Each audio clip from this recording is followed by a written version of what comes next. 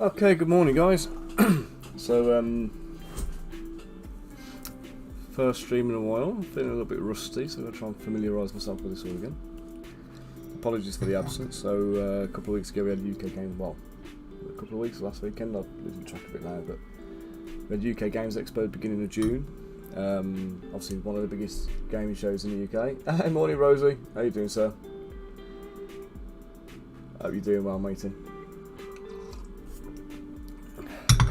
So yeah, so UK Games Expo, the prep in the run up to it kind of took my time up and I weren't able to stream.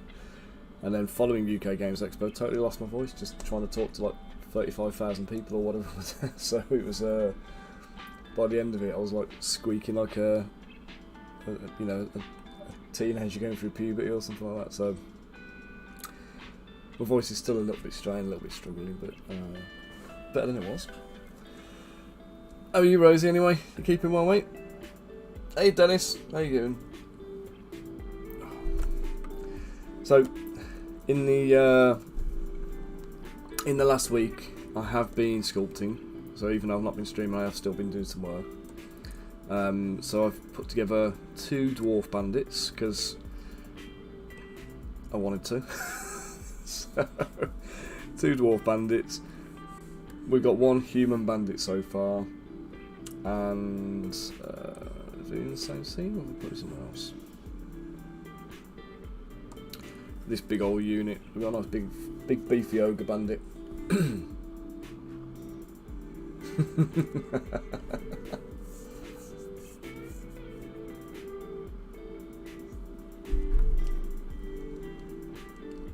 So have you been riding your motorbike too much and they've swollen up a bit then, or have you are you just talking about the water and the damp and saturation?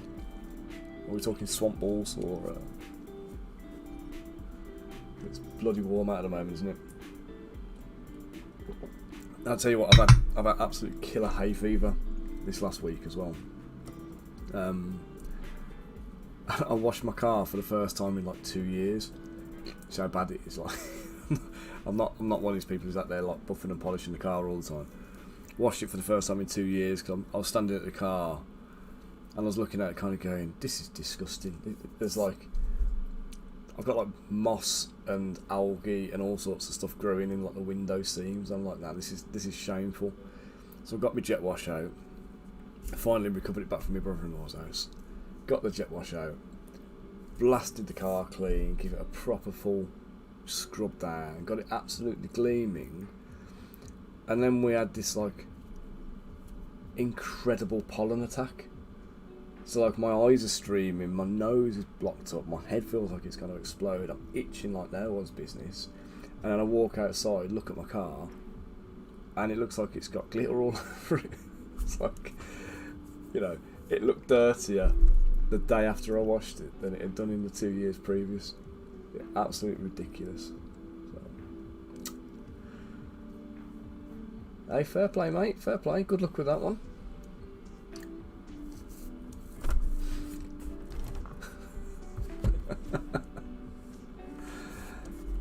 Yeah, I bet you're boiling in that garage today. Okay, so this guy, I've already sculpted him. I started posing him. Once I've finished the pose, I've got a few extra details to add, and basically going to end up doing a little bit of additional sculpting work on him. So I'll start with him because he's the one that's like halfway done. I've got about another half dozen bandits done. What I've done is I've created several sets of like sleeves and trousers and boots and things like that, so they've got all the different body parts available. So what I'll do is I'll pick and choose and kind of assemble different looks, get them posed up, give them a unique head, and we should have a nice little collection of bandits then.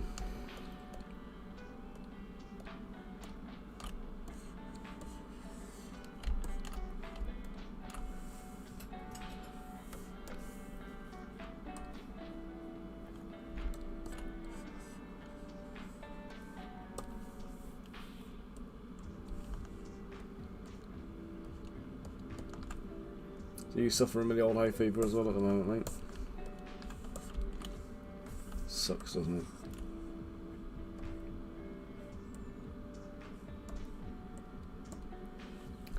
Forget how bad it gets, don't you?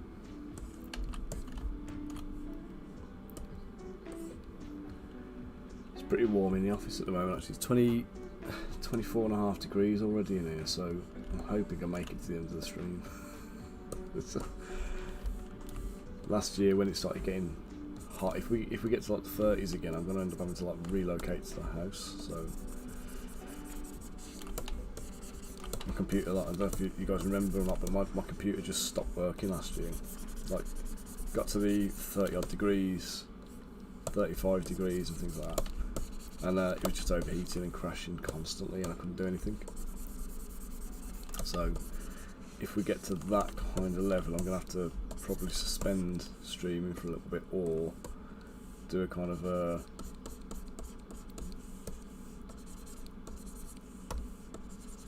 kind of run in the house. But if I do the run in the house, I haven't got like a second screen to work off, so I'm going to struggle a little bit to manage the stream. I'll still try though.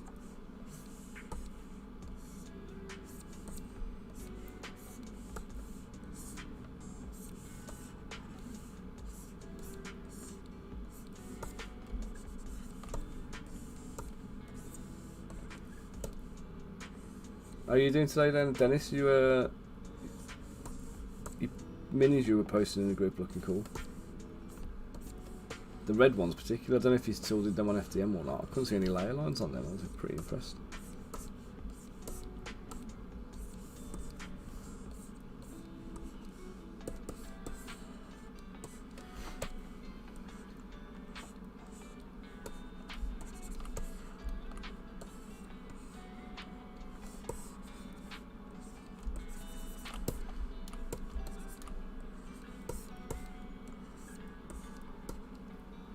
Yeah, no worries, mate.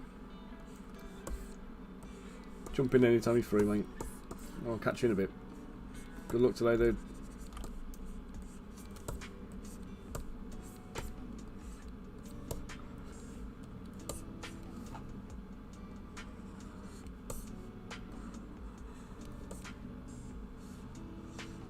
So I'm just doing a little bit of patchwork type stuff on his trousers, because it's quite a big area. We don't want it to be too uniform, you know what I mean?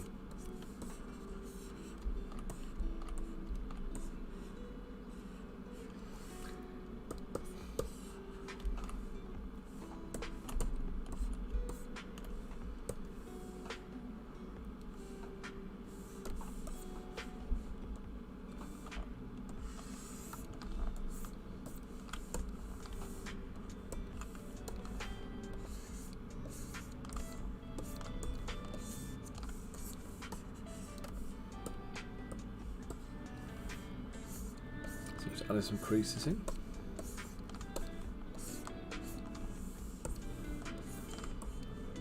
Yeah, UK Games Expo was fantastic, by the way, guys. So we met loads of fantastic people. Mike rocks up from Mike Moans. Come and say hello. We had Pixie Wink one turned up, Red Straw Baby. I didn't get to speak to Red too much actually, so I was like mobbed down and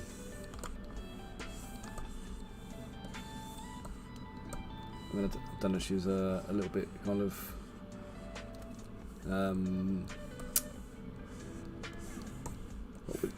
obviously busy with the whole show and everything else, trying to get around and do stuff. It was like a massive group of people, so it was like, you know, Mike turns up with a full-on harem in tow.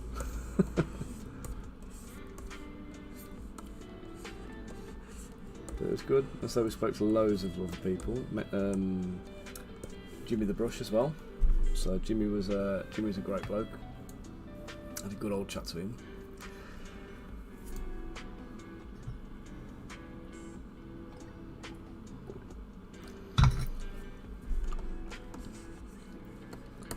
And, quite a few other people whose names I can't remember off the top of my head.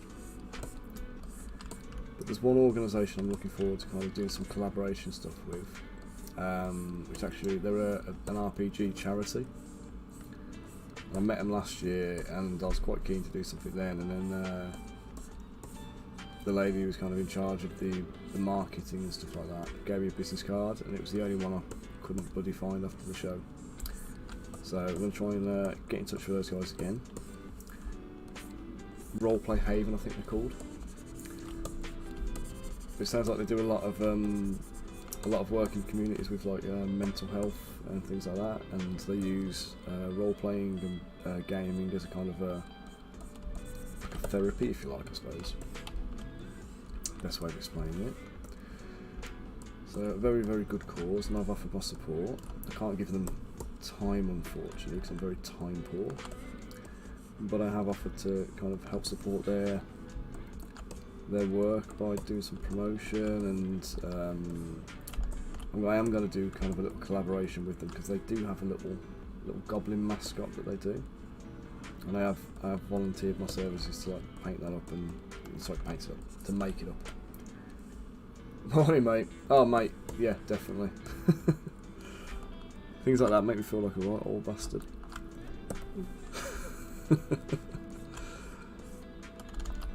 Dude, it killed me, it did. Plus hay fever following on, so like, as my voice is recovering, the hay fever kicks in. It's like it just like attacked me, man.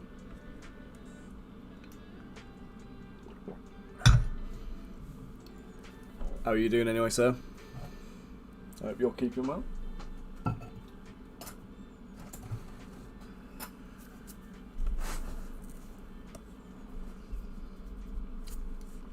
I'll say, just so you can see what's going on if you've only just joined in as well. So like last week I was still working, I just wasn't online streaming it. So we've got this big ogre to join the Bandits crew. And also I made these 3 chaps in full. So we've got 2 little dwarfs. We've got 1 human like brigand. So these are going to be the same part of the same kind of like bandits crew. I might put an elf in there as well, I'm not sure yet. We'll see. Maybe a half elf, but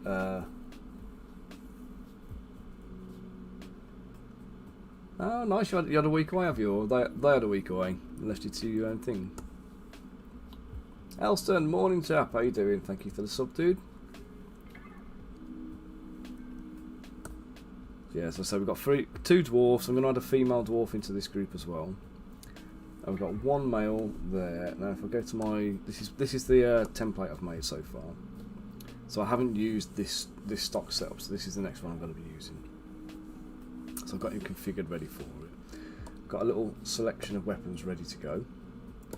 So we've got a nice collection of like knives and yeah, like a kukri kind of falcata dagger thing, crossbow, a couple of maces and things. Oh nice, I bet you're missing her already, aren't you? So yeah, so we'll take all the weapons here, we'll drop them in onto the guys. So I haven't done any heads. The heads are going to be like uniquely sculpted per character. And then we've got let's say different breastplates I've added. So we've got this one. Yeah. We've got this one, which is I've used twice in the set already. We've got this one, which is like a half plate. This one, which is the one we just saw. So I may add some more, but it's kind of going for like this, the leather armour, studded leather kind of look. So that's where we're trying to pick up the vibe there. So let's pop that one back on.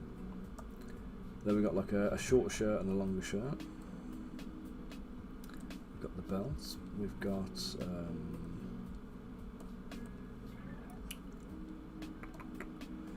a couple of different bracer options for the different arms, so we can turn them on and off and get a kind of a combination that we want. We've got different boots as well, so we've got the we've got baggier trousers, and then we've got fitted trousers, or more fitted trousers. Then we've got these boots with the cuff. We've got these boots with no cuff and buttons. Then we've got 2 different styles of boot cuff.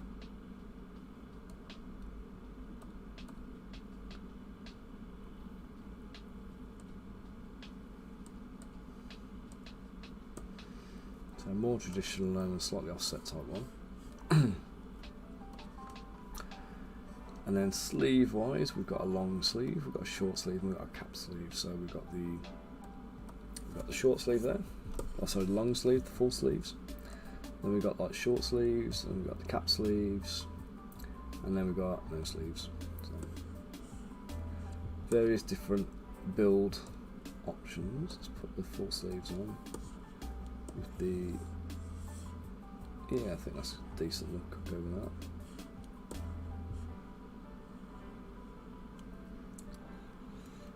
Let's export him. Let's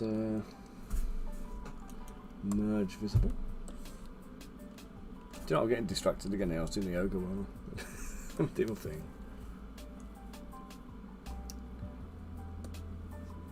That's not the ogre, that's the ogre. That's the ogre bandit. So these ones technically aren't called for in Descent into Avernus, which was obviously my thing going on. So they're not technically all into, but brigands are. But like the whole dwarfs and ogre kind of thing aren't. But I thought, let's do a collection. Let's make a load of stuff that could be used together. Xander, what do you know you do, mate?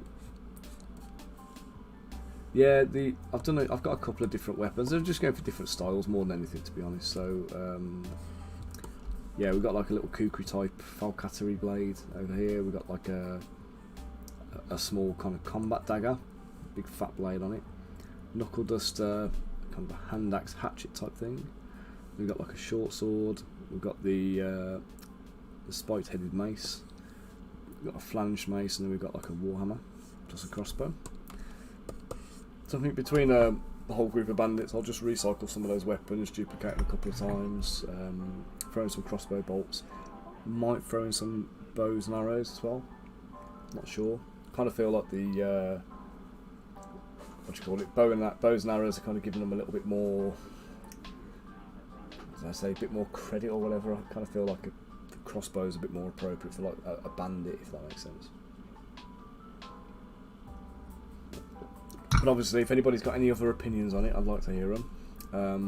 There's one more model I've done, which I need to bring in, which I sculpted a bit last night, and then Zbrush crashed. So I'm just going to bring a project in.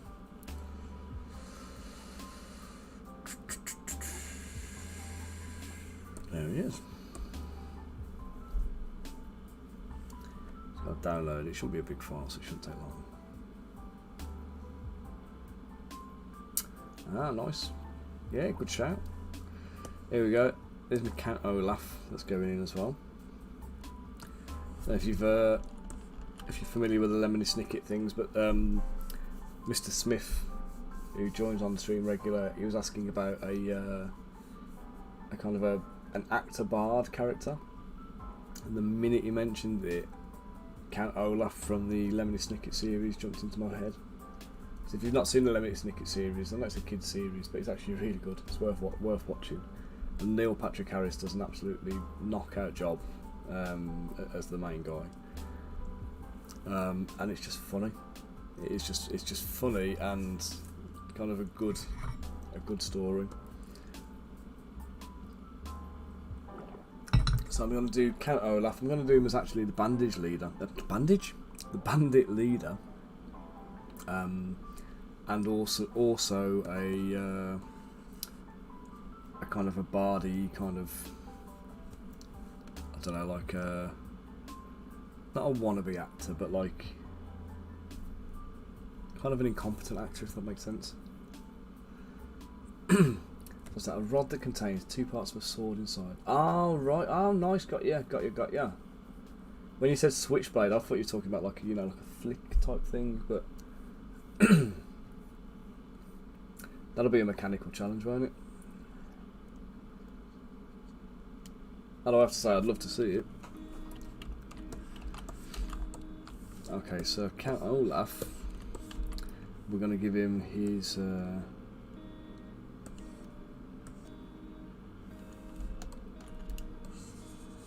let's duplicate his body first.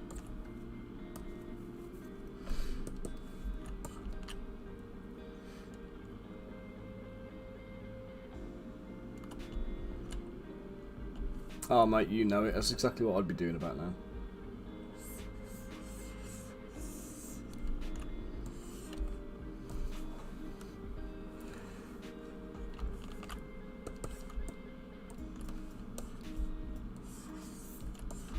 Let's give him his kind of smoking jacket, dressing gown kind of thing.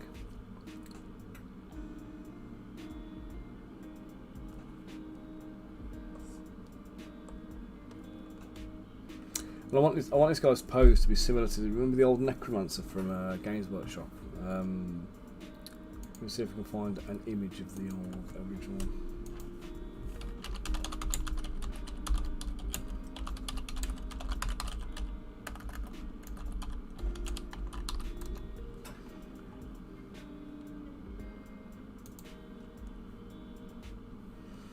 Took like a really old school one where he had like a little skull cap.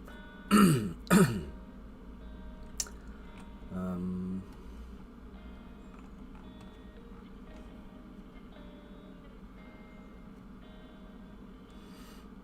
can't even find it.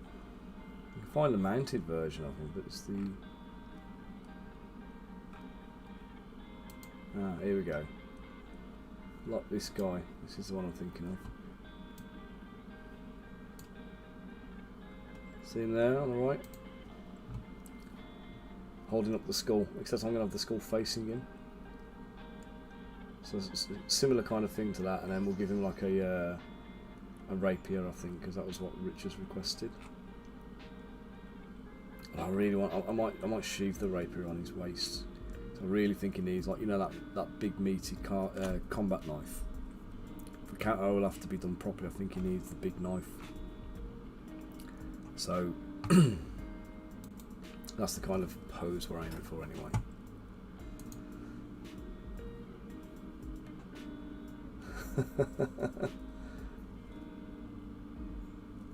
A double quarter pounder for £1.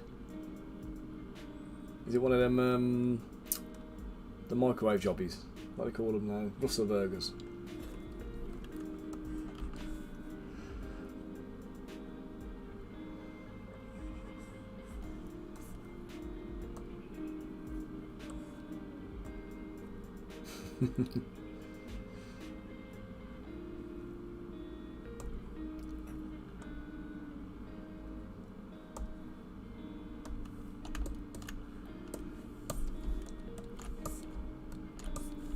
Proper good quality nosh. Delete the hidden. Close the holes. And let's separate the sleeves off because I want them.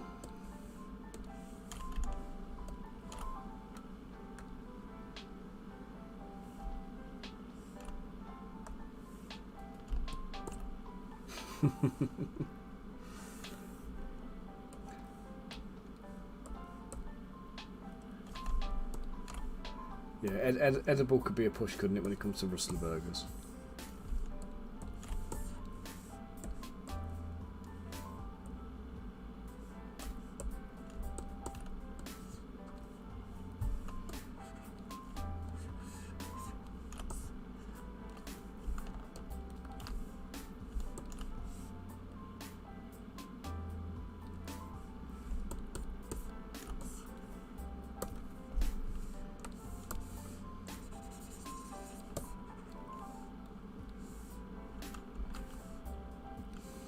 Not early, not a bit early for a rustler, mate. Mind you, when you're a bloke in a house on your own, is it really ever too early for something like that?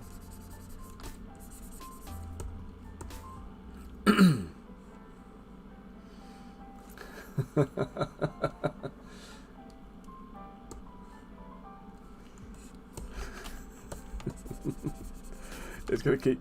This is what happens when the wife goes away, isn't it? You resort to living off crap. It'd be the opposite in our house. Like, I do all our cooking pretty much. Like, we got to a state now where Hayley cooks so infrequently. When she does, it becomes like a calamity because like she's forgotten how to do stuff, like simple things. I say for me, it's like if Hayley was to go away on her own, leave me on my Todd. like the food situation doesn't change. The only thing that changes is the availability of food, because she does all the shopping usually. So I'd either have to do it myself or just see how long I can make the store cupboard last. I'm gonna be having like tin ravioli and stuff.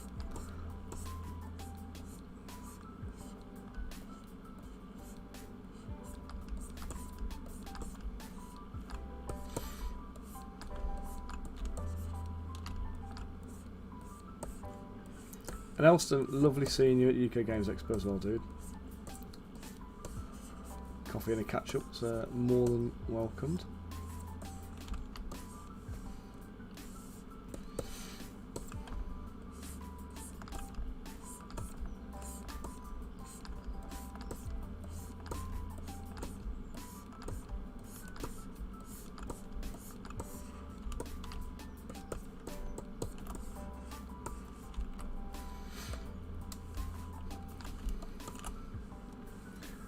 This the legs filled in.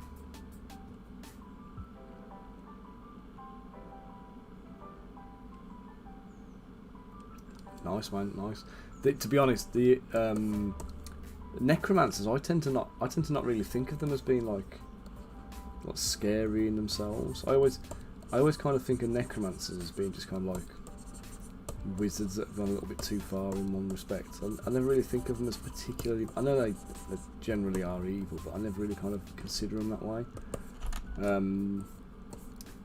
It's kind of like what they do is bad, but like in my head, it's not necessarily not. You know, it's like, I don't know. Let's say like say his wife died and he resorted to necromancy to try and like bring her back to life because, like, you know, forbidden magics and all that kind of stuff. You know, the what he's done is wrong, but then the ethos behind it and the kind of the sentiment behind it wasn't bad. If that makes sense. So I don't tend to necessarily think of necromancers, initially at least, as being necessarily bad. And then obviously the you know, the power can kind of corrupt and stuff, but I don't know. I always find like this whole, unless I can justify a reason for that, like the bone arm and stuff like that, I'd find it difficult to actually sculpt that into a model. So I kind of need a valid kind of like background story, if that makes sense.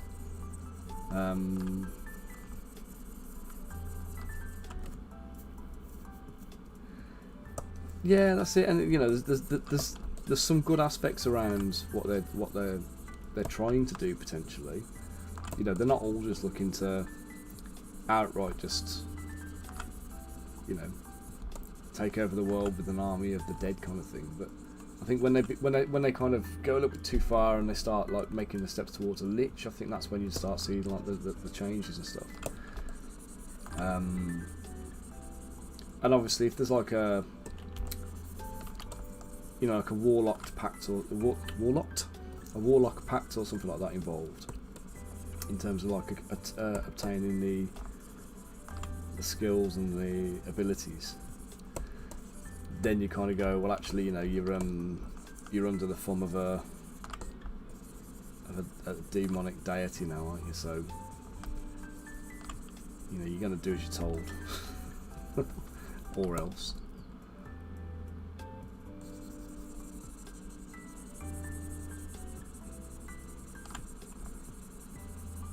I was listening to the audio books last week while I wasn't streaming, of the Idris series, and I was on book 15 or something like that, the Sellsword series, which is basically, it stops following Driss for a little bit and it goes on to Artemis Entreri and Jarl Axel.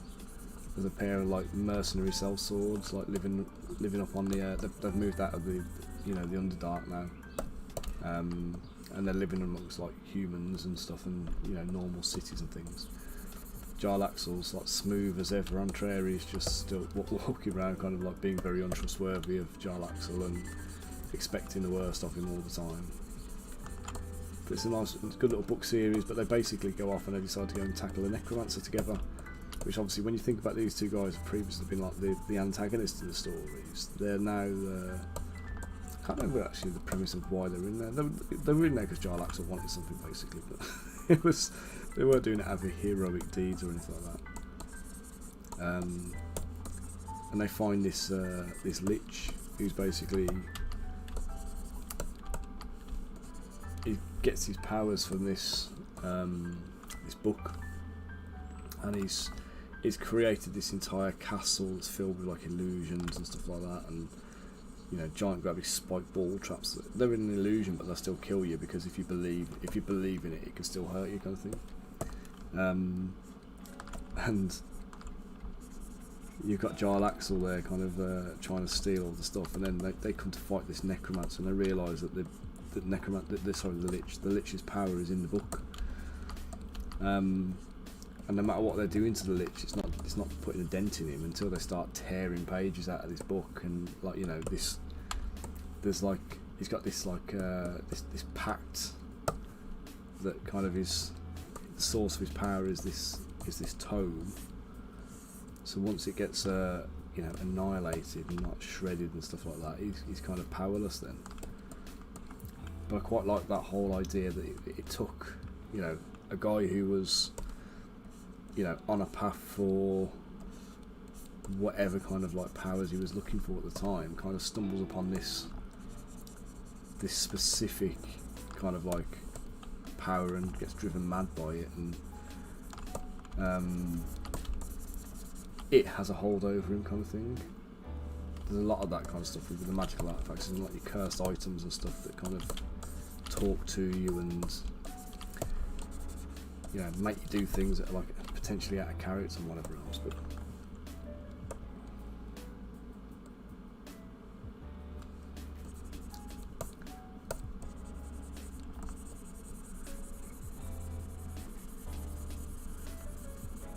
smoking jacket in here. There's a couple of pockets. Actually, I feel like I should probably come down closer, shouldn't it? More this way.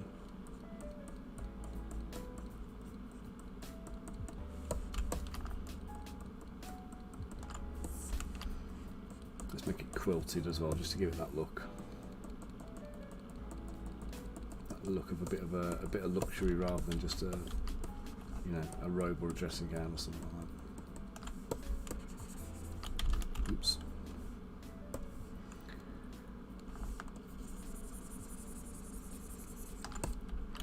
Guys, bear with me a second. I'm going to have to open all my windows in here because the temperature's building. We're on 26 degrees now.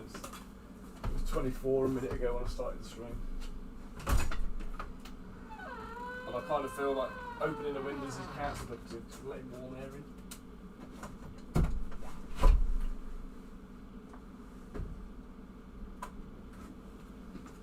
Just hoping we get a bit of a breeze going.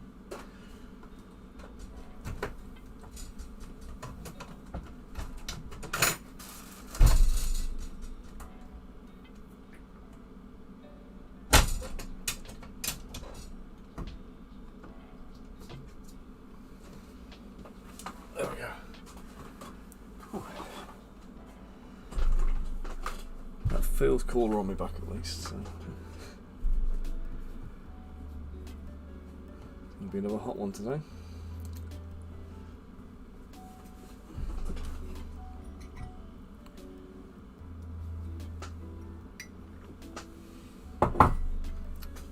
Okay, so if you're not sure, obviously we are still on the Descent into Avernus bandwagon. So we are adding in the bandits now. There's an interesting bit a little bit later on in the campaign where we get a couple of bandits who have been driven mad and they're verging on being ghouls. So spoiler alert. Yeah. I'm going to do a couple of these bandits in ghoul form kind of thing, so they look a bit more like gibbering maniacs. So that will kind of, so like a couple of insane bandits. If you've got any ideas how to make these guys look insane, I would definitely love to hear it.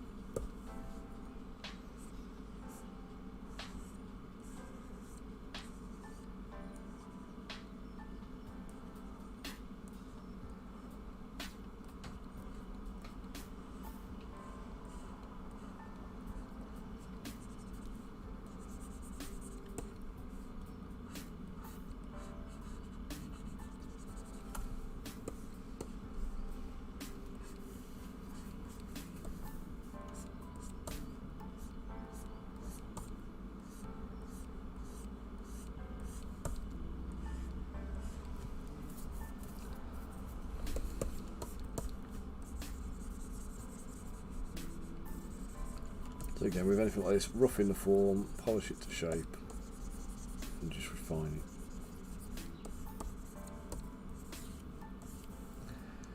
So before I polish, I'm just going to go and enhance the edges.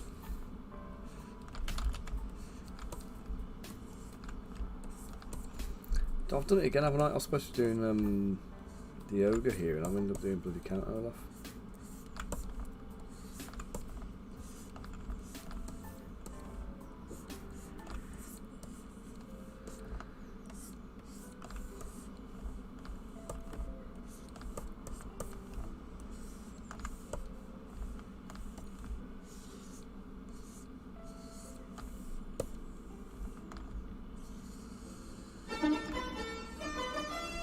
Cheers, matey. Good prompt. Were you trying to make me save it, or were you trying to make me shit my pants?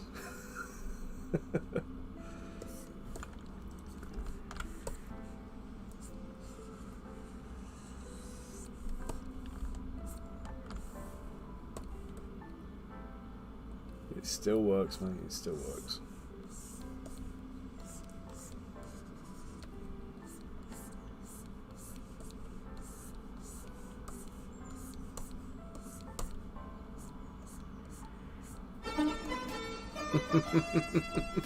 Elston,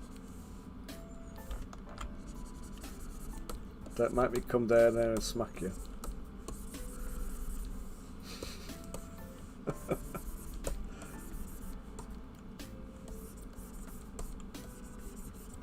I can limit it, you know.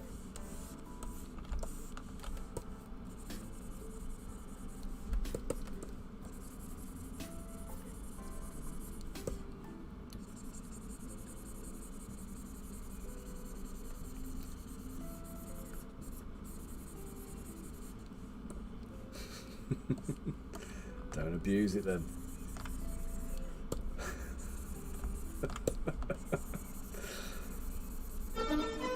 Oi. I'll have you. Send me in my office later.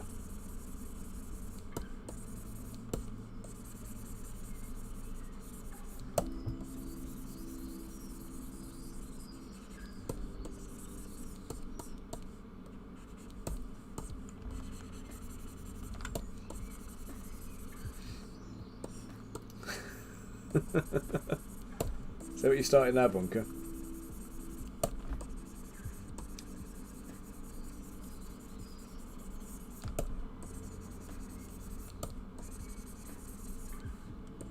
Sneak attack. +1 in the +1 backstrike.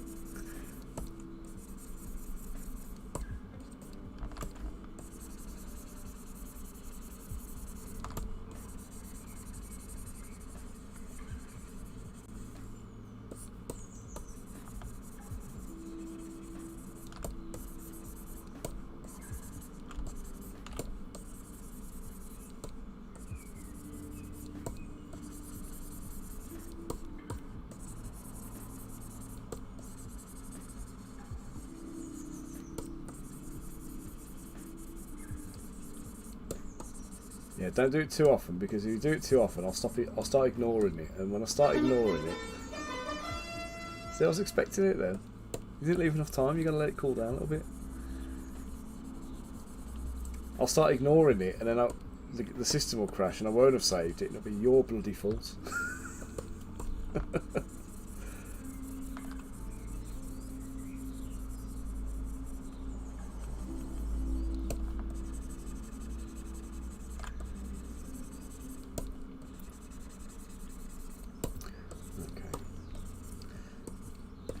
Quilted bit done.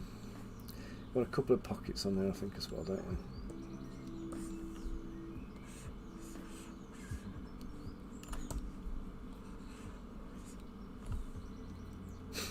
we? I'll save it every time you press a button every 15 seconds, mate. It's counterproductive. In a couple of pockets. The pockets can have like a little trim around the top, so it kind of fits the rest of the style.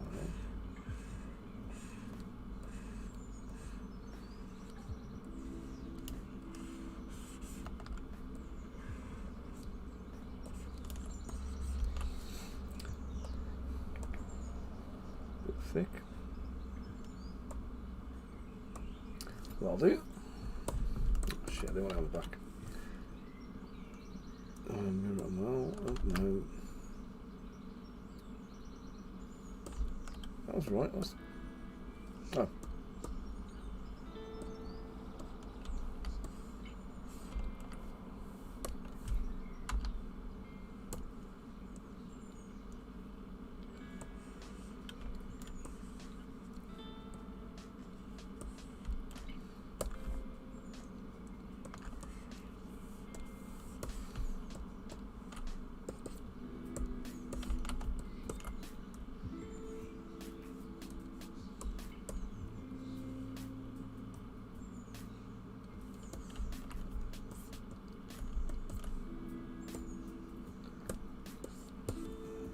Clean up the sides, just make them straight. Oops.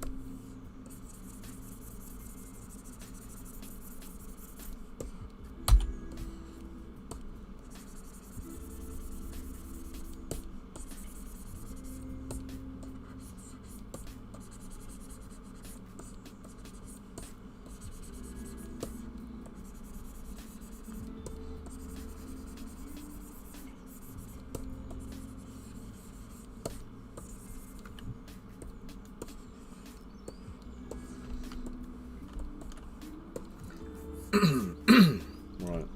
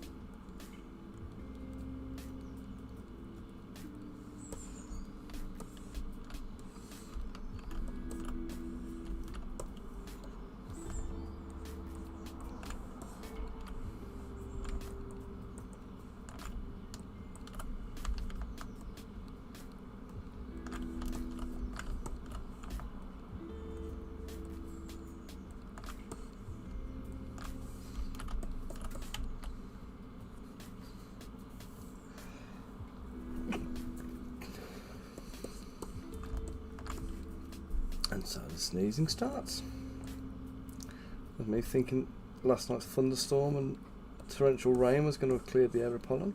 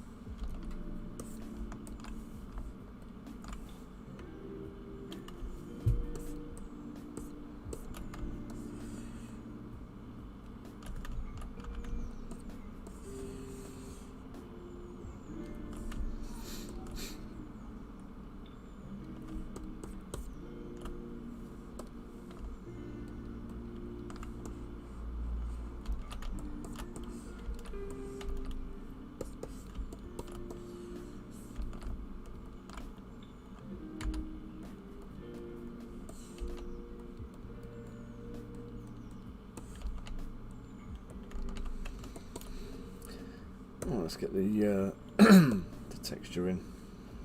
Save first.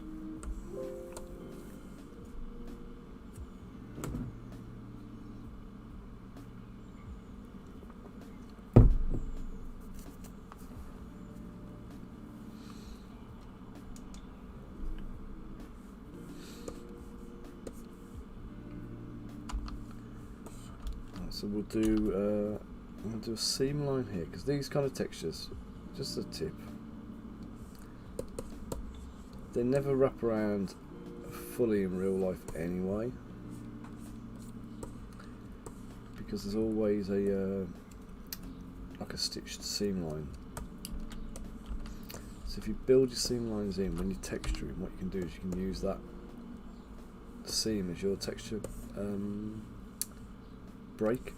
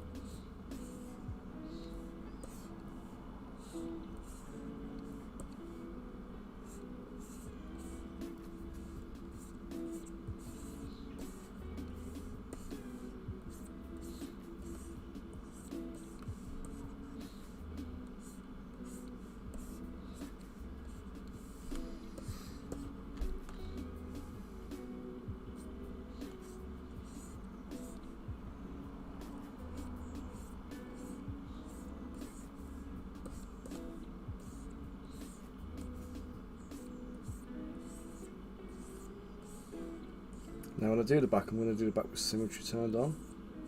What will happen is the lines will run through all the way. This back is symmetrical, obviously. And then I'll end up crossing over, and I'll end up doing the whole thing by doing just one side.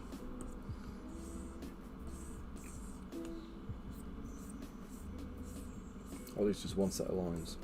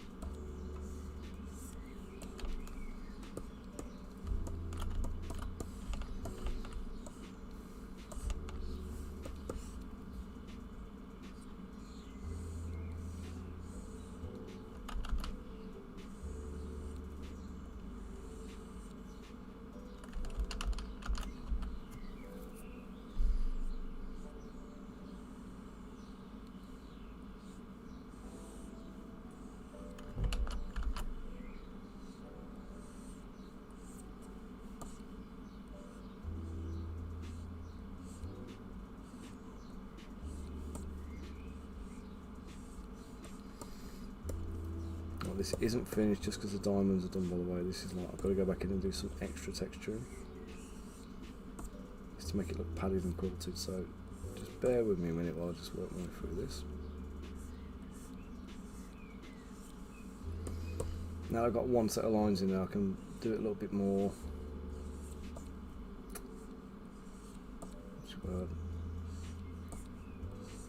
like maintaining the parallel.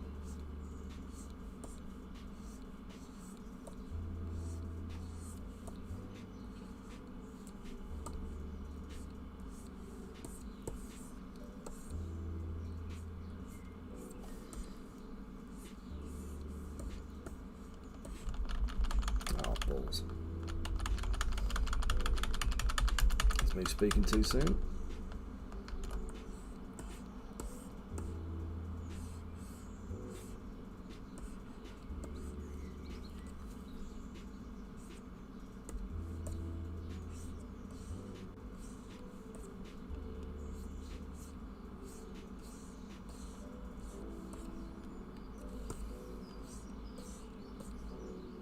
So what I've got to do is I've got to make sure that the squares are about the same size as they are on the front.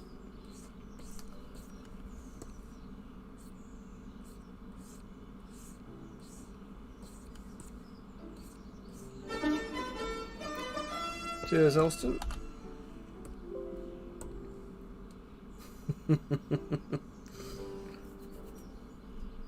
Right. Your penalty for that is you need to now go onto my web store and buy something. Or I'll take away your toy.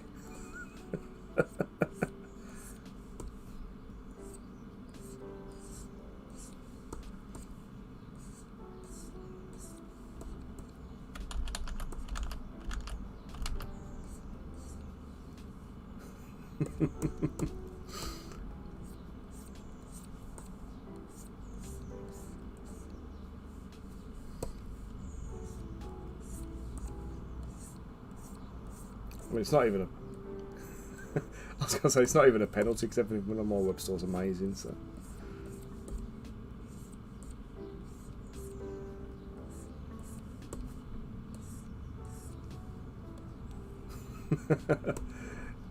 You get 20% off, and Bunker gets a coffee from Rosie.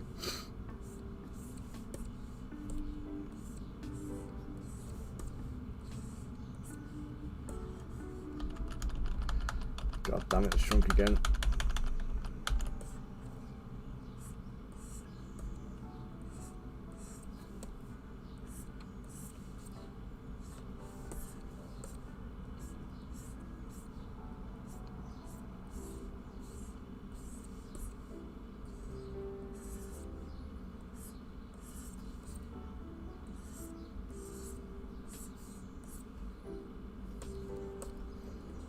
Bunky, you've got to tell him what your code is, mate.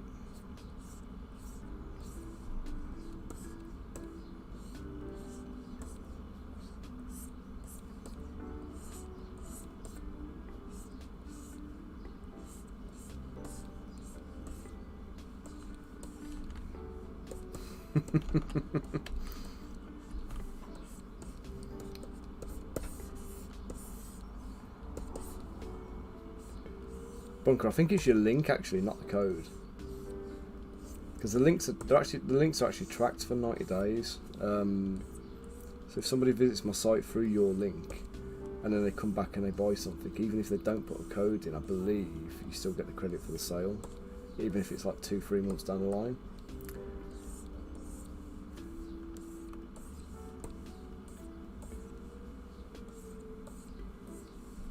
So he can use his own code, he just needs to use your link. I'll call that done for these for now. Let's get the little padded bits in there, little details.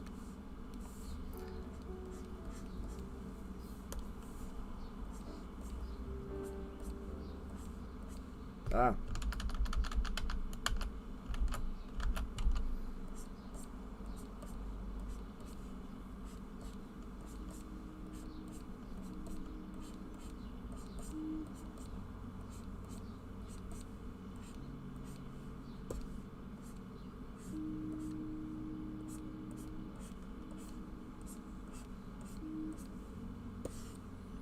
Hey Dennis.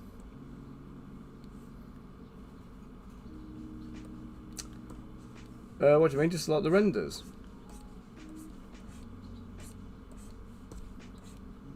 I mean, personally, if I'm selling anything on a Kickstarter, I'll just put the renders up normally and then show the printed version as well. If people want to see that you can print the models, you know what I mean? If you're talking about specific...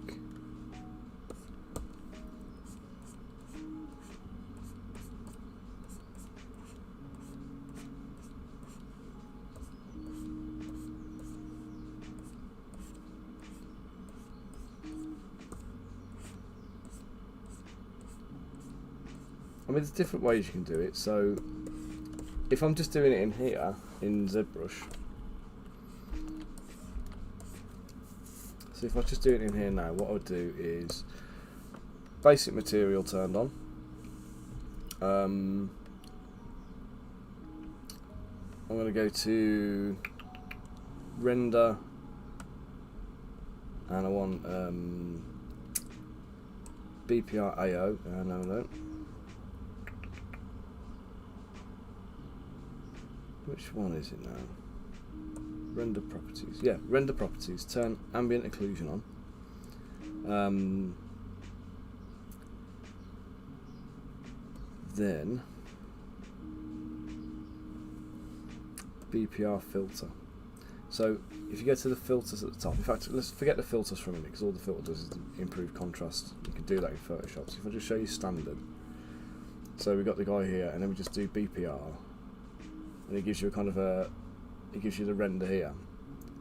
So when you go up to the render button here, we go to BPR render pass. You get a mask, you get the composite, you get the one with the background blocked out, you get the depth map, you get a shadow pass, you get the ambient occlusion pass. And what you can do is you can just take all of those things, click on each one in turn, and add export, so you save them all down, and then you throw them into Photoshop and you composite them again at the end. Now this gives you a kind of a rough kind of look. Obviously you can change the materials and get different effects. If you want more plastic, you go for BPR2, it gives you a more shiny look. BPR2, basic material 2, sorry. You go for a fast shader. Again, a different look again. I used to use, hey Hungry Kobold, how you doing? I used to use matte cap grey, and that kind of gives you a decent-ish look as well. So it's very similar to the basic material, but it's not hugely kind of different. You just want one that's got a decent amount of contrast for what you're after. But again, I'll quickly show you what I do, how I do my things. So I'm happy to share this file as well if anybody wants it. In fact, I might even put it up on the website as something to buy. But if I go to, I can't remember where the file is.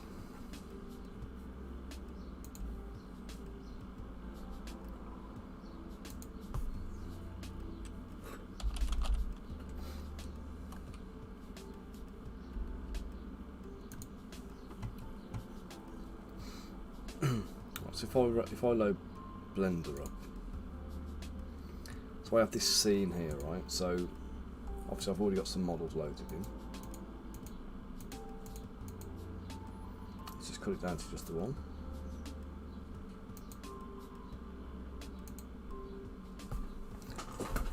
Okay, so let me just make sure you can see in this scene what's actually happening.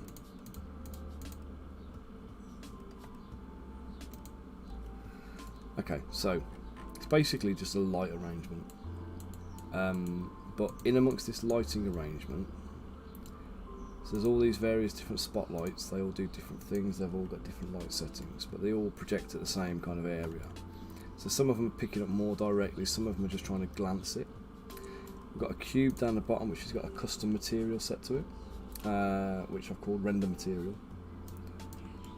and then we've got the model above. So I've imported the model already. It's one of my Rockabo Outriders.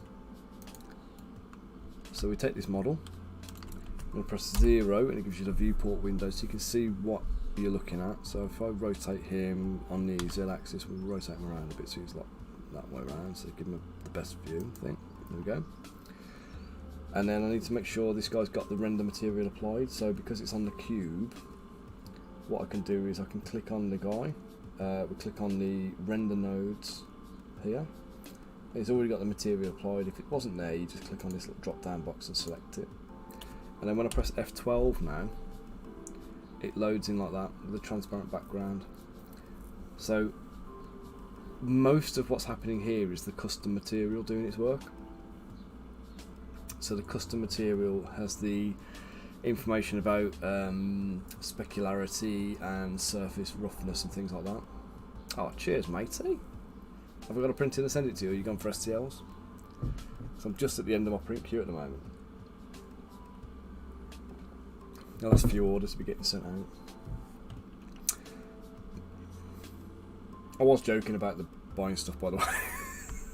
I'm glad that you did, but I was joking with you. But thank you. That's fine. I've got room on the printer and plenty of heat to be able to kind of get that resin nice and thin at the moment. So yeah, that's what my thing does there, Dennis. And then basically this exports. I've set it all up to export with a transparent background on the thing. So when you go to image, save as, and you save it down, and it gives you a rendered format. I mean, a solid haul, mate. Just right by the NEC where they do UK Games Expo. Right, so I will show you what we do as well. So once we've got all the renders, I've got a file here called Blender Renders, which is all these guys on transparent backgrounds. So any one of these, we load them up and they come in with again transparent background. Yeah, it's just outside of Birmingham, mate. It's right next to Birmingham Airport.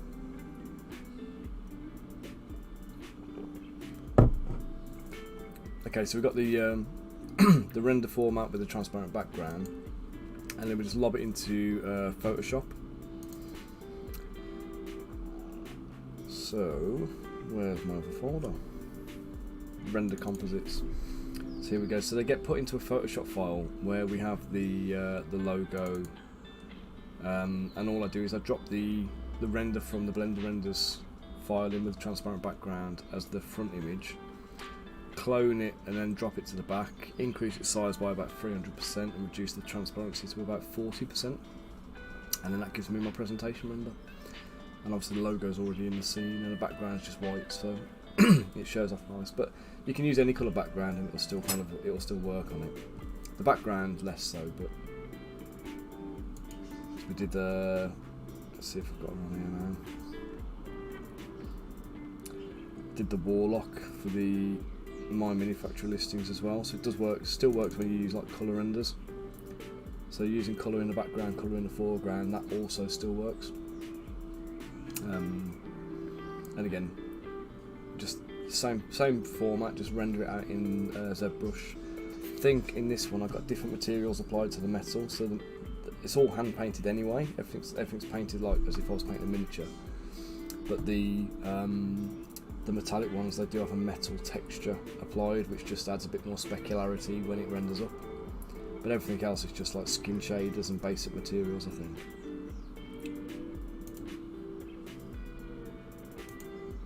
I need to double check my manufacturer actually. I should have put the campaign live by now.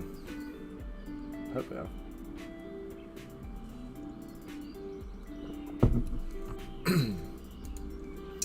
Yes, let's close that one down.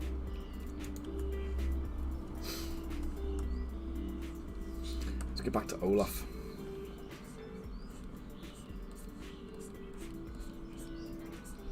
So what I'm doing now is like a little pinches in the corners of the padded fabric, just to give it that thicker padded look.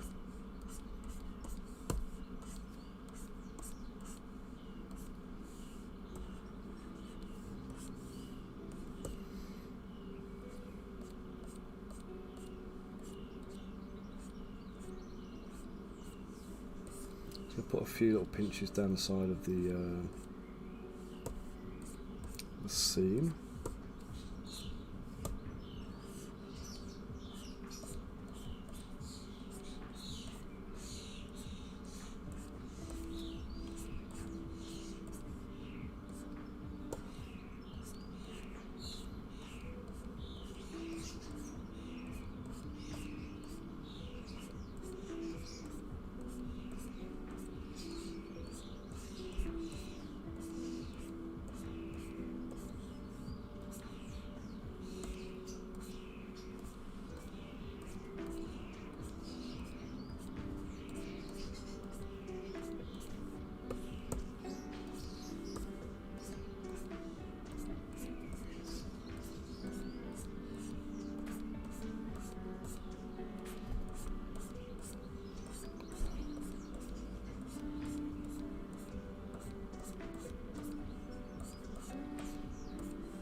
Just a warning, this may look a little bit messy at the moment, but it will come together. I say as I cross my fingers and hope. I've done it before, so it's not like I'm winging it entirely. It's just a pain in the arse. These kind of things, you can do them as processes in Zbrush using like textures and things, but I never find that they work very well for miniatures that are going to be printed, especially not when you're dealing with 32mm scale. You kind of have to disregard any shortcuts you can take.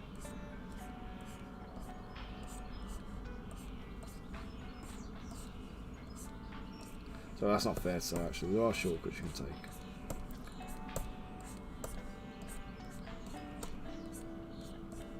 Just not when it comes to things like texturing necessarily. Unless it's like custom stuff that you've made yourself that is designed for specifically this purpose. I find ready-made like textures and things don't really tend to work very well.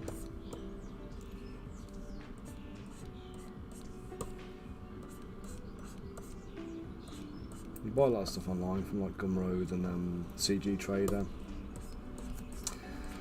and Zbrush, which is the one I use sometimes. Some of the stuff's good, some of the stuff is less so.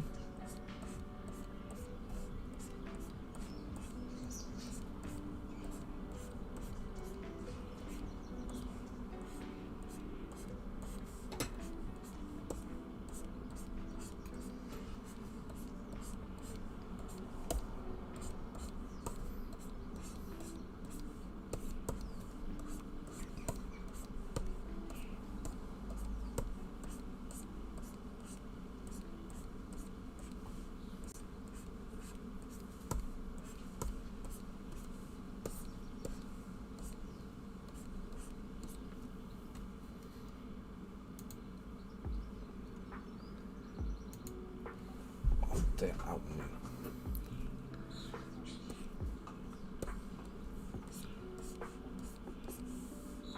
Well, guys, chat's gone quiet, and that can sometimes mean for me that the chat's disconnected. So if somebody's there, if you just pop any old random comment in the chat for me, just so I know it's still live. Lovely. Or do that, thank you, Elston. Don't make me send you to the store again. Check, see what you've ordered.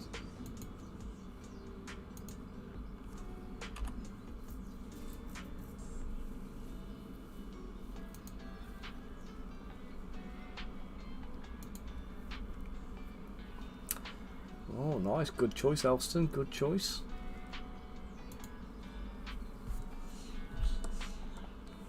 Choices, Rover. You're going all demonic on me, are you?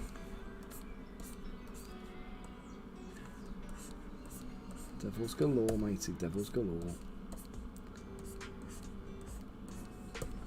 One of the ones I want to get done soon as well is I forgot his name. I want to call him Asmodeus, but I don't know if that's because of the games company that we're talking about at UK Games Expo. He's the king of the hells in D&D anyway. I think it's Asmodeus, but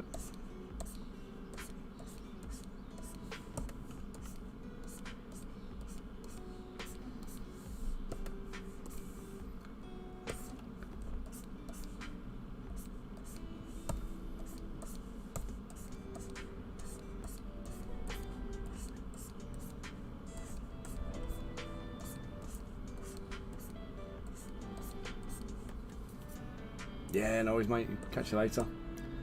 I'll get your order processed shortly, mate. I'll give you a shout when it's all ready, and we'll get it pinging off to you. Yeah, no worries, mate. Yeah, you had to get one last one in, didn't you? But thank you, Elson. You have a good day, dude. I'll catch up with you later, man.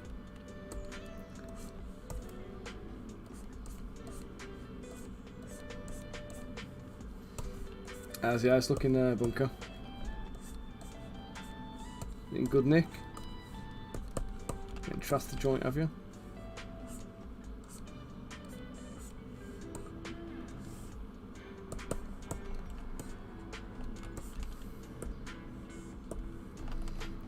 So what I'm just going to do, I'm just going to smooth over. In fact, you know, I might be able to do it by polishing actually.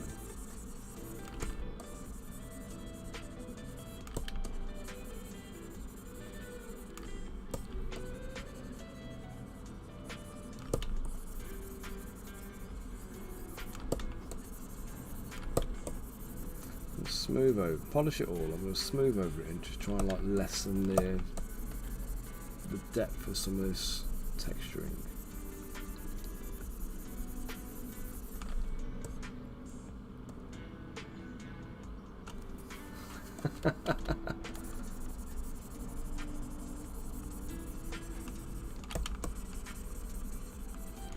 Get it down to a T, mate.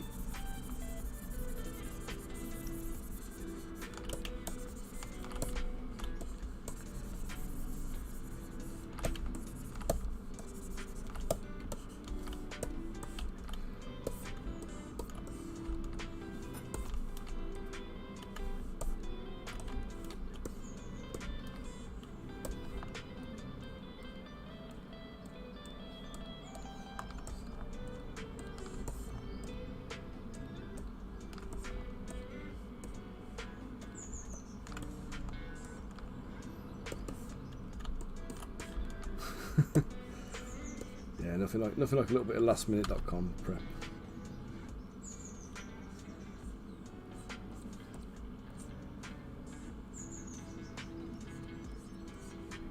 Are you even alive if you're not running around at the last minute, sweating and trying to clean the house?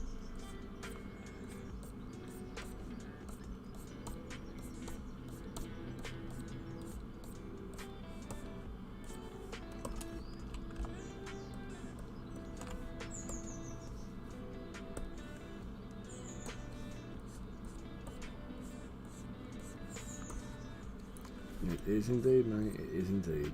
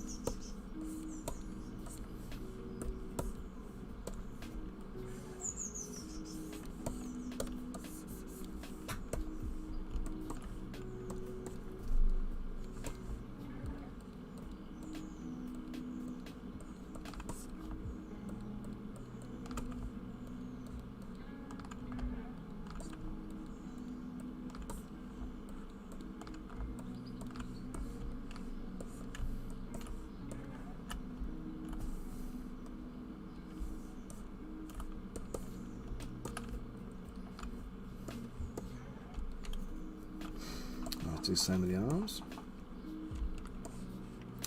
I'm going to do these with symmetry on. Let's just do a quick save.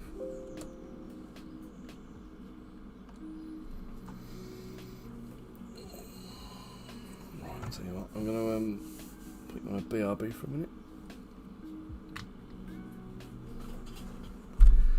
Trying to keep my voice well oiled and whatnot today. It means drinking plenty, which also means popping off to the loo. So, guys, give me a minute. I'm just going to put you on a BRB.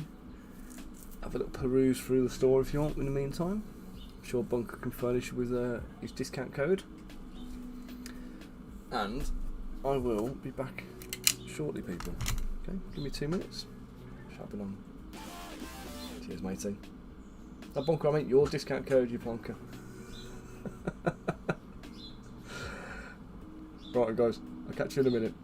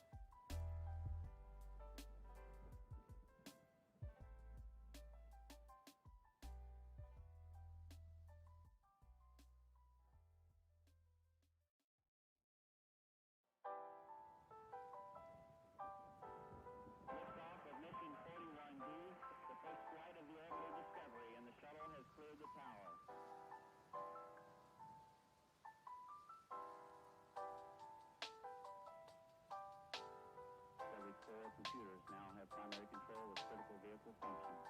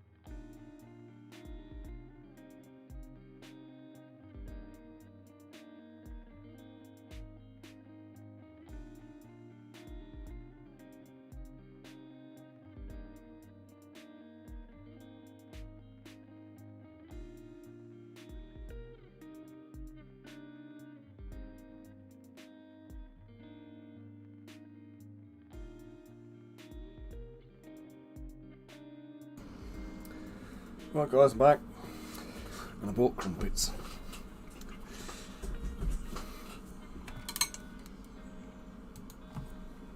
Okay. Where's my glove?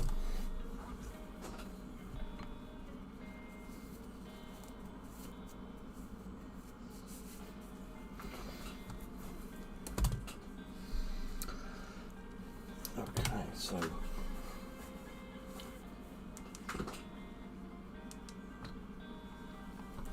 oops, I'll offline. Padding on this now. So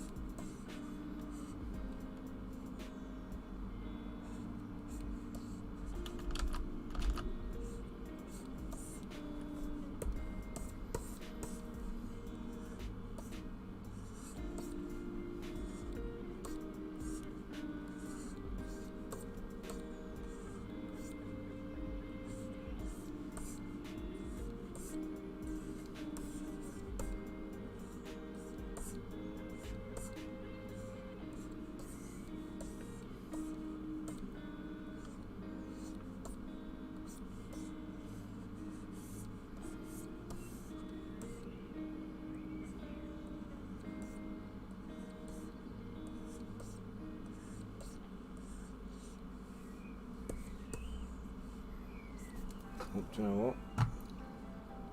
Let's get my multi-stream chat on. If you've been on YouTube or Facebook and you've been watching, do apologise. I forgot to put my multi-stream on, so I've not seen any comments coming in.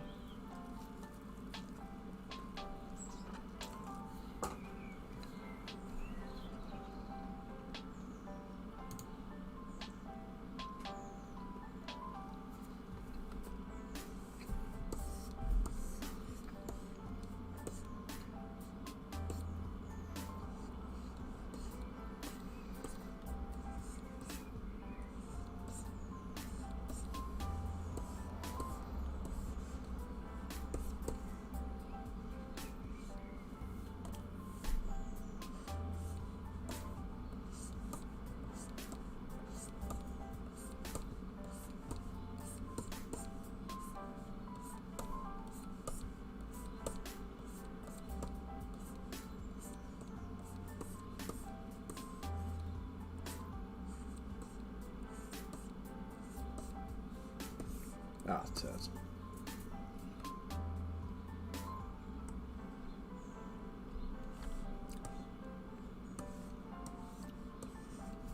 Who's doing the air fines?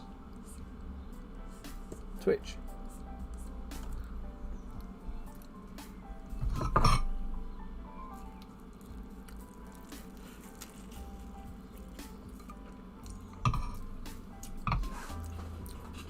Tell you what, if they find me, I'll be dropping the platform.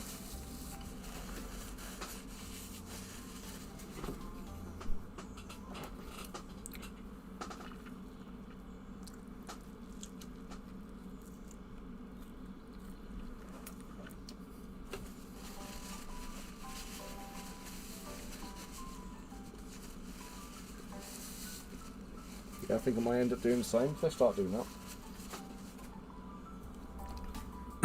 I mean, I'll be honest, YouTube's kind of like money making thing is just rubbish. But you have to have so many to be able to monetize your channel. You've got to have such a huge amount of followers. There's only a few people, I think, in the hobby that are going to kind of actually make it. But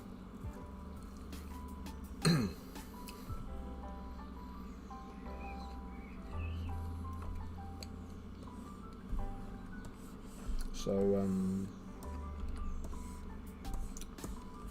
yeah, it'll be interesting.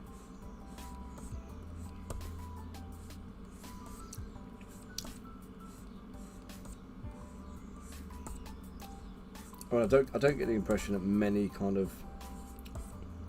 people on Twitch in the kind of the hobby side of things for us are kind of making a huge amount of money.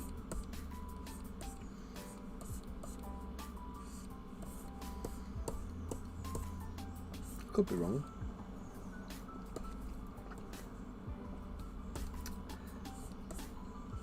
So what are you up to, Dennis?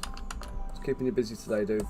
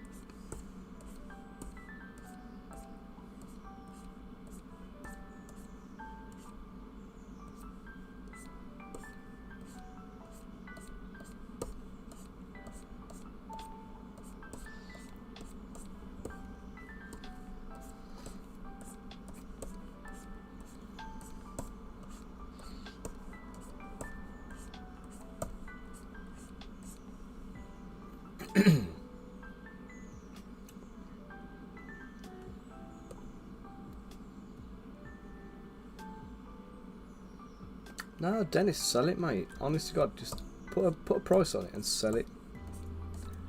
There's so much free stuff out there at the moment that's just like, it kind of devalues it. You've got to give it a little bit of worth, mate. You've put time and effort into this. Like, people will reward you for that. They'll pay you for your efforts.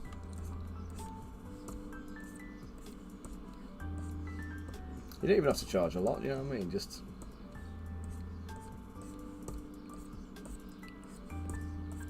don't give it away, you know what I mean? Just charge something for it.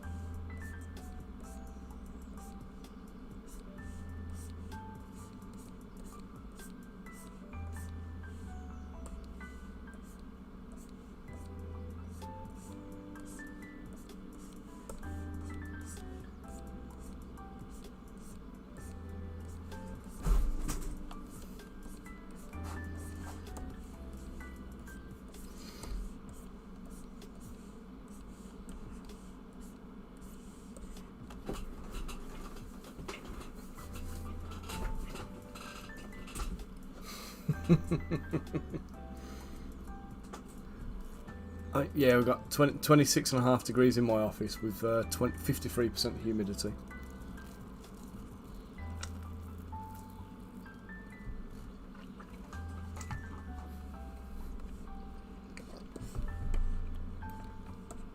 That's a bit warmer than I'm really comfortable with, but I'll take it over the rain and all the crappy weather we've been having. It's good for the printer as well, to be fair. So,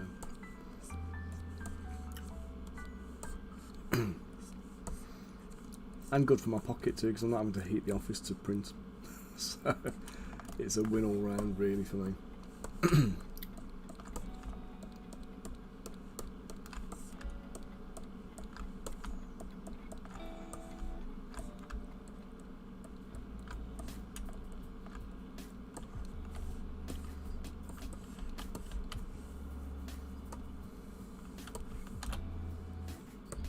Saving the file.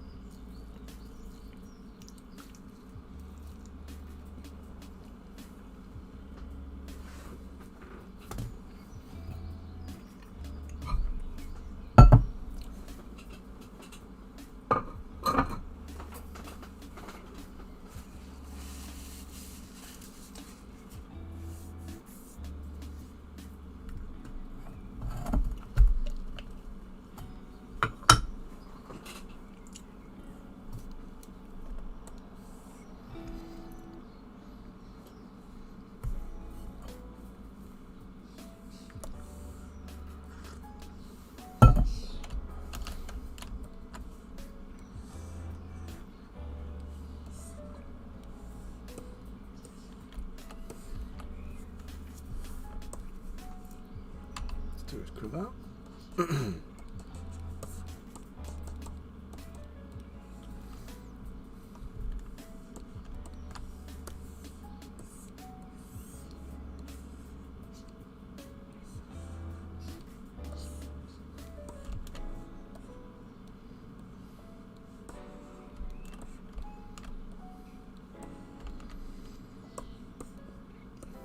Yeah, and if you're not familiar with the Lemony Snicket TV series, I'd encourage you to give it a watch. I know it's a children's TV show, but it is good watching. Or maybe my tastes have just gone that way because of because of the kids. It is good though, to be fair.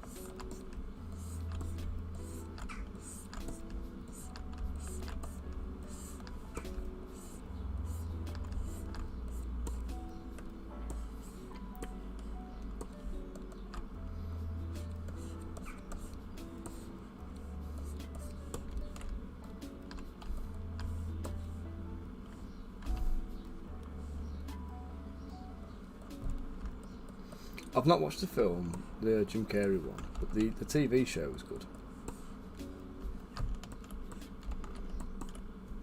I find Jim Carrey a bit hard work sometimes.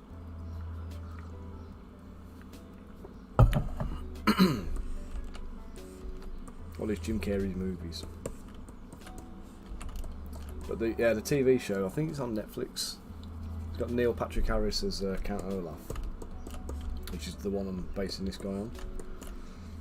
And he's just ace. He's just a fantastic character in it.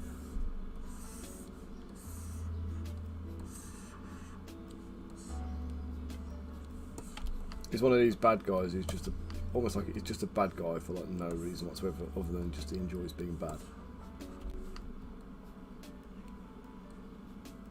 Or it's just his nature kind of thing. Do you know what I mean?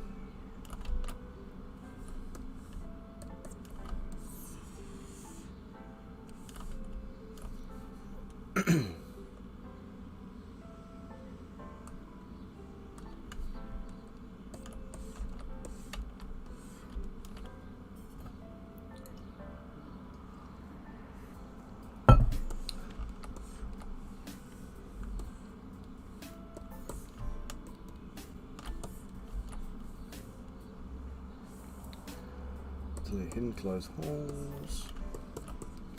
Let's auto group it. Put a few.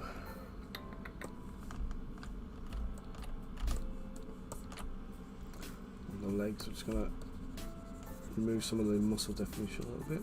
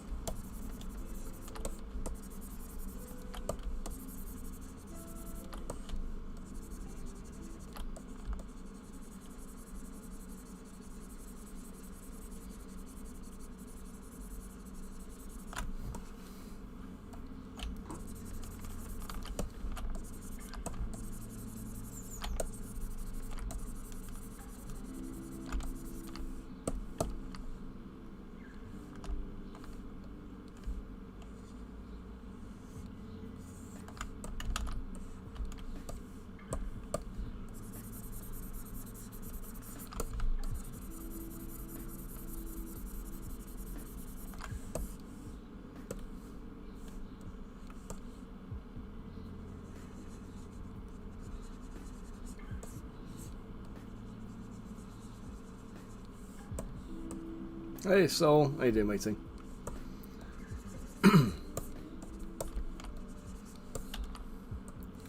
How are you doing today?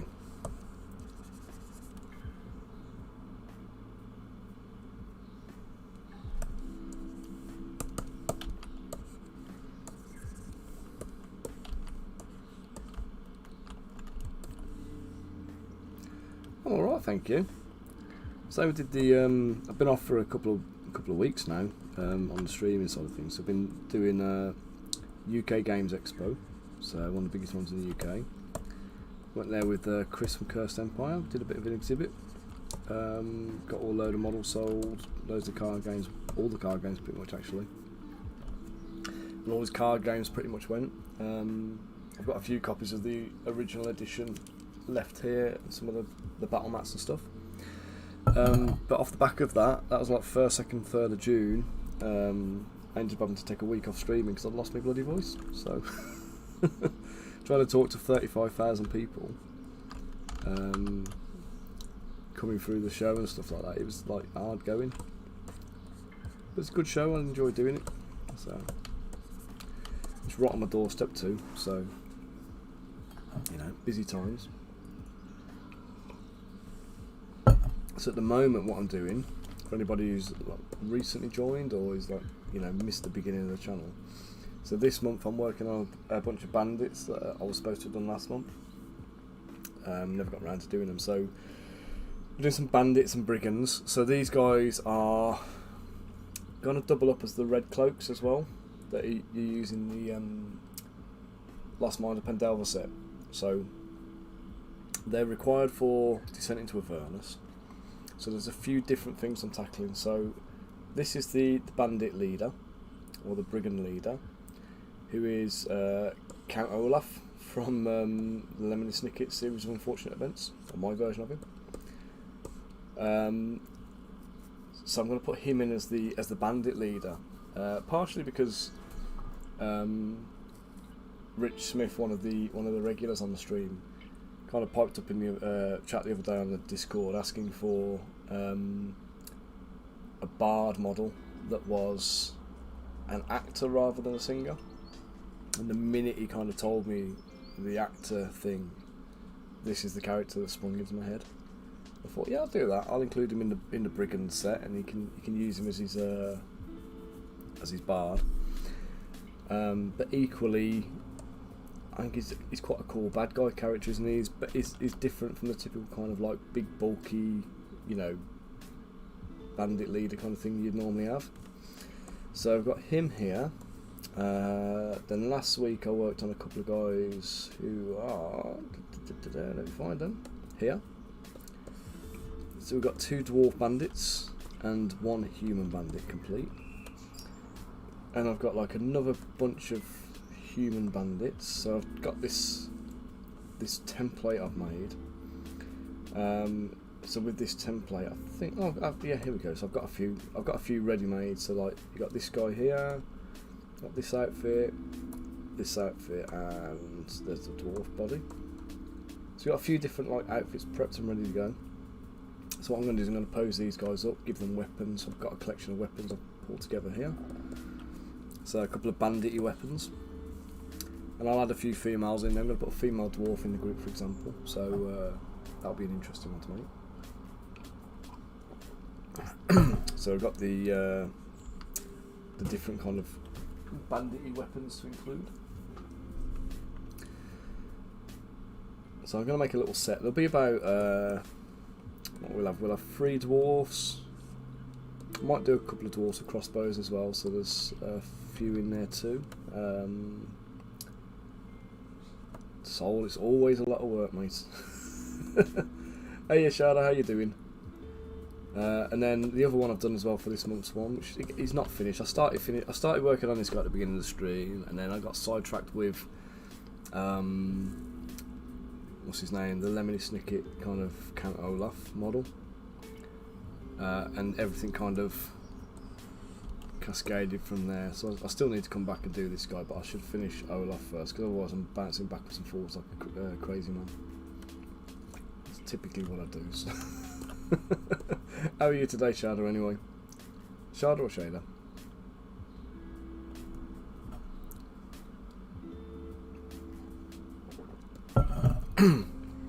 So yeah, it'll be a similar kind of size set, I think, to my Saracens release. But without the charm mail. No donut mail in this one.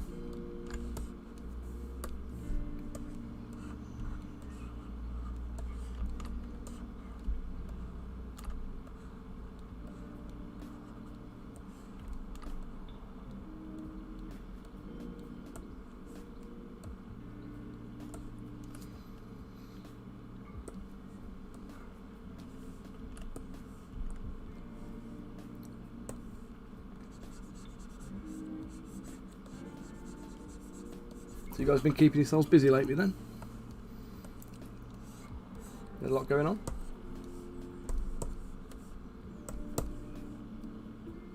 Yeah, you might be able to hear the voice loss in my voice still a little bit actually. It still feels a little bit strained.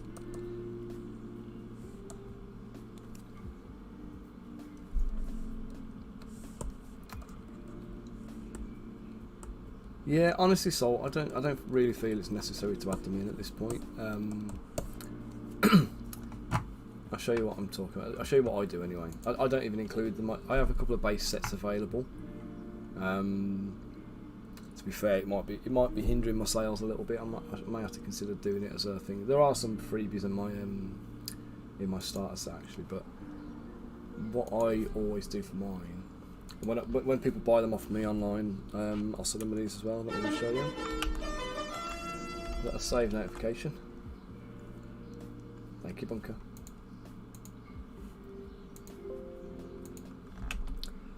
Okay, so what I do is I order all my bases from these wonderful people. So we go up to bases, and we look at round bases, and it's £2.50 a pack. So for 25mm round bases, you get 32 bases for £2.50. So, like, I honestly don't see any need to faff about printing millions of bases. And what I found is when you get plastic bases and resin bases and you put your PVA glue on to add your textures and stuff like that, like I always sand the base. I use like a fine sand grit mix. When you apply that to the base with the PVA glue, it tends to bead up on the surface and run away from the edges. It can be quite a pain to try and do it on plastic bases sometimes. But when you're dealing with MDF bases, the PVA absorbs in, so it keys to the surface. So when it dries and you've got your like textured flock and stuff like that on there, everything kind of gets like bedded in properly and like locked on. So you're not going to get all like the shedding of base material and stuff. And I've had the entire top of my bases in the past. I've had it kind of like 12 months down the line peel away from the bottom of the base. And the whole thing's come off, and I've had to do it again.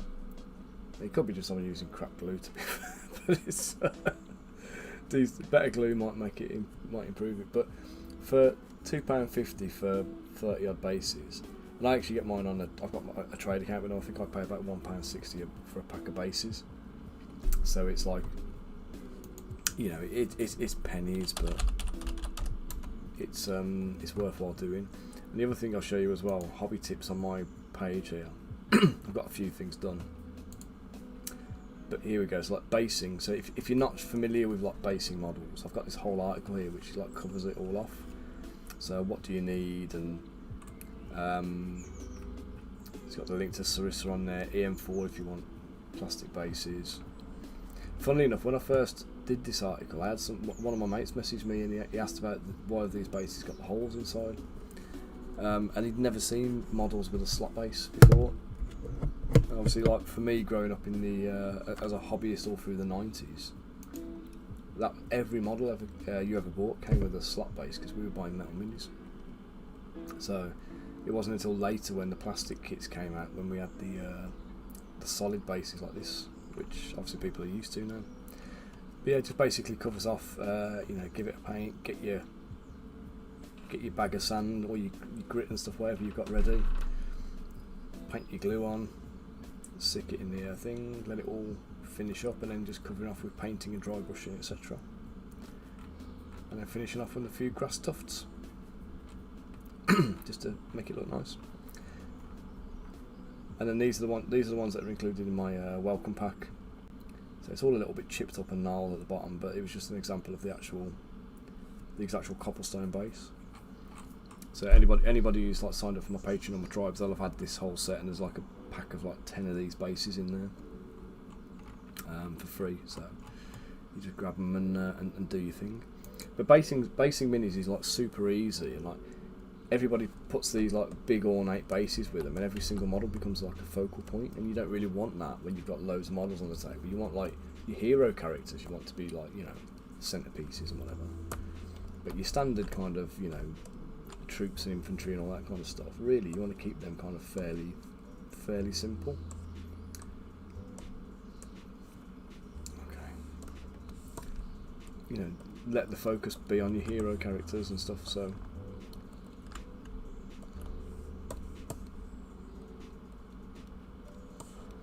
give them a bit of movement. Also group them, group and dynamish.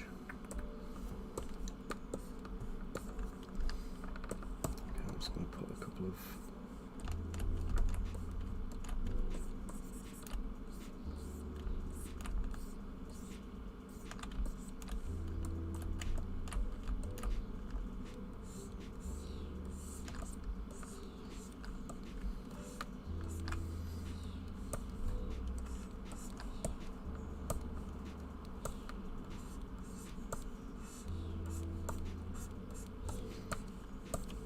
yeah, those like with the sand and gravel and stuff, you use like cat litter and just sand from the beach. You don't even have to buy stuff. Do you know what I mean? It's like so cheap and easy to do. You buy the stuff I buy, I get them from Element Games usually, I think, and it's like just a basing sand pack, and they're not expensive. I've got one kicking around here. But it's just simple products and simple techniques. I mean, you can get a really nice effect on there. But obviously, when you've got lots and lots and lots of models and you've got them all based together, they're all just good.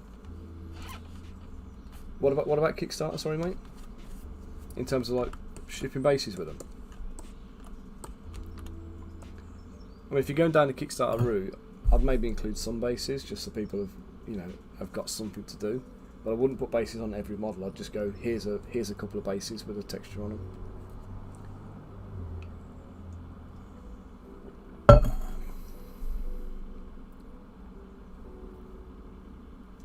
Yeah, and I would literally just say, look, you know, if you want bases, buy them from here. Give them a link to Sarissa and say, look, you know, rather than trying to print bases for 50, 60 miniatures, that's going to take up several build plates and whatever else. Just buy your basic bases from here, and just let them just pick them up. If they want textured bases, maybe offer them as either a paid add-on if you've got some. because they're quite easy to do. I mean, they're not too difficult. I'll show you. I'll show you another. Should I do it today?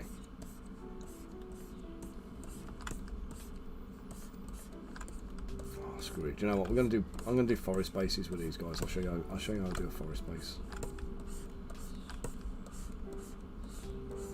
Do a little pack of forest bases.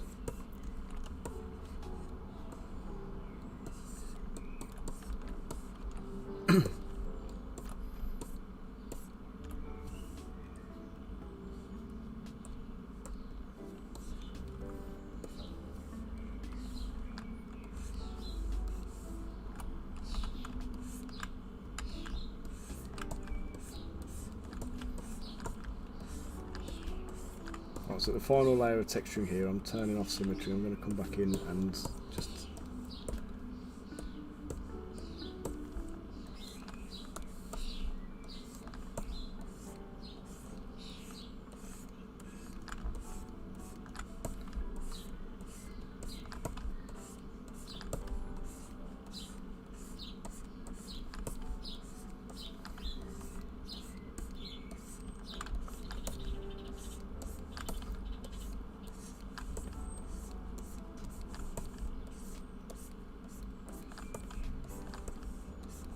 just here now using the All Cracks brush in the negative format to just give it some hair texture, some fur texture.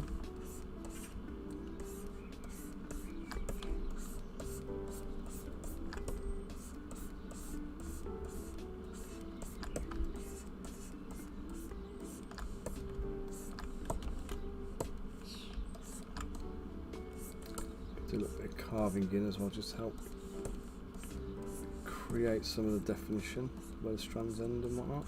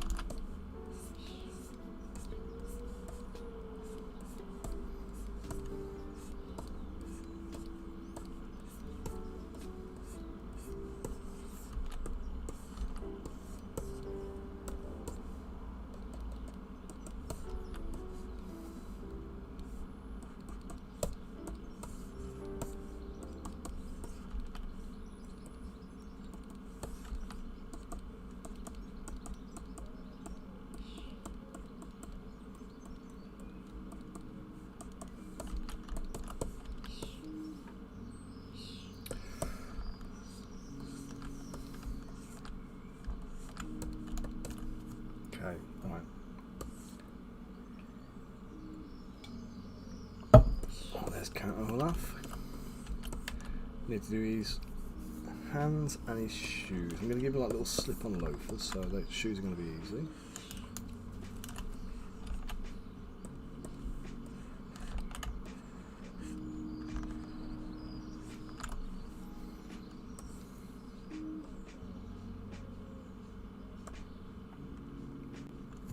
Maybe not Crocs. Let's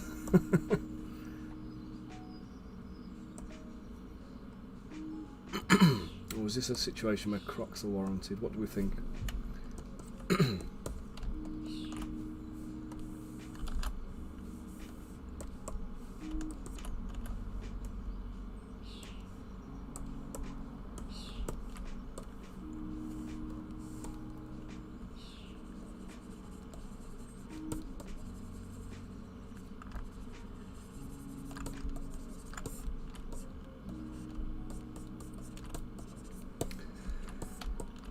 They do look like Crocs, don't they?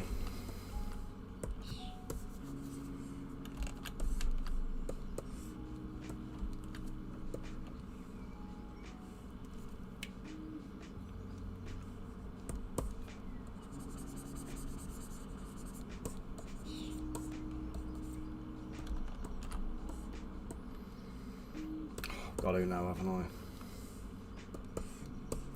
Soul, you're a bad person. Stop encouraging me. Do you know, I was reading about a. Have you seen the film Idiocracy? So there was a thing about Idiocracy. It's on Disney at the moment, and they're basically saying that when the film was made, the costume design, it's like set in the future where everyone's basically just regressed into a, like, you know, the average IQ is like on par with your like lowest possible IQs right now. So everybody who's like, you know, intelligent and well off in society is kind of gone, oh, you know, society's going down the pan, it's not the right time to have children, blah blah blah blah blah, and they put it off and they put it off, and then they die childless, and the genes aren't passed on. Whereas like families where they're uneducated and low IQs and, you know, all the kind of the worst traits of society kind of thing, they're just popping kids out left, right and centre. So the world ends up kind of populated, like the DNA, the gene pool kind of ends up going kind of like down that route. So skip to like 150, 200 years in the future, or however far it is. The President of the United States is a professional wrestler, and he's still in like his wrestling kind of persona as as a full-time thing.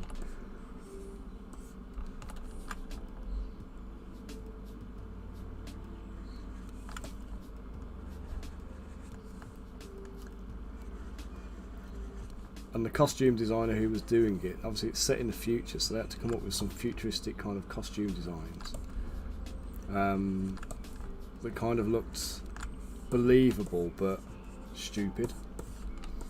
And at the time they found like the company that makes Crocs, well, I presume the company is Crocs, they found a company, and they were like, yeah, these shoes are mental, nobody would ever wear them.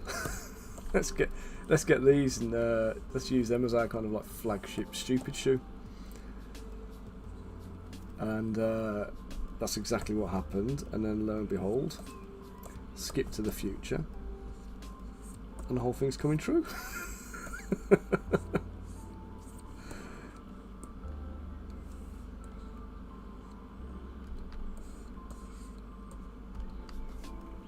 It's quite scary, really. But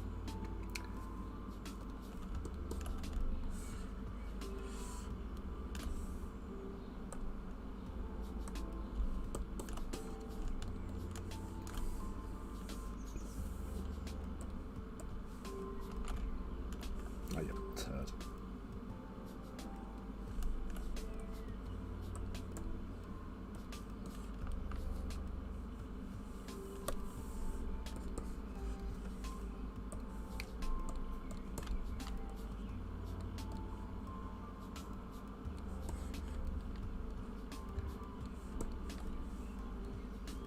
I think my favourite bit in the film is when he asks for a drink of water, and they look at him like he's gone crazy. All anybody drinks is like Gatorade or something like that, because it's got electrolytes in it. They've been sold by all the marketing like BS.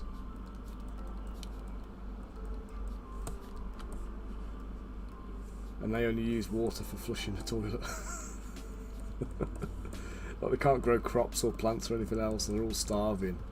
They've lost all their abilities to do anything.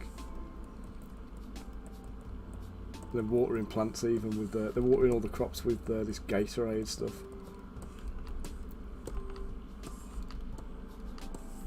I mean, honestly, genuinely, it's a funny film. It's brilliant. It's worth watching.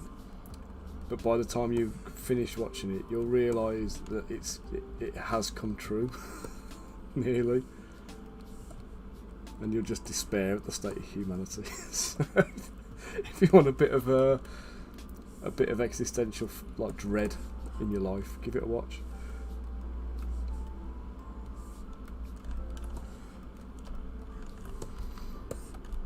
There we go, Count Olaf in his Crocs.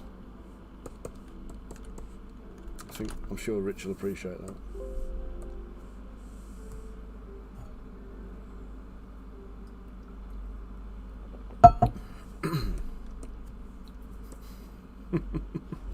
Cheers, soul. I say you're a bad person encouraging me to do things like that.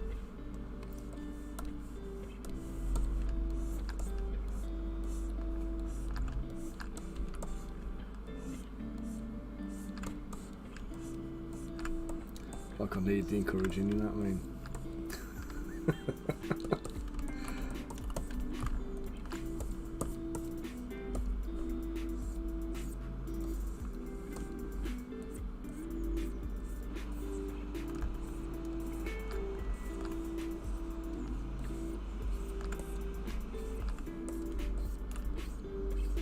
Bloody hell is going on outside.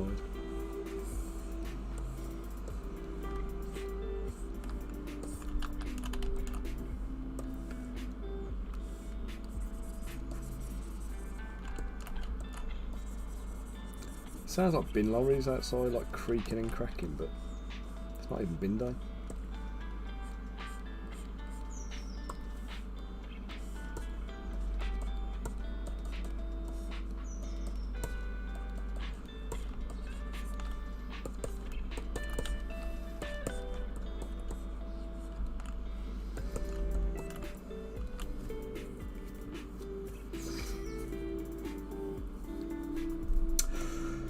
Merge visible with all off.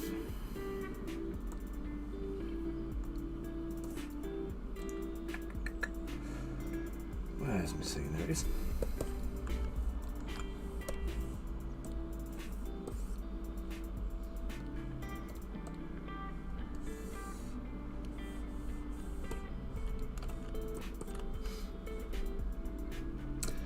One of, yeah, absolutely one of them.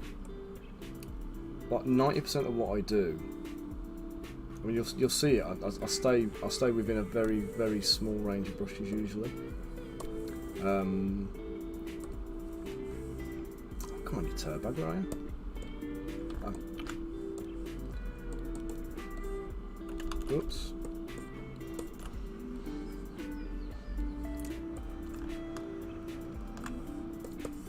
So my usual go-to brushes are these ones here. So I use Move and Move Topological. So I use Move Topological when I can't be asked to mask off something and I just want to do a little bit of nudging. But I've noticed it does tend to leave artifacts on the surface of the model when you kind of use it. It doesn't always, but occasionally it does. Snake Hook I use for just pulling out things like horns or strands of hair and things. Clay I use to like fill in holes. So say if I wanted to fill the holes on these crocs now, I'd use the clay brush to fill them in and then I'll just polish over them. I don't really use it for much more than that. I just use it as a filler sometimes. Just gets a bit softer and less harsh than the clay build-up. Clay build-up is my primary brush for actually sculpting like detail and form. I use Trim Dynamic for carving things away. I use it a lot more when I'm doing hard surface, but I use that quite often as well. H Polish I use for everything. That's my smoothing brush. I use it for like burnishing out small areas. Like here I'll use it for that. I use it for like hard surface modelling if I'm doing weapons and armour plates and stuff as well. Planer I use I use it rarely, but like say if I've cut something off the base and I need to like smooth it all through.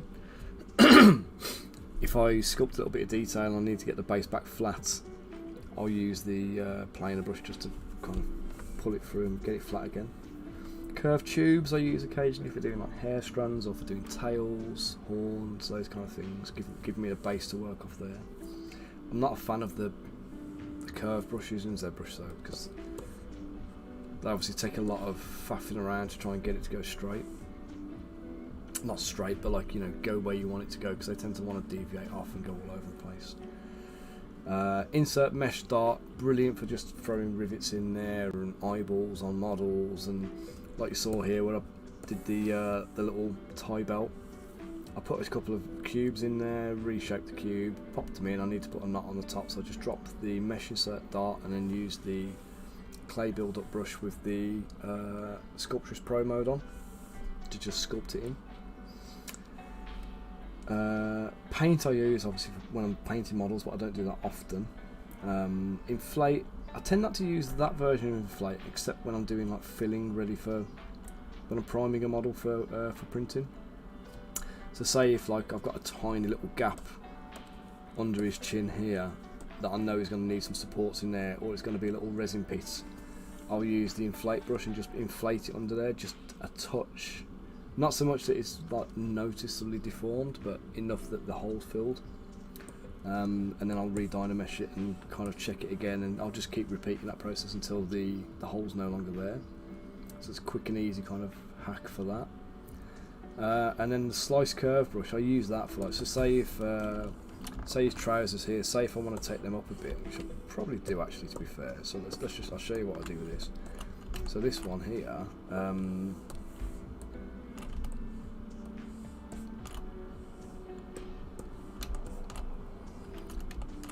show you that what it looks like right now.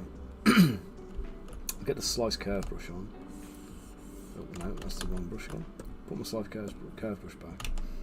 And if I do this, slice straight through, you see it puts a completely straight line in there as a different polygroup. And if I put the line grid on, it's actually created like a new cut straight through. And then what I can do is remove them. Well, not remove them. But if I bump up my Dynamesh resolution, put groups on and Dynamesh the whole model,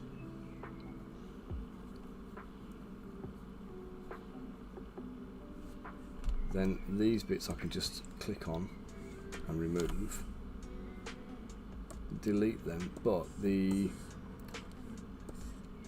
mesh that it came from here, that's now a complete solid mesh. I need to undo that.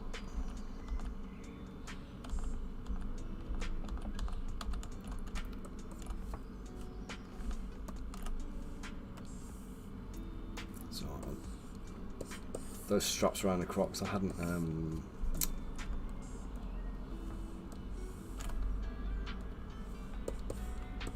actually Dynameshed. Oh god, it's too dense.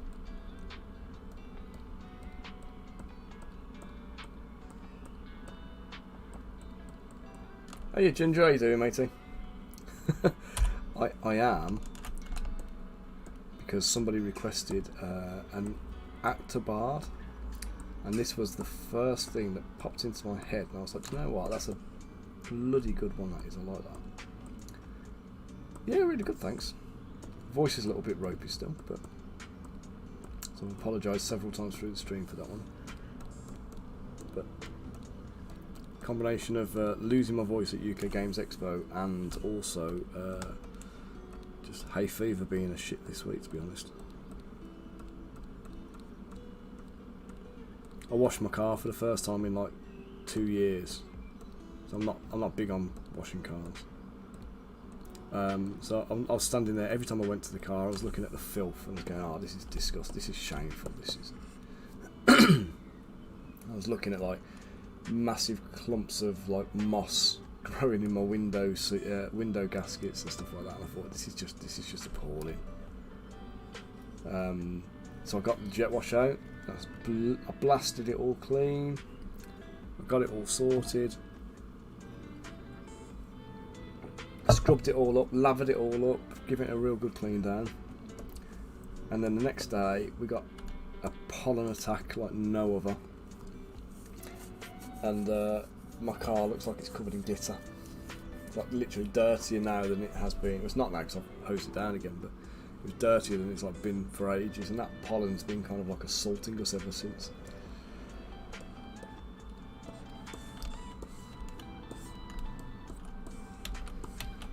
Let's get the hands.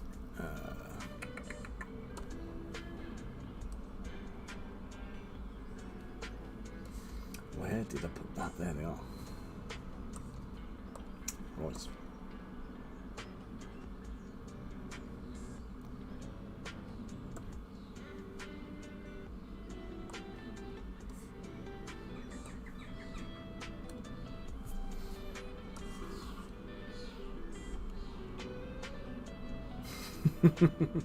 It's horrible, isn't it? I mean, I can't be bothered washing cars at the best of times. I would tend to probably take them to the car wash, but I don't get out and about that much anymore.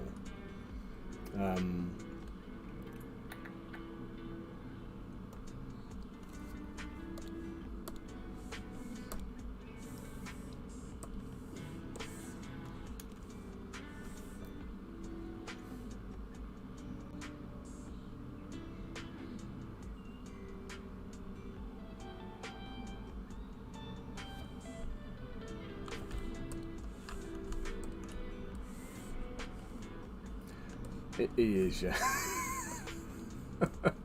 He is wearing Crocs. It just felt right. I mean, it felt like the right thing to do for Count Olaf. I'll show you what we've got so far then. So this month's set I've been working on, we've got a couple of bandits. We've got a dwarf bandit, or 2 dwarf bandits. We've got a human bandit. I've got a few more that are like primed, ready to start posing and whatnot. So we've got that one, and that one. So a couple of different like outfit variations. Got a few females I'm going to be working on as well. So there'll be a female dwarf and a couple of female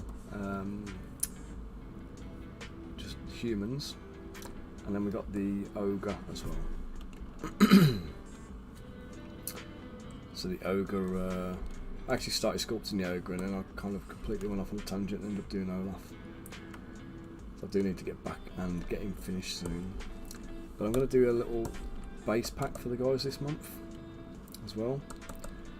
And I've promised Soul I'll show him how to do the sculpt bases for minis. Or how I do it at least.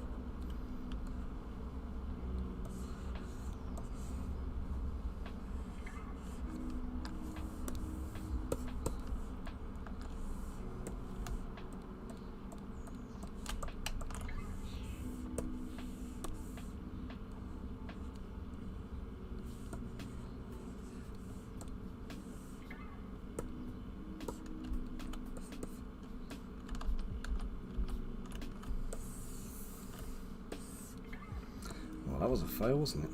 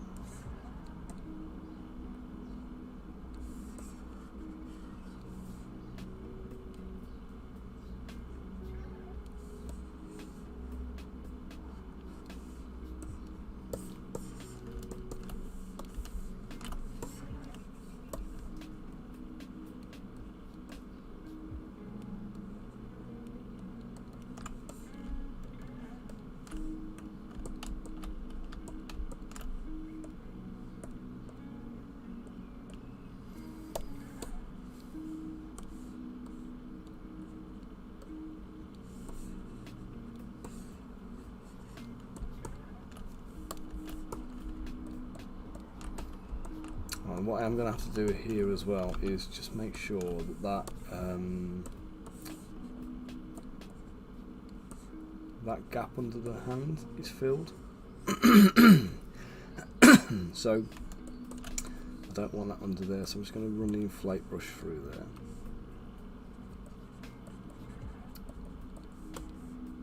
Just to thicken it up enough that it's not going to be a drama.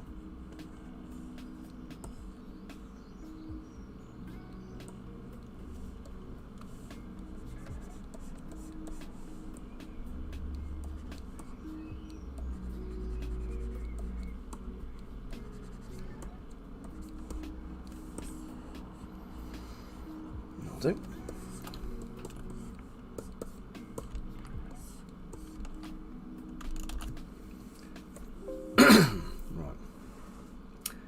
I'm going to take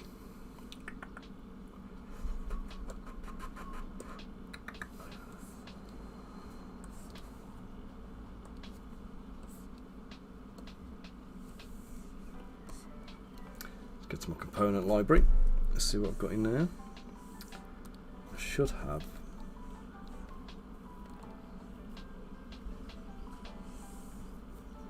I should have a rapier in here somewhere.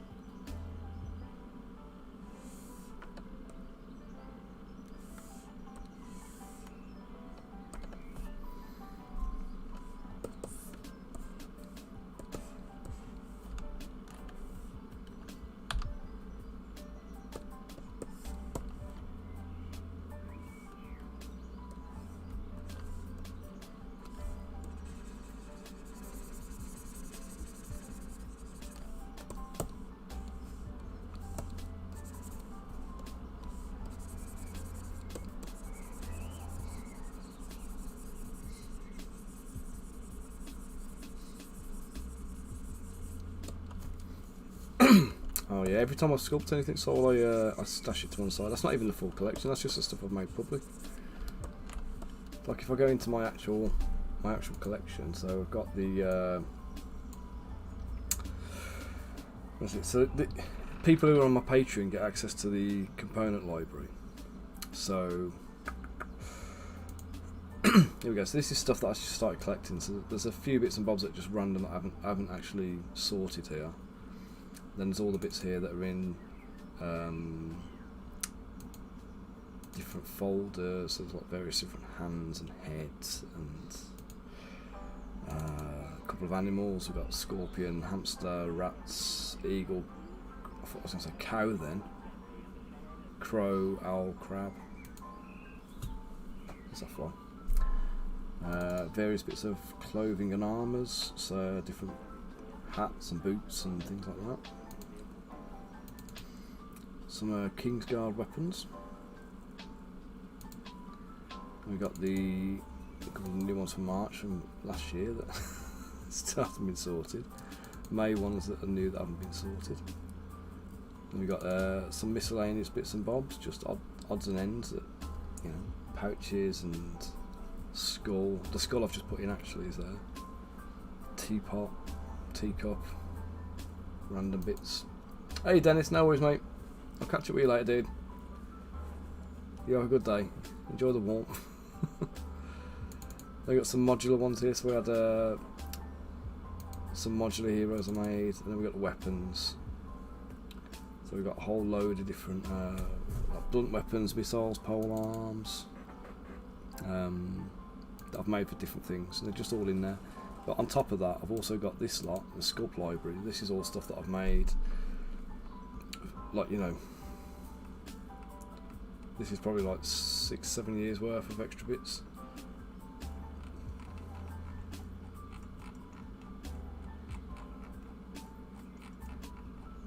Some of these things are assets from like client sculpts that I need to like draw back every so often.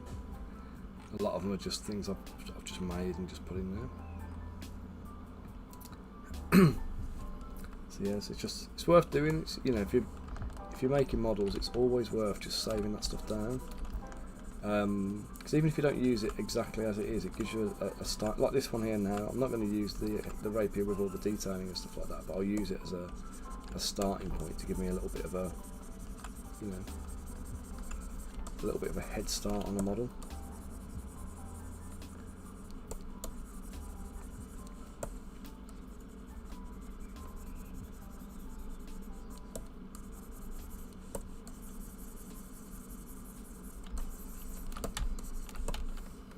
Remove the spider details, that's perfectly usable then.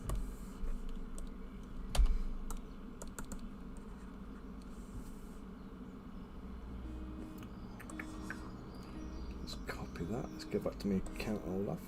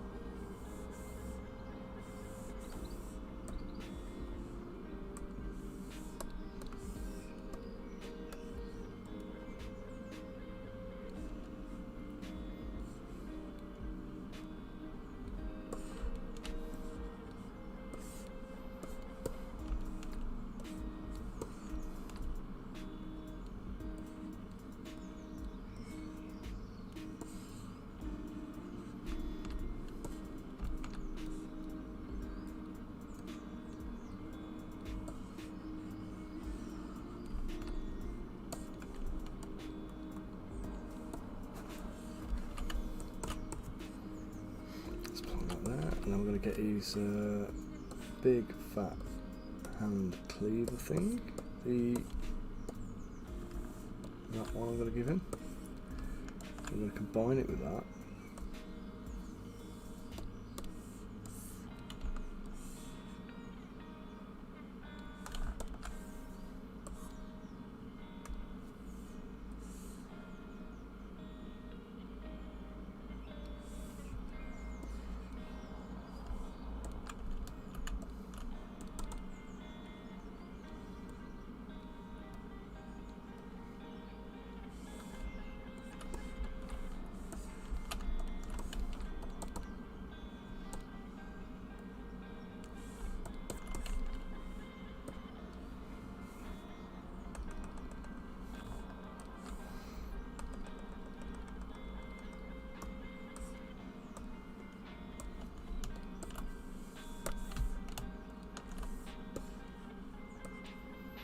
That's handy, it's put those two pieces together.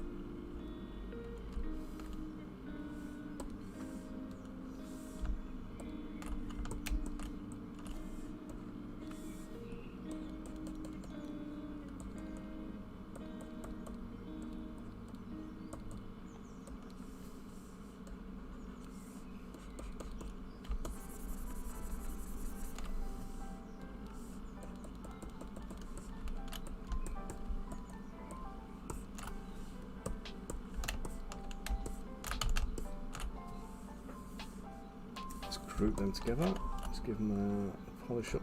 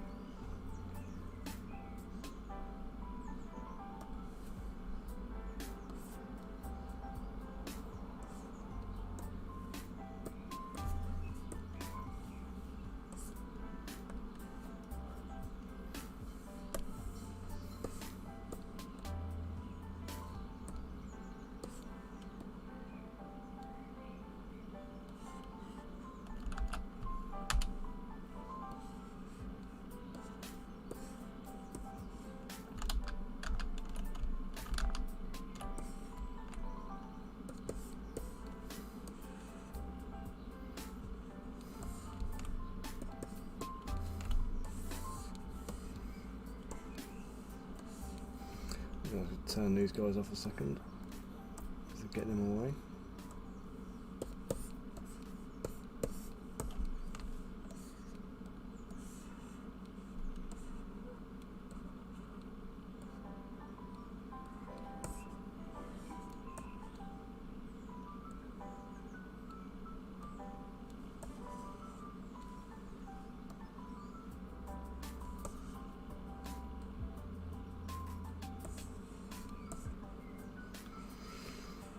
Almost, but not quite. Let's get onto his hand and just do a bit of manoeuvring.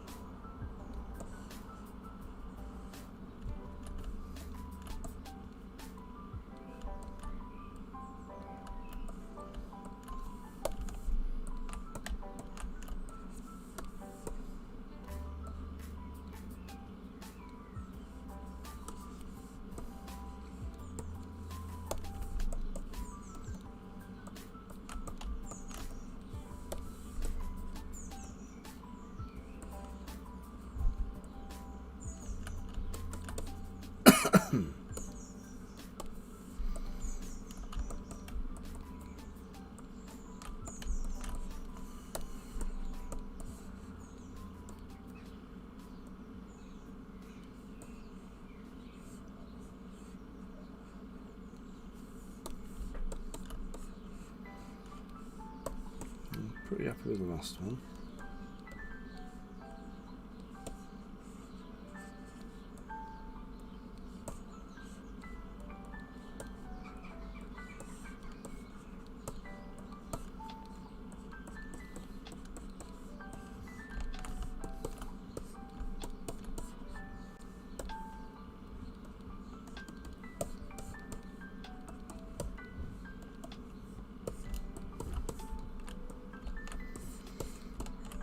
Right, let's get Olaf and his mean ass dagger. Let's get them all merged together.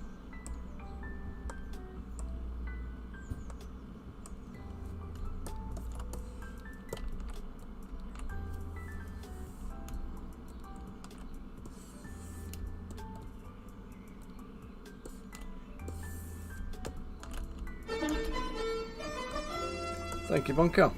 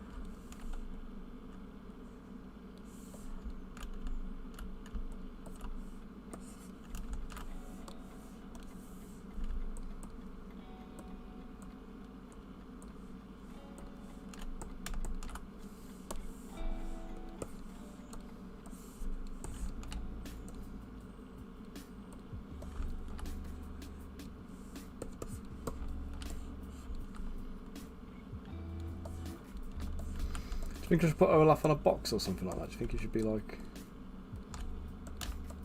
a little wooden crate or something?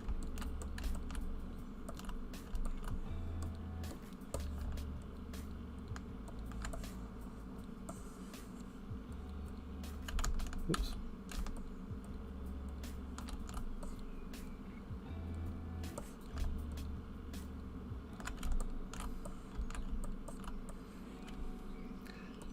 I was just saying, do you think I should put him on like a little soapbox or something like that, like a little crate to just to raise him up a bit from everybody else, to give him a bit of presence, or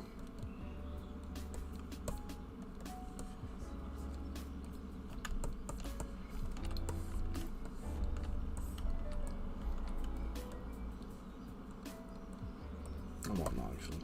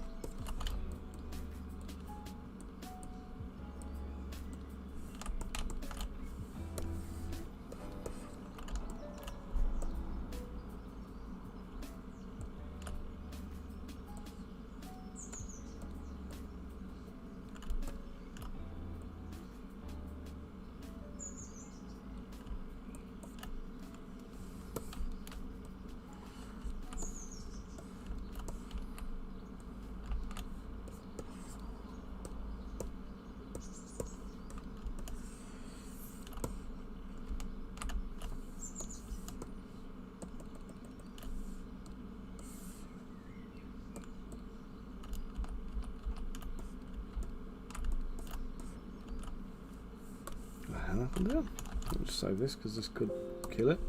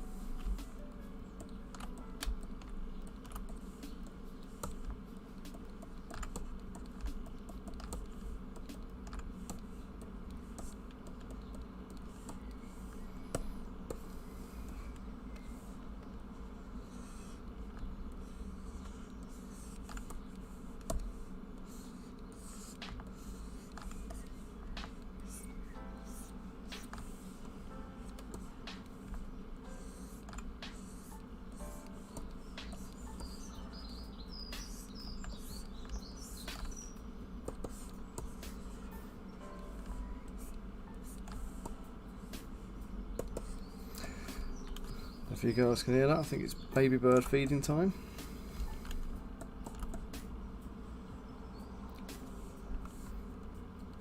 If you didn't see it on the Discord server earlier, we've got like a little family of baby birds that are nesting in a bird box sitting on our fence.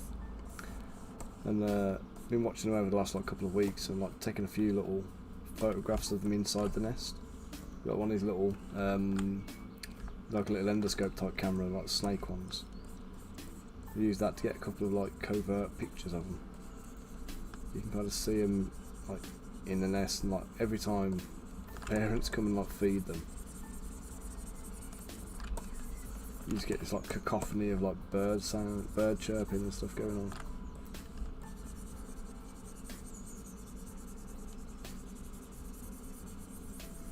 It looks like they're about big enough now to like be getting out and about and finding their own food soon.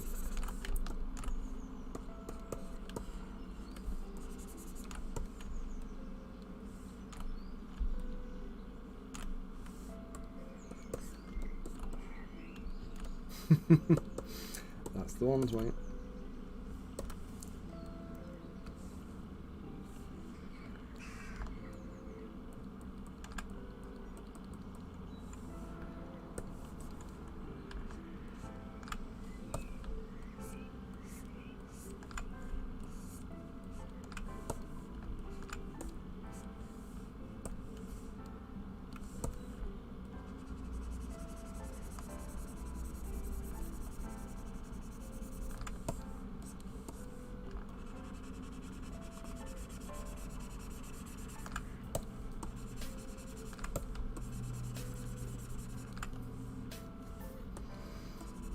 Yeah, they haven't quite got the coloration yet.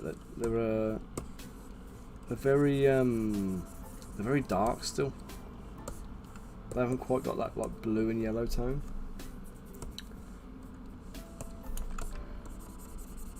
But when they were babies, they were black.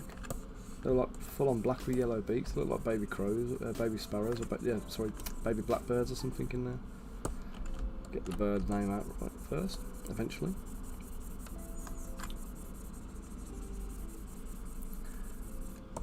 But yeah, now they're definitely starting to look like blue tits.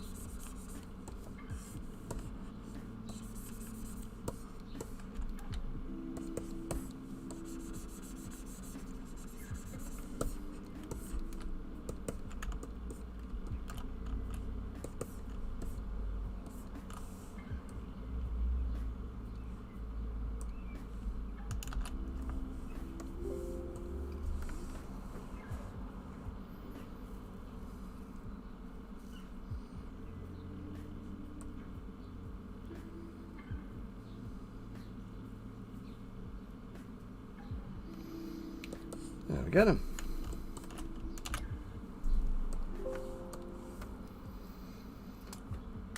Well, guys, I'm going to call Olaf done. I'm going to come back in a second and get on with the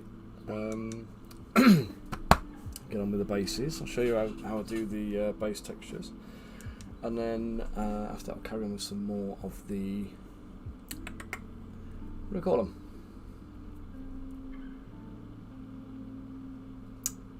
Bandits. That's the word. Right guys, so I'm going to grab a quick coffee again, pop to the loo, and I'll be back in just a couple of minutes, okay? Shan't be long. Let me put you on a BRB. So if you want to browse the web store and pick up any little bits of mini swag, you feel free. And I'll be back shortly. See you in a bit, guys.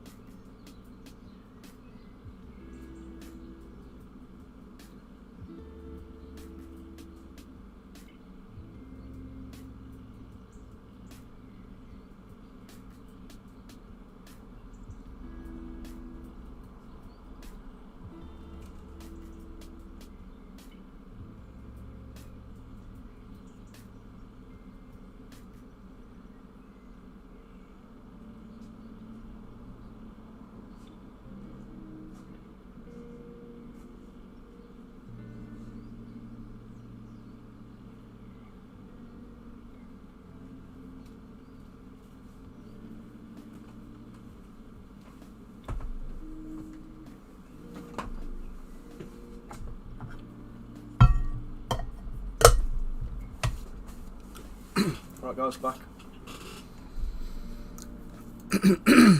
Okay.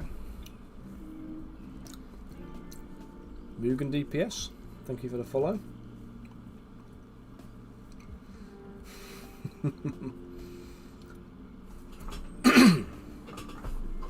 Okay, so there we have our Count Olaf bad guy, bandit boss Olaf.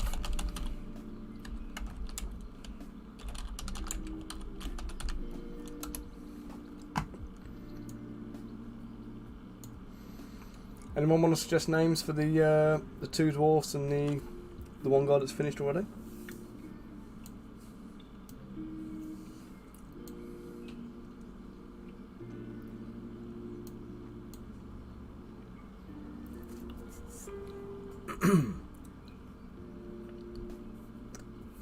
Okay, so this is how we do bases.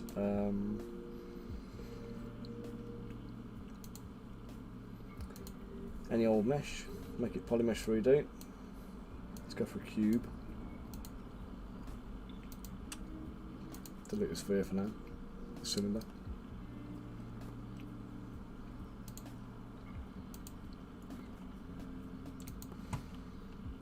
What I'm going to do is I'm going to make this quite thin.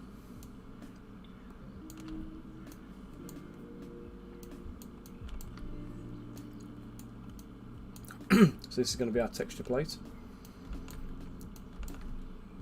I'm going to put a decent bit of resolution on here.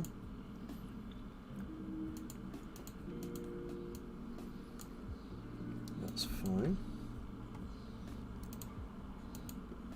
Let's divide it a couple of times. Yeah, let's divide it twice. Why not? Delete the low res one.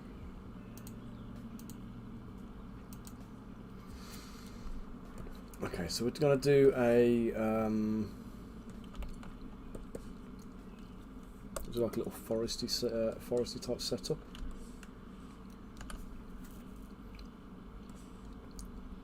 So first thing we're going to want is some sticks, some branches and logs and things like that. Awesome soul. So basically what I'm going to do is I'm going to start by creating like a texture plate. So a few different things, just like, you know, just vary the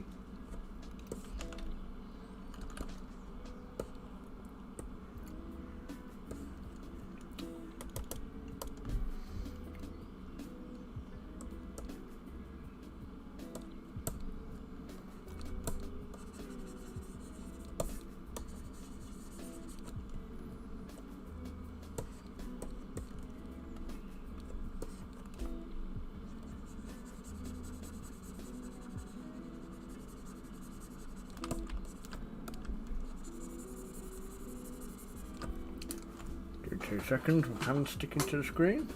Go for a blue one. I'm talking like I got my mouth full because my pen's in it, so excuse me.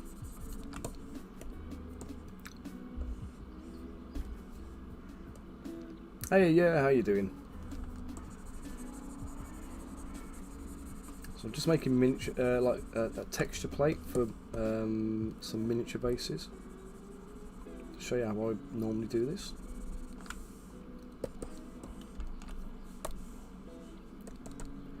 You say fella Zbrush, what's your typical thing that's there? Yeah, sorry. Get my words mashed up. I'm going to use orb cracks with the colour spray mode. And I want this turned off, so I'm just going to go over here now.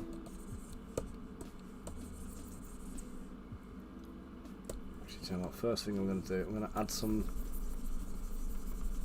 very roughly, I'm going to add some height variation.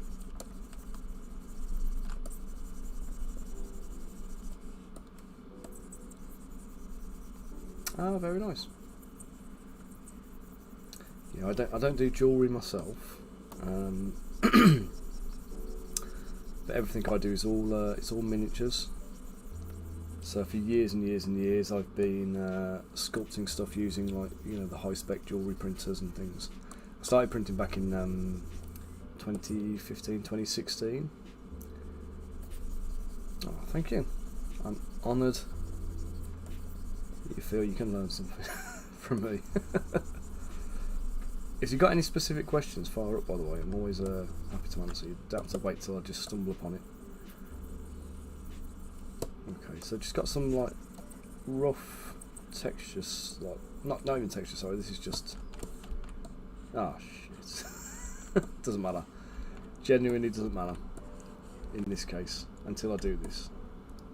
Yeah, I knew that was gonna happen. Balls. Alright, let's just run this underneath. I should have backface masked that really, but.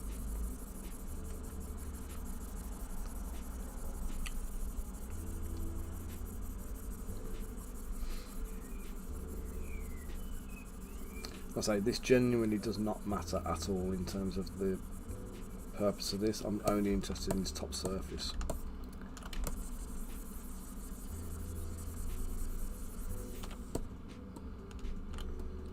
Yeah, sure, go for it. I've got basically the tool stock that I use most regularly. So for the most part, I'm using for my sculpts. I sculpt organically, you see, because my background as a sculptor comes from being a miniature hobbyist for 35 years, or 34 years. So all of my sculpting technique has evolved from like physically sculpting stuff before doing like digital stuff. So I was sculpting models using like epoxy putties like 20 odd years ago. And then that's kind of evolved into kind of all sorts of other bits and bobs then.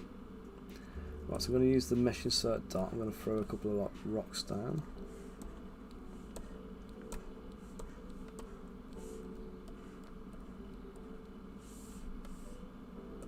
$39 now, mate. So I started painting models when I was 5 years old,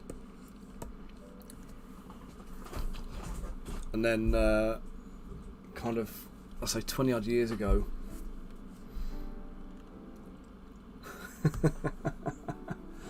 20 odd years ago, then I started, I was doing conversions on minis. So for context, if you're not familiar, the concept of converting a model, you take a model that already exists by a company like Games Workshop, for example, and rather than just using the model straight out of the box.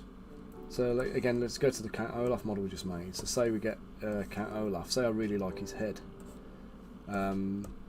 I might want his head, but I want it on like this guy's body. Or maybe I like his sword and I like his dagger, and I want to swap the daggers over. So what I would do is I'd buy this model, slice his hand off, pin it and glue it onto this model, and then sculpt it in. And then at some point down the line, I kind of sold all my stuff. Oh yeah, thank you. That was thanks to Soul. That was bad influence, a very bad influence on me. So yeah, so I'd do the I'd buy the model, cut the bits off that I wanted off another model, swap them over, and at that point, excuse me eating, at that point I'd have a model that was customised for me, that was uniquely mine. But then later on, I didn't have access to all of that kind of stuff, so I ended up buying the epoxy putties and sculpting the models myself, and it meant that I had I had access to like an unlimited amount of parts, as much as my kind of like brain could think up, and that kind of got me into sculpting models. So I kind of went from converting minis to doing full sculpts. And then, like I say, over the years, then it's I was doing commission models about 20 years ago in like green stuff, and then 2010 I picked up a copy of Zbrush, and that was when I moved my entire workflow to digital. Then never looked back. But when I first started, like 3D printers, you can pick them up for like 180 quid now. But the 3D printers, like to do miniatures with, like back in 2016, I think I paid £11,500 for it. And it's a fantastic printer, but bloody hell, it's like, you know. You look at like your 8K printers and stuff now, and your, you know, Sonic Mini 4Ks and stuff. They're like 300 to 600 quid, give or take, and they're capable of the same kind of like level of details. What are you doing?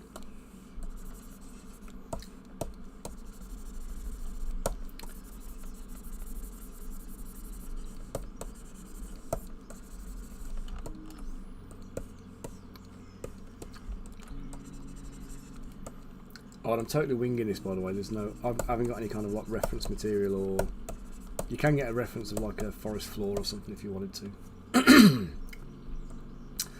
Yeah, that's it. It was, so basically what the thinking was, I did a Kickstarter back in 2016 for a set of models, and they were all digitally sculpted, and the printer itself. Sorry, I didn't have the printer when I first started doing it. But the printing had to be contracted out. So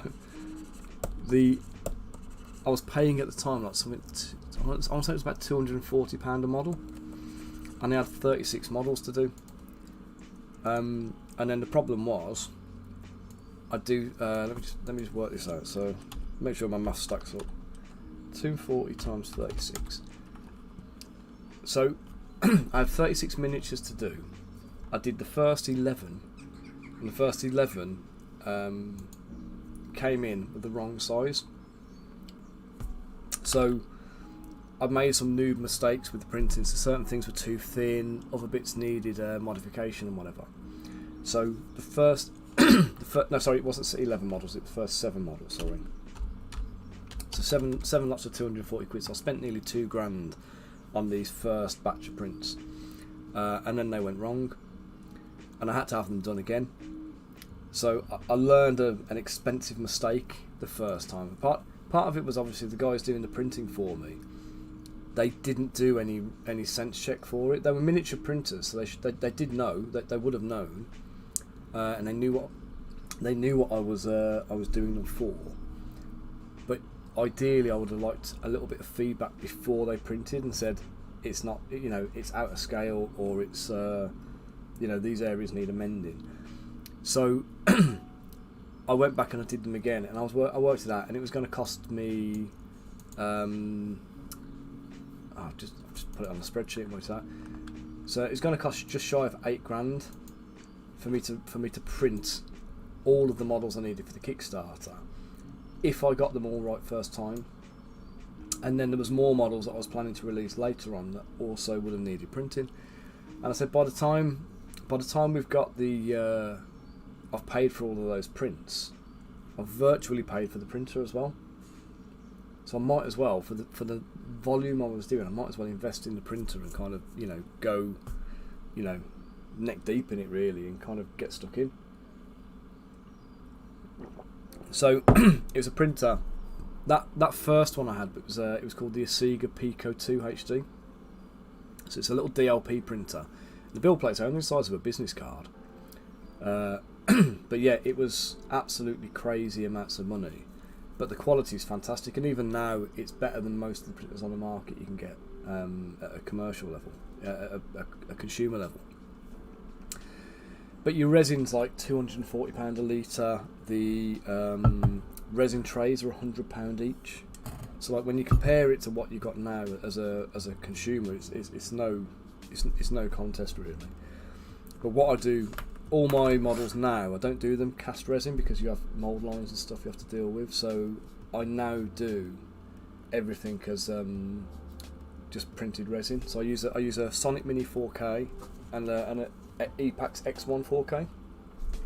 So they have a 35 micron XY resolution, which is the important statistic. And I use the Frozen Aqua 4K resin, which it's great for it's fantastic for high detail models, like getting really sharp, crisp edges and like really low shrinkage rates, which means that the models are as accurate to the thing on screen as you can possibly get. But there's also a decent amount of what do we call it now? There's a decent amount of flex in there, so when you're using them for miniature games and handling them for, regularly, they're not just going to snap off. Yeah, Frozen Sonic Mini 4K.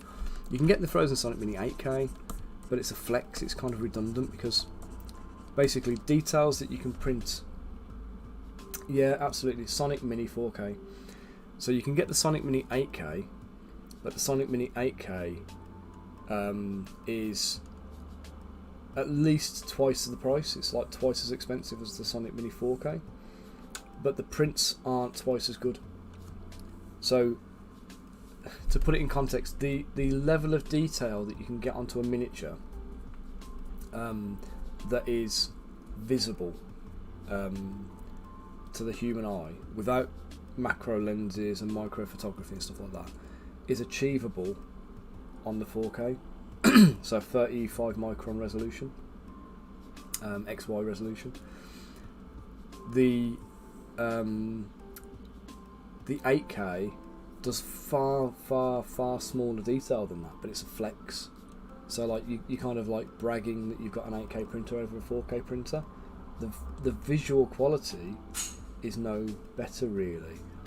And if you can print those details onto the model, you're going to struggle to see it because they're going to be very small and very superficial. And then with miniatures, probably not an issue for you if you're doing jewellery, but for miniatures particularly, the point when you then start painting the models, you just so much as threaten that model with a little bit of paint, and all of those superficial details are just going to just wither and disappear. Even with the finished coats of paint, they're going to be lost. So there's a point where you, from the sculpting side of things, you have to kind of say, yeah, exactly, you're going to be polishing it and whatever else. From the sculpting point of view, as you'll know doing jewellery, you always have to kind of rein it back a little bit and stylise, and it's not a case of how much detail can I get in there, it's a case of how much detail should I get in there, and it's that moderation process it's missing from a lot of like sculpts out there at the moment. And then people see all these fantastically elaborate sculpts that aren't really fit for purpose as miniatures, and they kind of go, oh, if I buy the 8K printer or I buy a 12K printer, I'll be able to print that perfectly. Probably, but you're still not going to be able to paint it.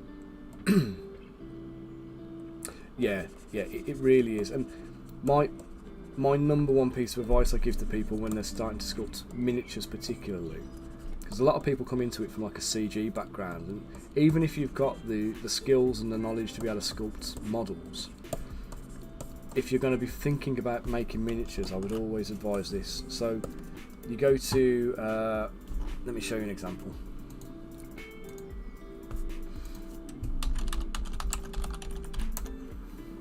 Okay, I'm not going to use Games Workshop as an example because they get enough press as they are. Right, so a company like these guys, right, Corvus Belli, they've been around for absolutely ages. They have huge presence in the market for sci-fi stuff. They've got fantastic calibre of miniatures, but they're making proper miniatures, right? They are on the finer side of things, but let's say for example this is the style you want to make. So what you do is you go out and you go and buy some Corvus Belli miniatures. Come and buy the ones that appeal to you, the ones you like. Support the companies as well, which is always good, but you go out and you pick up a few miniatures. When you've got those physical miniatures in your hand and they're on your desk next to you, copy them as closely as you can. And what that will do is it will give you a really good, thorough understanding of the kind of exaggerations that have had to be made to make that miniature, to make those details visible. So instead of you just sculpting eyes from a photograph, looking at this picture here for example on the right, rather than looking at that and kind of going, I'm going to make that as a model, somebody's already gone through the process of interpreting that into a miniature. But the reason to use these guys rather than somebody on Patreon, so Patreon people are knocking out models month on month, myself included, knocking out miniatures every single month, dozens and dozens of them. And the problem is, most of them have got nobody telling them what's right and wrong. So the only person to judge whether their stuff is suitable is themselves. But you don't want to be putting stuff out in public and then having your Patreons turn around and go, this doesn't work. You don't want your supporters and your customers telling you you've made a crap model. You should be figuring that out first. So the best way of doing it is to go for a company that's got the whole. They've got an art director, like a design manager. There's a studio responsible for putting out the stuff. So no models are going to be released by these guys that are not fit for purpose. They've all got to be moulded. They've all got to be cast. They're going to have to go through the ringer in terms of quality control. So if you go to a Patreon sculptor or an Etsy store and buy models from there, you're probably buying stuff that hasn't been through that process. You might happen upon something that's worth, that's got good caliber of quality, but you could be kind of like, falling into a trap and like copying somebody who's made mistakes. So pick a company with a caliber, a reputation for doing miniatures with a good long establishment where they've got the design studio. Buy some models from them and copy them. Don't release the copies. They're just a learning experience. But like, sit down, and you can do Games Workshop if that's the style you want to do. But like I said, I don't want to kind of like pimp them out here. So you get the models, sculpt the model. Once you've done it, compare your sculpt. Print your sculpt, by the way. Print it, and compare your print to the sculpt that you've bought, side by side, and analyse them, and then just do this kind of critique comparison type exercise. And then by looking at what the base model has achieved or is delivering versus where you've kind of got it right and got it wrong, and then instead of trying to correct that on your sculpt, just pick up another model and do it again, but take your learning from the first one into your second one. And then by the time you've done like 4, 5, 6 miniatures that way, by copying as closely as possible, you should have kind of innately learned then a lot of the exaggerations that you're going to have to make, and a lot of the kind of allowances that you're going to have to incorporate into the miniatures that you don't get when you're doing like modelling for like video games or CG animation and stuff. So the key is picking a good quality company to kind of like use as your baseline, and then once you've done that, you can go and pick up artwork and things like that, and you can kind of practice at trying to interpret other people's designs into your own. Oh dude, don't do Daybreak. Yeah, don't do Daybreak, mate.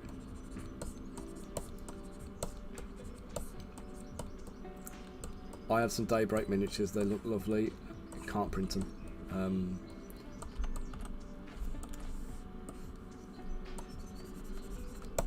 I had I bought this one. It was this big space wolf, and it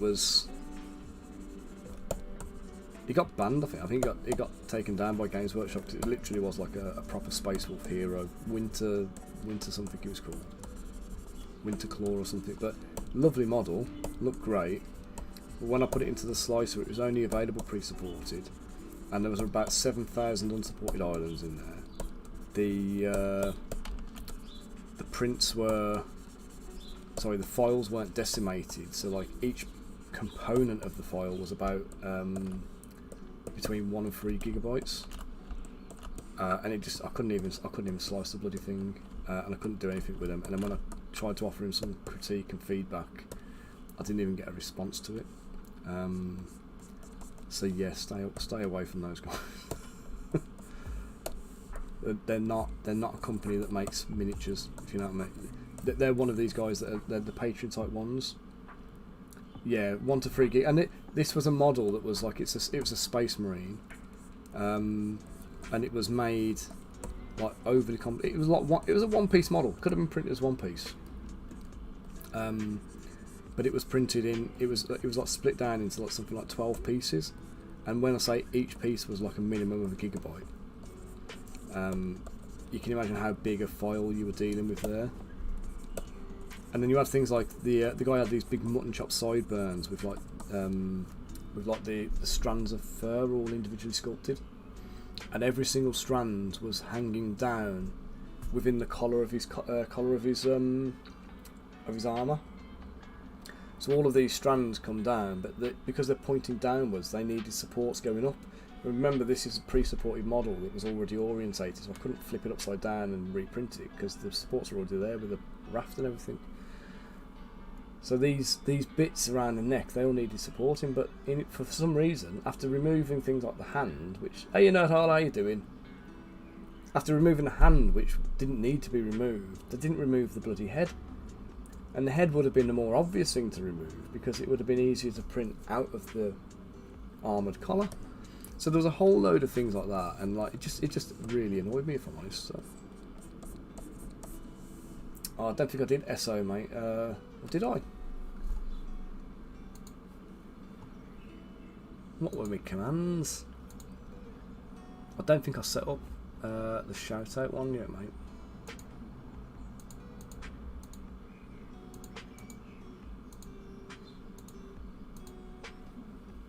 No, I didn't, dude. Sorry, I've been crap with that.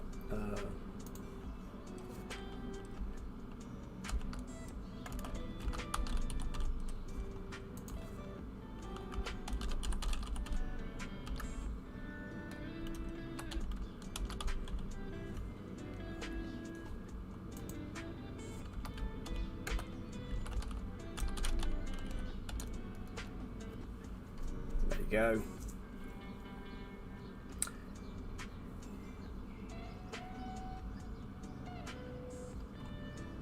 Oh yeah, they're on a like a 15-minute kind of thing if there's no timer thing. Sorry, if there's activity on the stream, they're on a 15-minute timer. But if there's no activity, they pare back a little bit. I think 15 minutes might be a bit too frequent. So I might need to just adjust them back as well. If anybody's got any recommendations for like optimizing the channel or putting like commands in there or things that they think I should have, feel free to pop it into the Discord somewhere. So this is me just making a rough log. slowly, really slowly. How are you today, Ned Harder, anyway?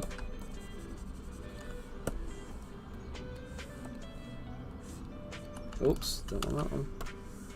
Let's get back to this for a sec.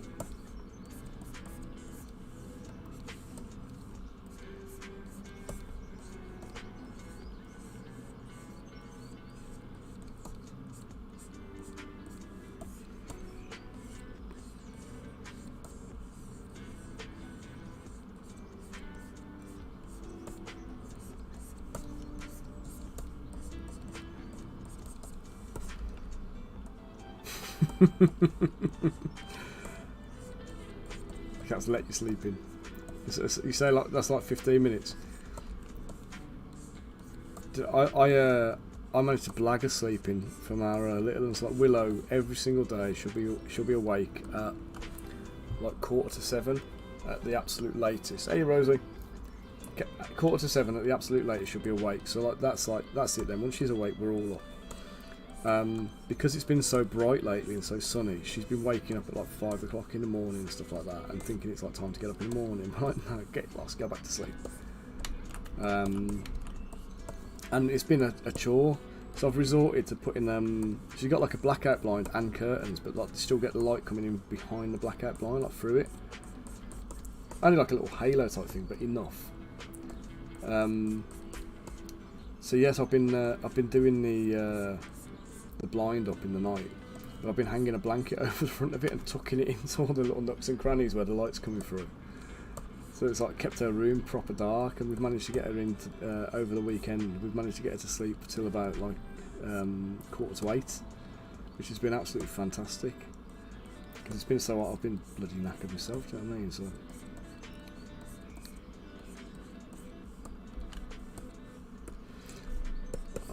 Let's use that. There's a kind of a gnarly log. I'm gonna reshape some of these things.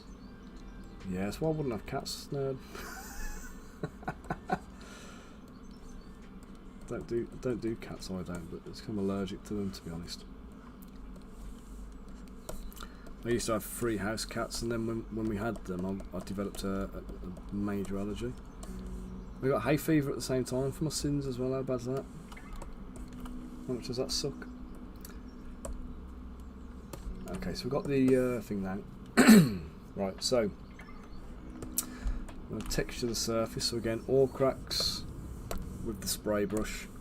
And for a soil texture, I'm going to start large on this. Laser mouse is on. Let's turn the scale down. So I want to just give this an all over kind of. Ah, you shudder.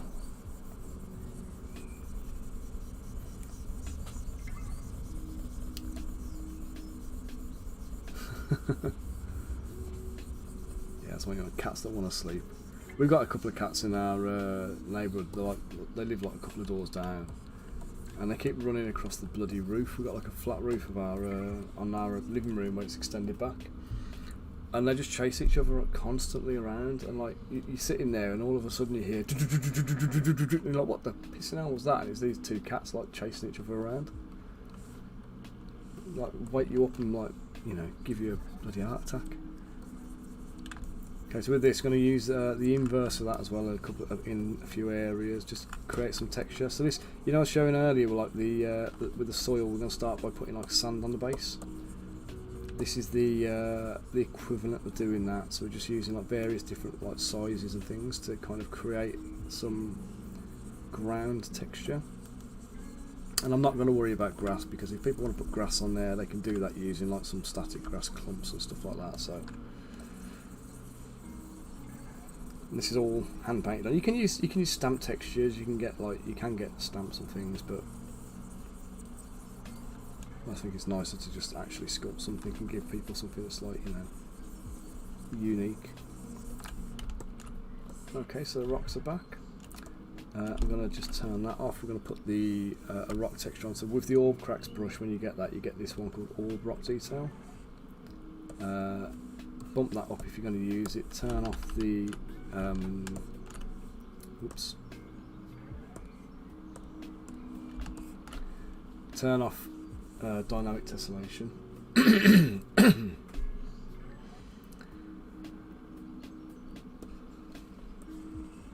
You right there, Rosie? Need to be taking that a little bit easy. That doesn't sound good, mate. If your chest tight and painful, you might need to get on the doctors on that one. Especially if you're short of breath with it, mate.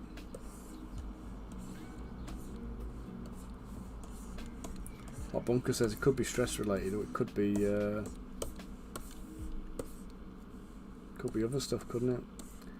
But it could also be compounded by the heat and humidity we're having at the moment.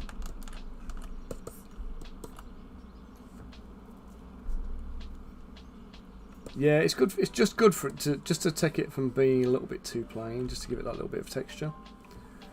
So I'm going to take some of the rocks I've made. I'm going to duplicate a couple of them, shrink them down, rotate them so we can use them again. With these rocks, by the way, if you missed it, it was just a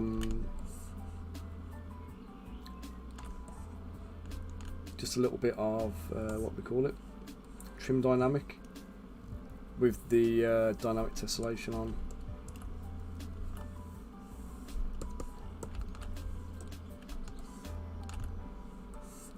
It just disappeared.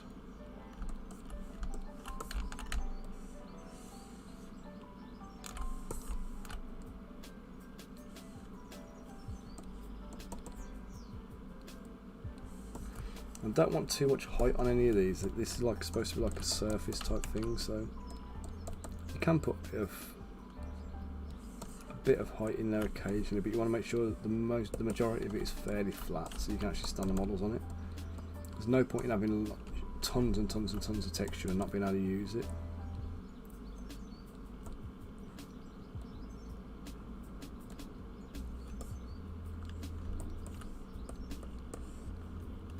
Tablet wise, I use a Huion Canvas 20.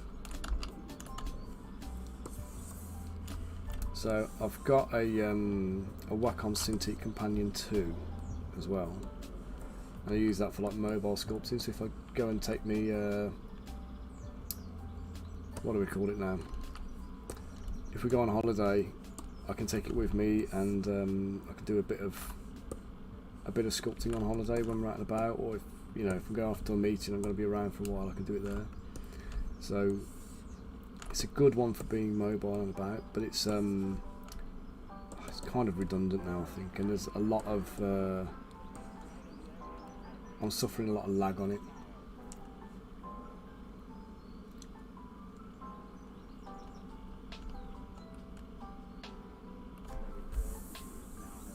Yeah, I mean, the one I'm using. It's the pen tablet, so it's like the actual screen. So it's the one where you're actually drawing straight onto the screen. I tried using the ones with like the the black tablets that you just draw on. You have to kind of interpret where your hand is versus where the pen is on screen. And they're all right. They do the job, but for me, I much prefer the more visual kind of surface.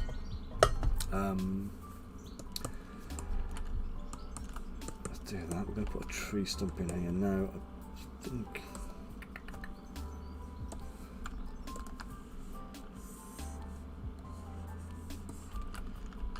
In fact, no. Let's not put a tree stump in, because that's going to be a bloody nuisance. It is, yeah. It's much better to. It's much more enjoyable as a process to see it all what you're doing.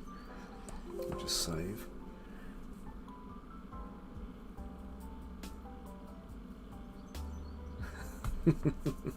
Quite a lot of people have said that, like the whole ASMR kind of thing. Well, we're going to do some roots, I think, now. So I'm just going to draw some.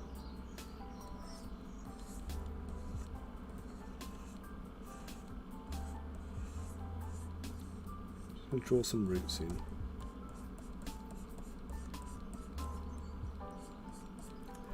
Hey, Ginger.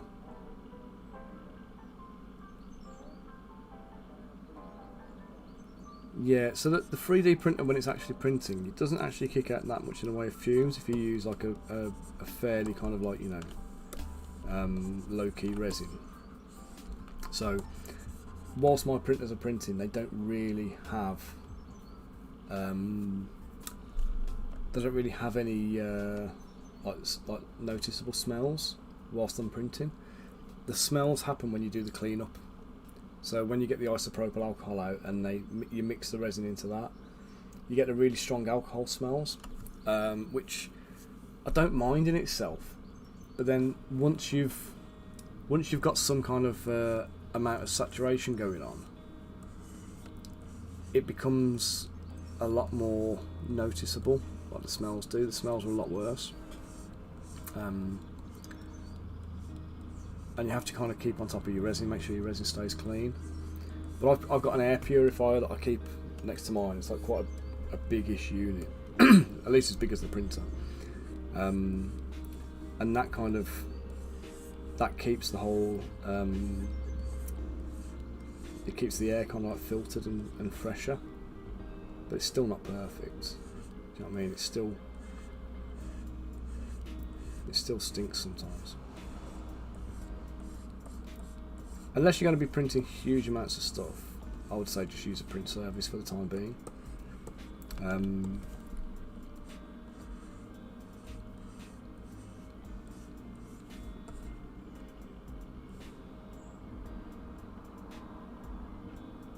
don't think so. I mean, it's like you can get carbon filters to go in the printer and stuff like that, and you can run the air filters and stuff. But it's just you've got an kind of a light curing process going on inside the printer, but there's no real kind of like major like fumage and stuff. I'd still ventilate the area as often as you can. I've got like a vent in my office that kind of keeps it like ventilated. But again, I don't notice any smells. So there's a guy I know who is working on a machine that tests the VOCs.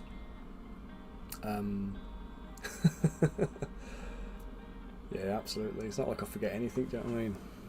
My brain functions completely perfectly.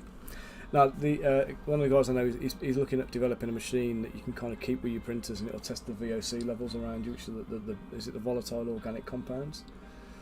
and that will kind of give you an indication as to, well, it will let you know the levels, and you'll be able to find out from the levels whether or not it's going to be harmful. So as soon as he gets one of them on the market, I'm buying it, and I'll be testing it and kind of publishing data. Do you know what I mean? But I think it's it'd be wise to keep the kids away from it. I don't ever. If my kids come down to my office, I never do the printing.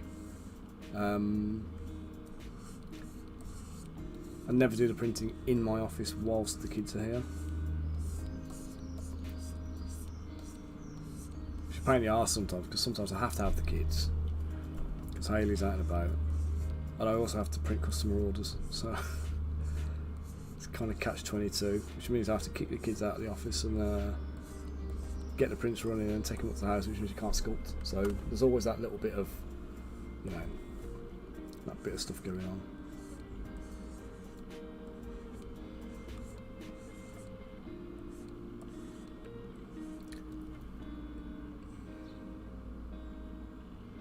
Yeah, and I say the actual printer itself, I think as long as they're not in the room with it, I think they'll be alright. You'll be alright having it in a box room. The clean-up process is a little bit trickier because you're going to notice that around the house. Like, it's really, really noticeable. You can get over the stink of the isopropyl by using methylated spirits instead, but there's still going to be kind of like some smells. And obviously the problem is you can't have windows and stuff open in the UK whilst you're printing, because, well, you can in the summer, but in the winter you can't, because you need to have the room temperature regulated. Like, your room temperature needs to be around about the like around about 20 odd degrees. And obviously, you know, in the winter you're only going to maintain that by putting the heating on, aren't you?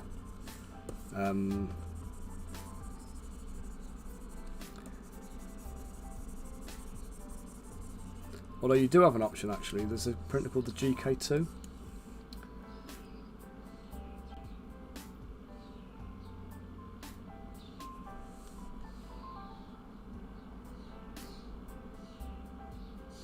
Yeah, I have the printers here, and the smell doesn't bother me. But I still wouldn't kind of have the kids around it, if that makes sense. I say, for me, I'll just kind of grin and bear it, if you like. But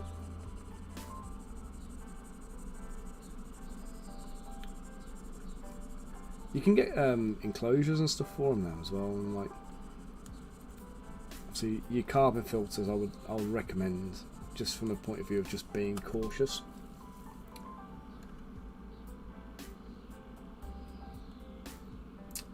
No, so it's basically with 3D printers, one of the things that will cause prints to fail really often is if your temperatures change. So your resins have got like an optimal operating temperature. So for good detail, what you want is, so let me just lock this out so I can sculpt on it. For like your optimal levels of detail, what you really need is like around about 21 to 26 degrees. And the reason being is at those kind of temperatures the resin's a little bit thinner, so that the lower viscosity on the resin means that it flows better into all the little nooks and crannies, and you get better detail. But the more viscous a resin is, the more exposure time it's going to need.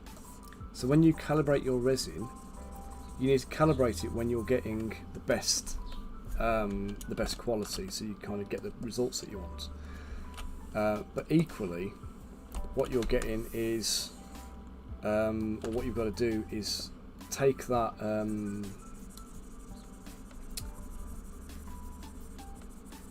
That's me failing to multitask here. Sorry, guys. Yeah, so you're gonna let me stop and just talk a second. So yeah, so what you're going to do is you're going to have to get the resin to the level of consistency you need to get the best detail. You need around about 21 to 26 degrees, and that's ambient room temperature, but the resin has to be at that temperature as well. So let's say for a minute we start. Oh no, it's not you. It's not you breaking my focus, mate. It's me trying to sculpt and talk at the same time. I'm failing. Cheers, dude. So yeah, when we have the resin at the optimal thickness, you then need to calibrate the printer. So the exposure time is set for that temperature. The thicker the resin is, the more exposure time it's going to need. So what you'll find happens is, say you calibrate your resin at 21 degrees, and then you have, like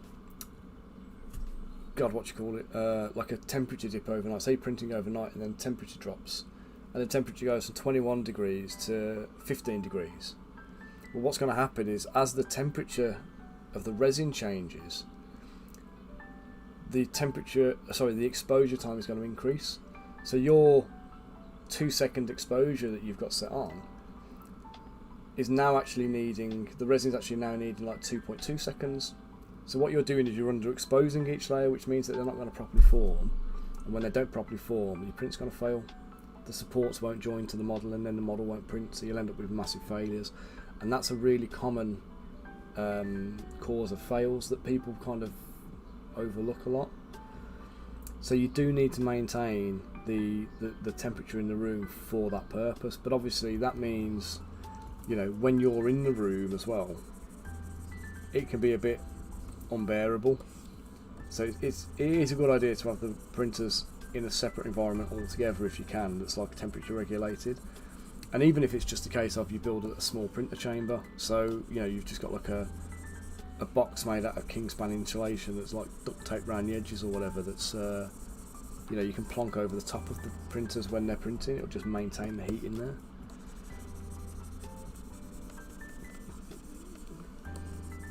But yeah, your carbon filters are good for helping to keep the air clean. Well, they're better than nothing, can't they, is the point, I think. Okay, so I'm just going to dynamesh that with groups on.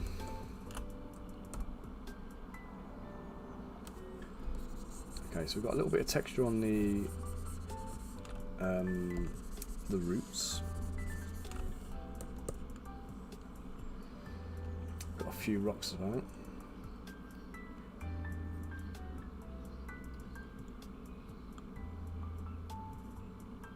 Yes, Rosie, absolutely perfect summary. In a far more concise way than I've just rambled it through. Thank you for that, mate.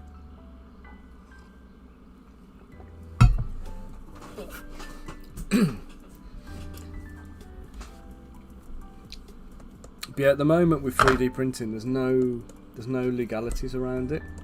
So if you were doing it as a business, the only thing you would find is, and I can only talk for UK law here. I don't know how I know a lot of other countries work on the basis of like insurance. In the UK, we have like safety requirements you have to meet. So you would have to do risk assessments and method statements, have a safe system of work, and all of that kind of stuff. So yeah, I'll get you, mate. I can see that.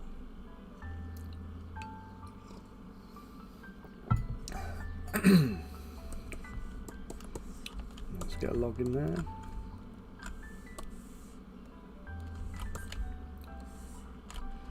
Let's clone the log. We're going to roll it.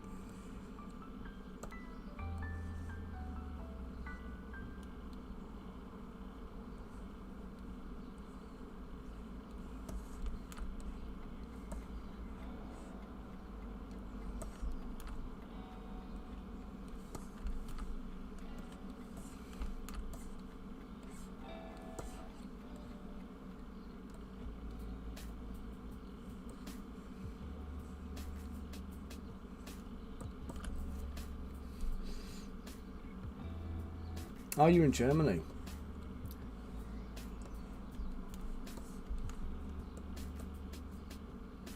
I didn't think you'd be too bad actually. You can go for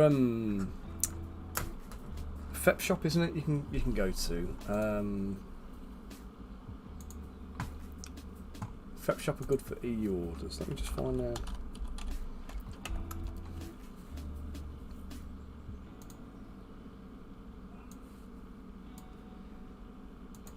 So these guys are an EU. Oh, you turd. These guys are an EU supplier. And your 3D printers here, like there you go, Sonic Mini 8K with a bottle of resin is €358. Sonic Mighty 4K, that's not what you want. That's too high resolution.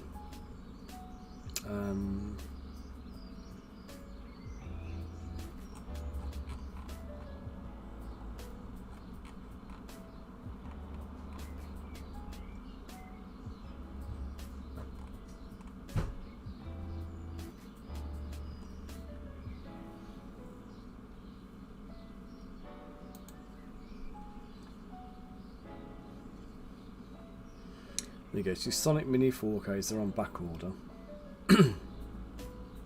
Why is that different to that one? Why is that €659? That's, oh, this is the 8K one, sorry. Yeah, so the 4K one there, €358 is a good printer. So anything you're doing jewellery wise, you'll be perfect with that. And you can buy the resin as well, which is the wax printing, the wax, the castable stuff.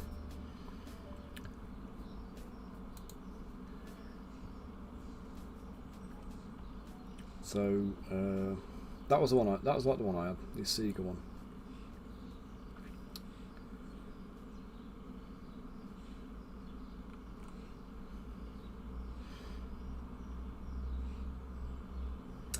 I mean, that looks like a good deal there. Sonic Mini 8K and 2 bottles of resin at $399, or just the Sonic Mini 8K on pre-order at $329 is a bargain. Especially when it's cheaper than the 4K. I wouldn't buy it on spec. I wouldn't buy it because of the spec being better, but the fact that it's cheaper, it's definitely worth looking at. The other kind of one you can get is the Anycubic M3 Premium. In fact, let me just see if have they got the GK2 on here.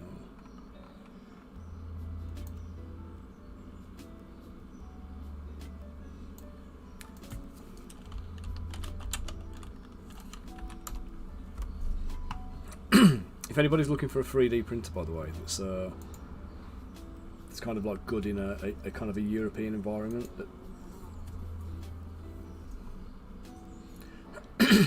Ah, right. Yeah, that's pretty nice. So here we go. This printer's worth knowing about. So basically, it's an 8K 10.5-inch printer, so it's the equivalent of a 4K 6-inch printer. So they don't tell you on here the actual resolution, I don't think, the screen resolution, but let's have a little look and see if it's available.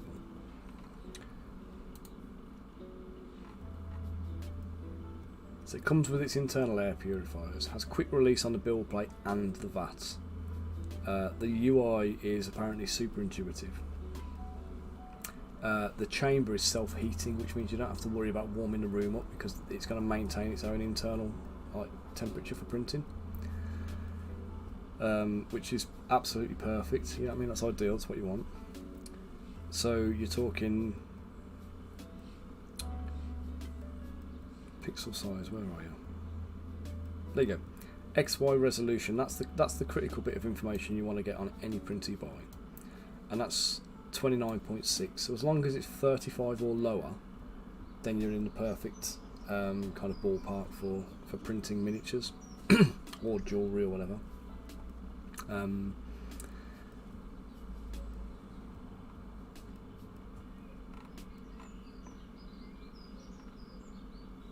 obviously you can see you get quite a big build plate or whatever. Yeah, I don't have any affiliate links, unfortunately. I just talk to you about these kind of things. I haven't got any affiliate kind of links anywhere, unfortunately. I should do. I should get some, but I don't do it at the moment, sadly. I'll get them set up on my website at some point. Yeah, not yet. What's our groups? Let's move that again. Let's take that log. Let's rotate them around. Let's move them about a bit.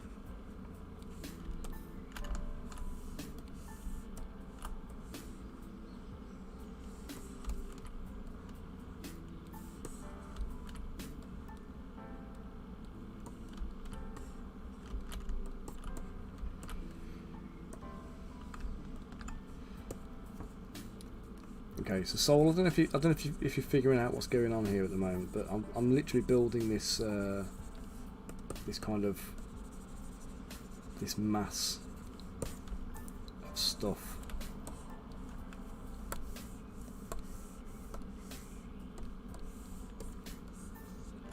Oh god, that was wrong.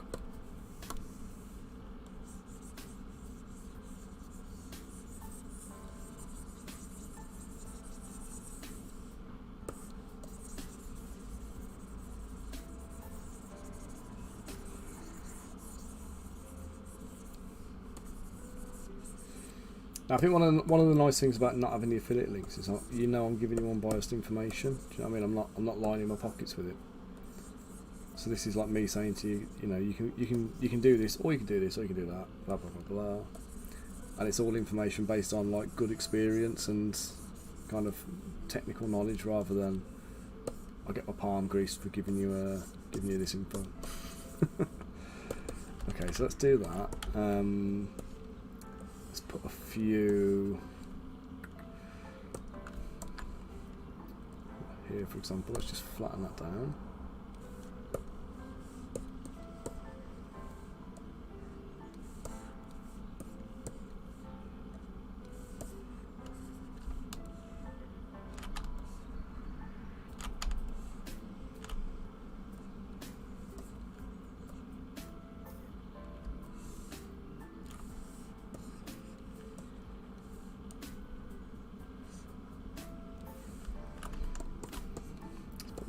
A few little wood ear mushrooms in there.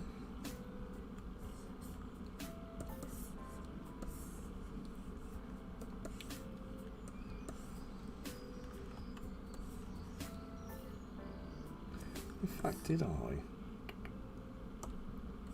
save the mushrooms? Here's a question. Component library.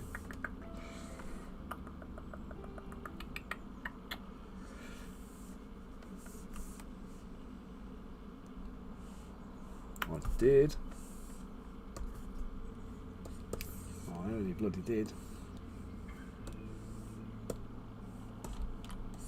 Oh, he's a bit big, isn't he? To be honest, these kind of mushrooms here, we can save them and put them on as a separate thing. So you can do a bit of set dressing after the event. It might be worthwhile doing that, because this is going to get complicated. In fact, yeah, we'll do that. Let's just be sensible here and let's just not do that yet. Okay, so now that I've got the logs and I've got the rocks and I've got a couple of bits of fungus and whatever on there, I'm going to dress the rest of it afterwards. So what I'm going to do is I'm going to just go and merge that down. Okay. It's going to duplicate it, and I'm going to do remove the groups. I'm going to bump the resolution, and I'm going to dynamesh.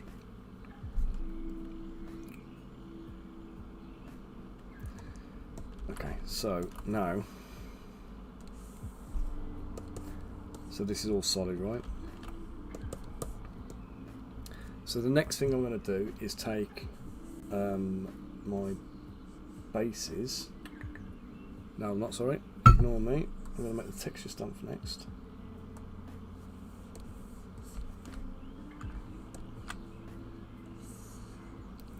So I need something that is a little bit... that's pretty much perfect, I think. Let's just shrink it down off the edges. I'm going to press it into there so it doesn't quite come through the bottom. Doesn't matter if it does a little bit. So I'm going to make sure this is... it's not coming up above. You can see how the texture in here is a lot lower. So I'm going to bump the resolution of this up to about 1200, 1300.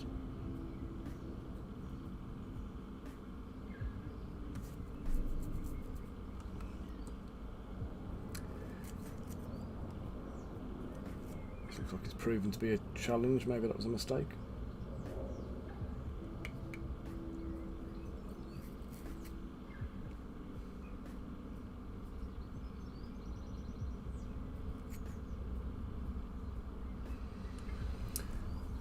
I think I'm going to regret that one. Okay, so 4 million polys. I'll reduce it on the next one, so we'll take it down to about 1,000. That should be about right. Okay, so I'm going to take that. I'm going to place it. Is that no? No, that's the one. Isn't it? Yeah, that's the one. So I'm going to put that below it. I'm going to put that as my Boolean operation. I'm going to put this as my actual thing. I'm going to merge down. And I'm going to redynamesh it just under 1000 resolution now. And hopefully it doesn't die.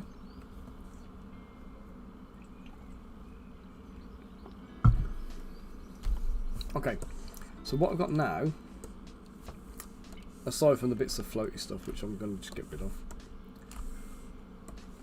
I've now got an inverted stamp. So you could print this out and press green stuff into it and then use it as a texture roller or texture mat for your miniatures. But what I'm going to do, I'm going to import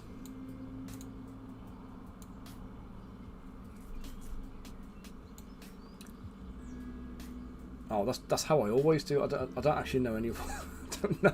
This sounds terrible. I don't really know another way of doing it. That's just how I do things.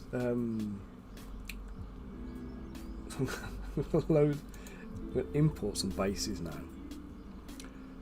So is it my base mesh? Where have I put my bloody bases?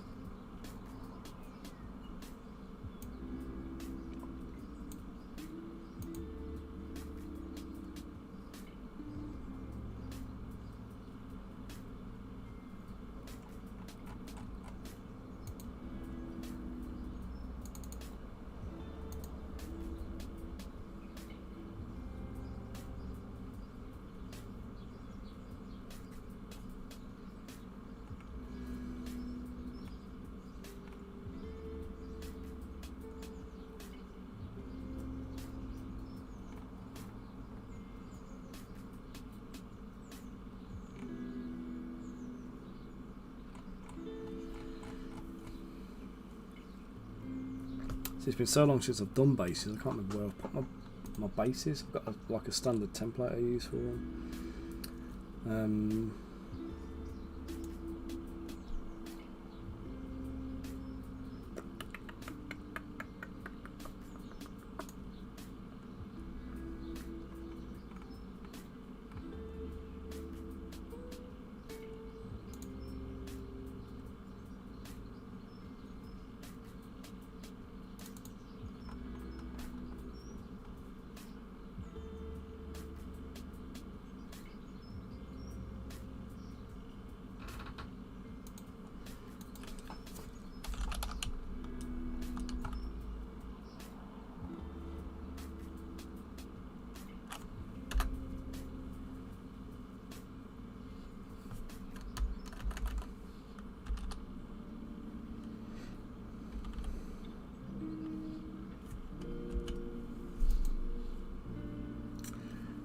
That's annoying. I made a ton of bases as a template and I don't know where I put them.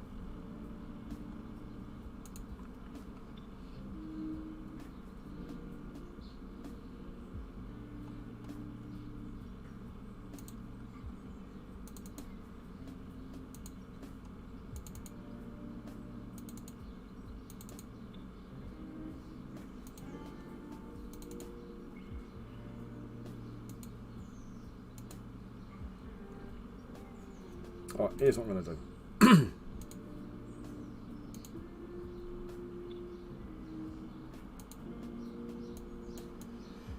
So there's one of my wooden plank bases. Which, come to think of it, I don't think I ever released these. So I've hollowed out the inside of them.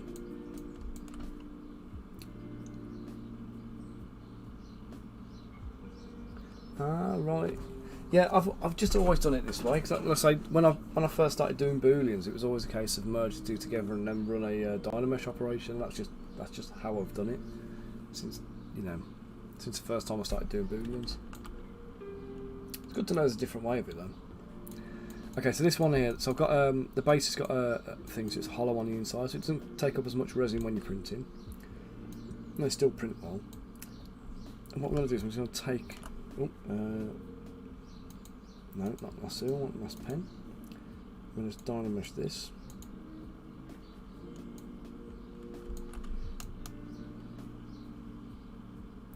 So what I do here is I take this and I'm going to extrude that right up.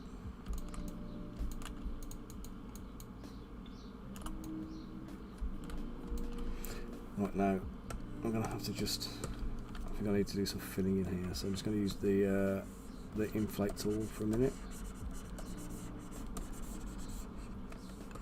It ain't going to be pretty, but it doesn't matter. It doesn't matter because it doesn't need to be. It just needs to not have a hole in it.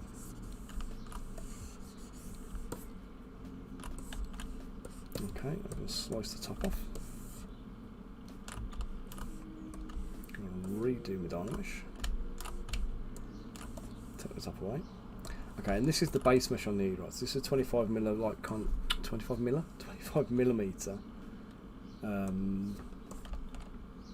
tool that I need. So where is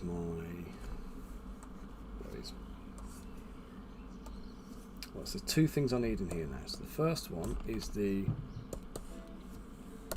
mesh for the base, and the second one is my Boolean mesh for the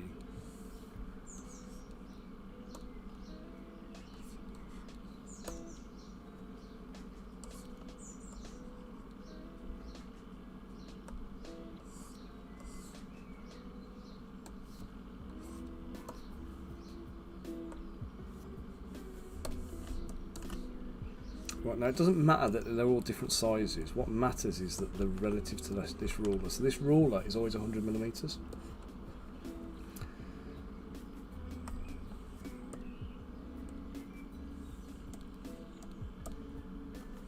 Oops.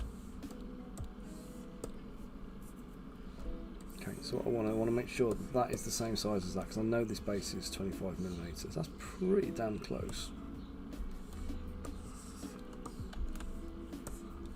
But actually I need them to be a little bit bigger, because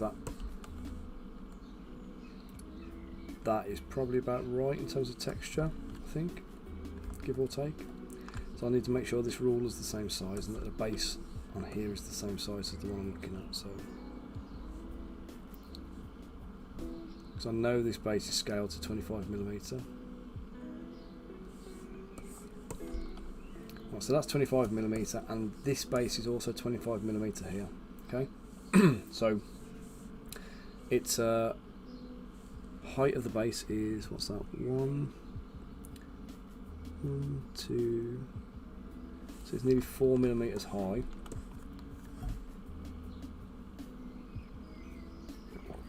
And then the texture is going to be on top of that.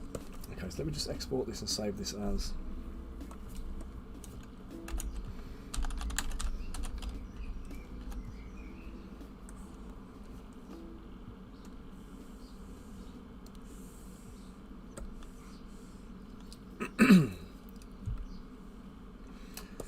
Okay, now with that done, so I think the top's too high, so what I'm going to do is I'm going to place that there, so it's low as the lowest bit, okay?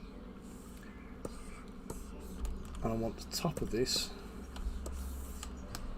to be below the top of there. So I'm just going to slice it there. Okay, we're going to group, we're going to Dynamesh. We'll take the top away.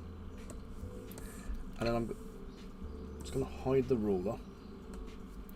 And what I'm going to do is I'm going to position this where it's got some cool texture. Right there. I'm going to copy it. I'm going to place one kind of here.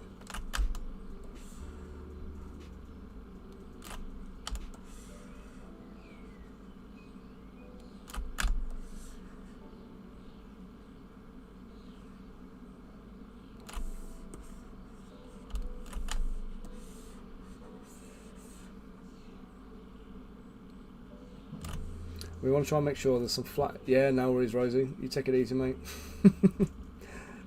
Thanks for chipping in, dude. You have a good day. So I'm going to position these so that I'm kind of getting. I want some detail bits, but I want flat areas on them as well, so we can actually place the models down. You don't want like all textured stuff. So I've got 1, 2, 3, 4, 5, 6, 7, 8. Try and squeeze 2 more out of it.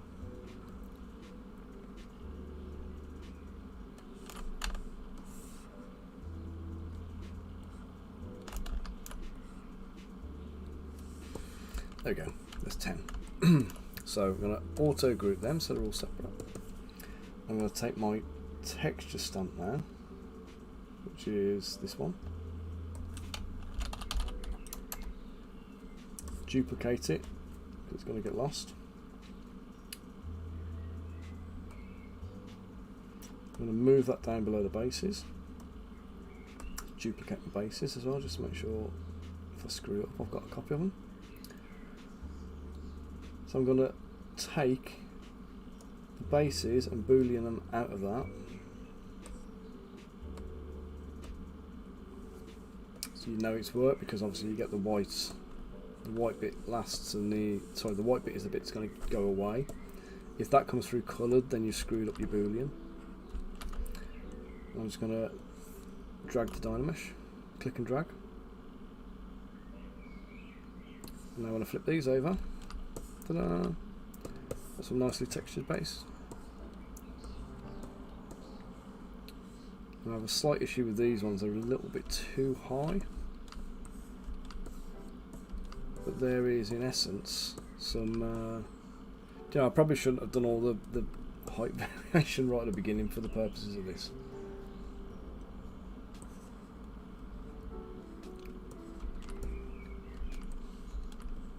But it's all doable. But it's basically just like making a texture roller and then applying it to a model. And you can do it with anything. I've done it with like cobblestones. I've done it with just like earth patterns and things like this. And then obviously once we've done that, like I said earlier, we can take things like the mushroom, and we can go and bring our mushrooms in, and we can plonk a few mushrooms down. So we've got the basic, ingredients for it.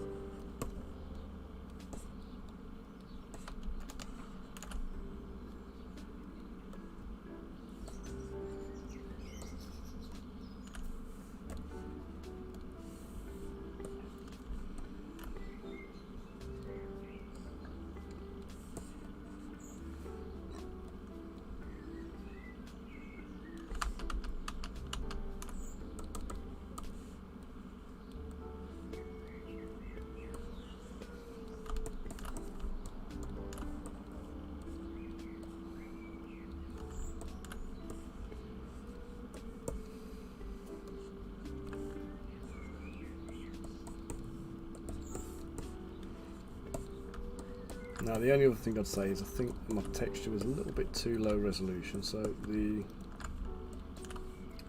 soil texture is a little bit lacking. So I think if I go back in with this,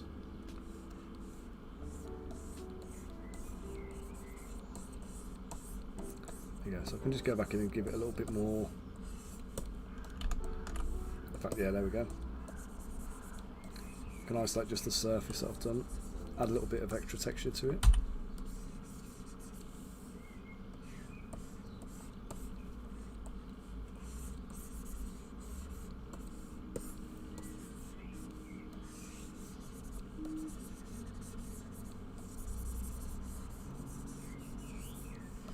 But then this will give you a nice basis to fix your models onto. You see, it doesn't take too long, and you can cheat and you can use texture stamps and you can use like surfaces and things like that. So I've got a load of stuff like that, but I don't tend to. I'll probably use it if I was doing like a desert base. And no worries, Soul. You take it easy, mate. Don't forget to clip the stream and save that bit for later if you need it. It'll be on the YouTube channel though anyway, so don't worry. And thanks for dropping in, dude. Catch you later. Pleasure as always. So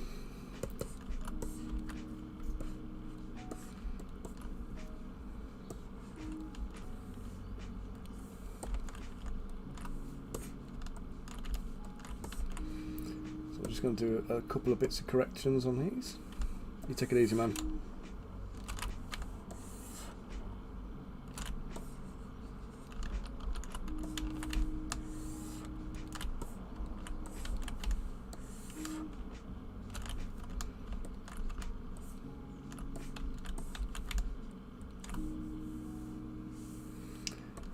Take that, I'm just going to get this piece, I'm just going to lower it down so it actually fills that hole.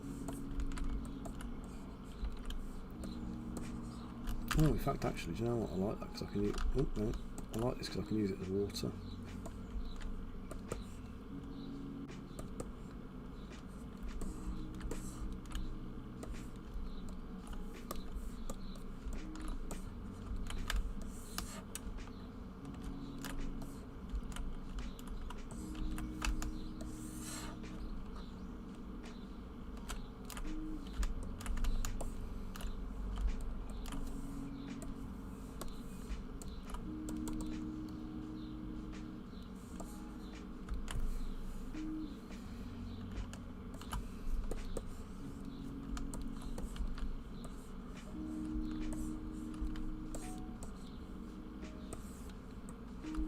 Quite like that, changes it up a bit, doesn't it?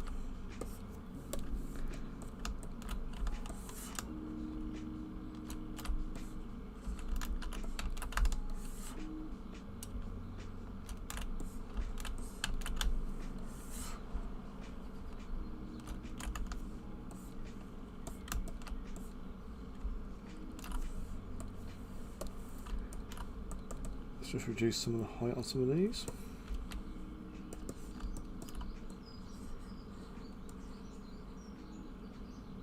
Any others too high? That one in the corner, I think. Yeah, that one needs to come down a bit.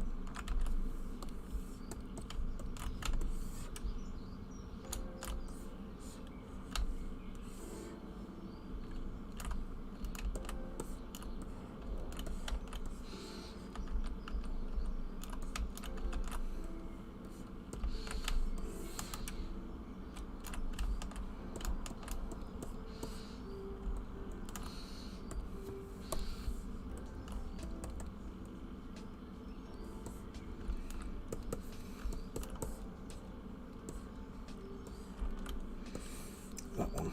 That's definitely too high. Let's slice that one back.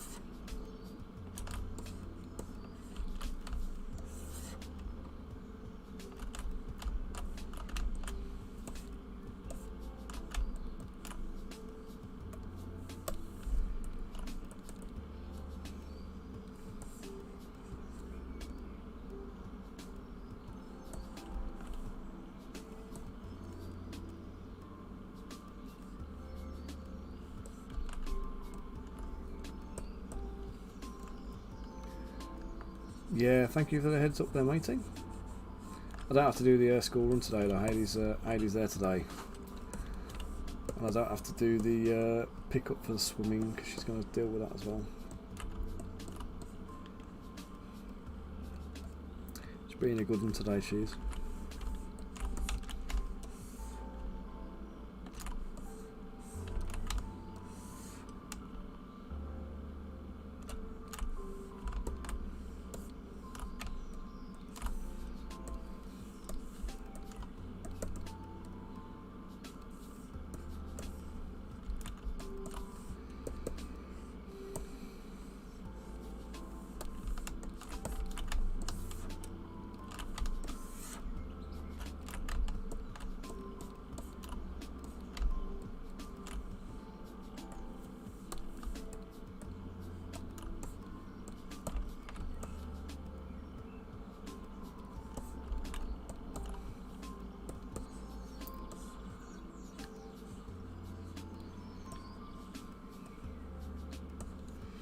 Oh, sorry, I might as well do the last two, hadn't I?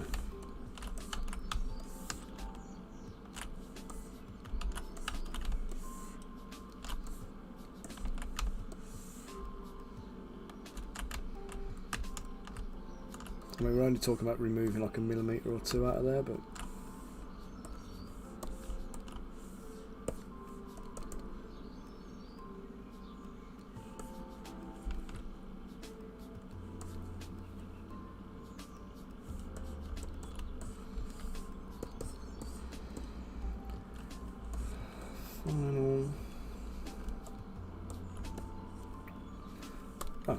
2 more to do something.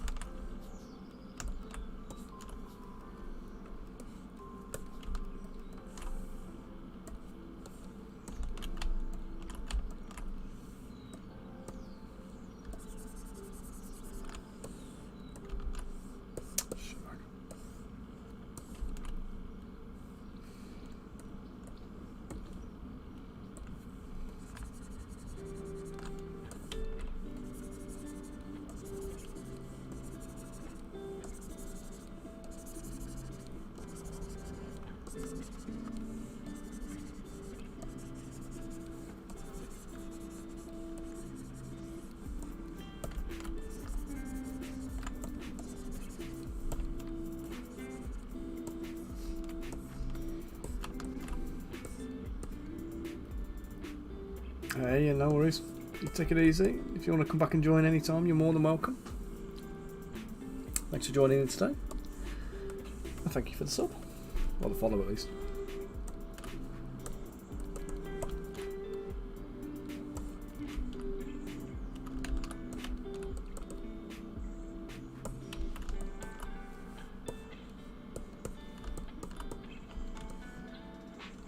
Okay, so they're all done now.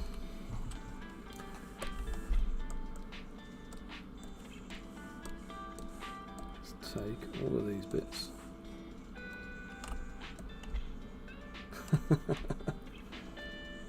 I get you. To be honest, I don't. It's not the subs and the revenue generation is not my main thing here. I do this as a commission and as like my business. So like the sculpting and the mini stars is good, but the subs are always appreciated.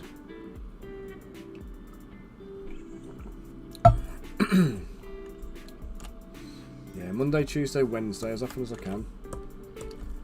Occasionally Thursday and Friday if I can swing it.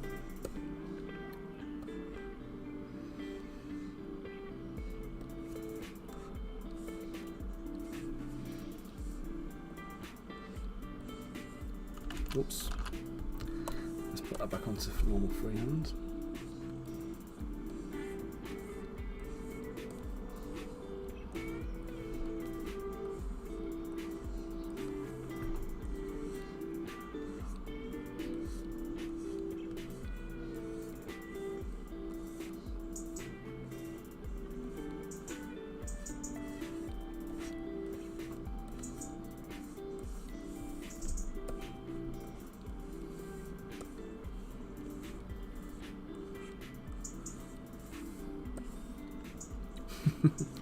That's it. Hold me to task. Make sure I'm accountable for finishing the work.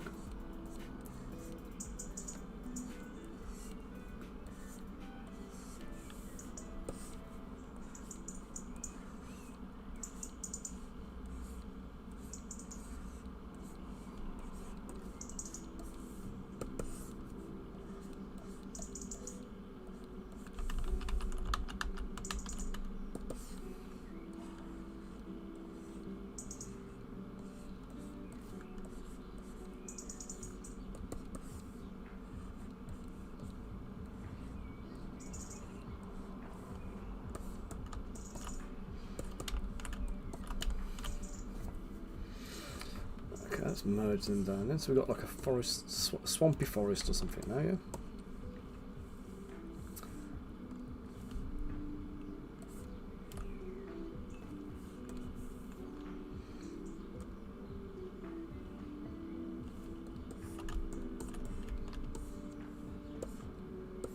Let's turn the mushrooms back on.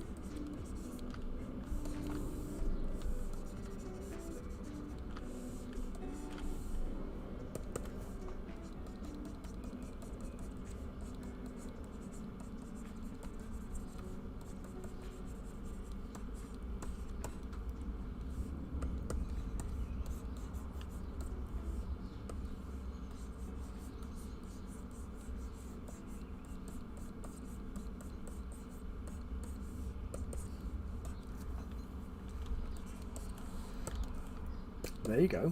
There you go. What?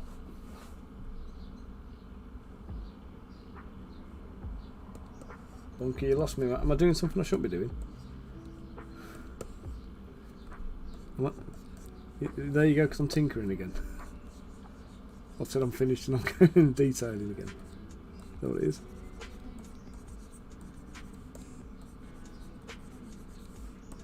Do you know what? I watched a. I didn't watch it. I saw a bit of it advertised. I keep meaning to watch it, but the clips I've seen. There's a program called Is This ADHD on Channel 4 with some bloke who was on like Geordie Shore or Made in Chelsea or something like that. And the clips I've seen of it, it looks completely normal to me, but it's kind of got me wondering, have I bloody got it? Ah, right, there you go.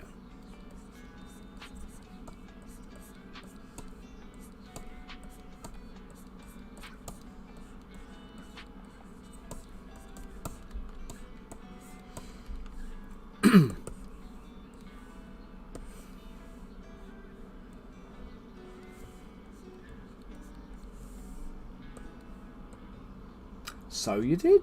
Cheers, Bunker. I didn't get a notification. Well, the notification's there, but it hadn't kind of. There was no like sound to follow it, so I didn't see it come up. Thank you, sir. Yeah, if anybody else has got a Prime sub going begging, you want to throw it in the ring, it's all appreciated. I forget I've got mine, to be honest. I think I normally. I think Red Straw Baby had mine from the last one, but I don't know when I last did it.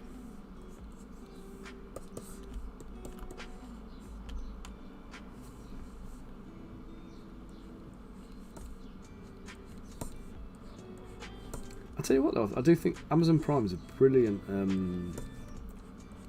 subscription service for what you get, kind of value for money.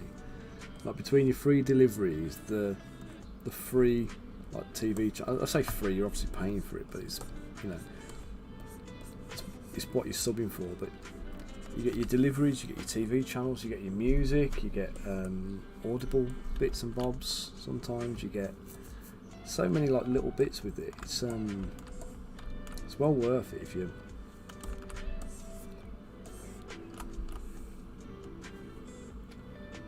Stupid cat, let's bring another mushroom in.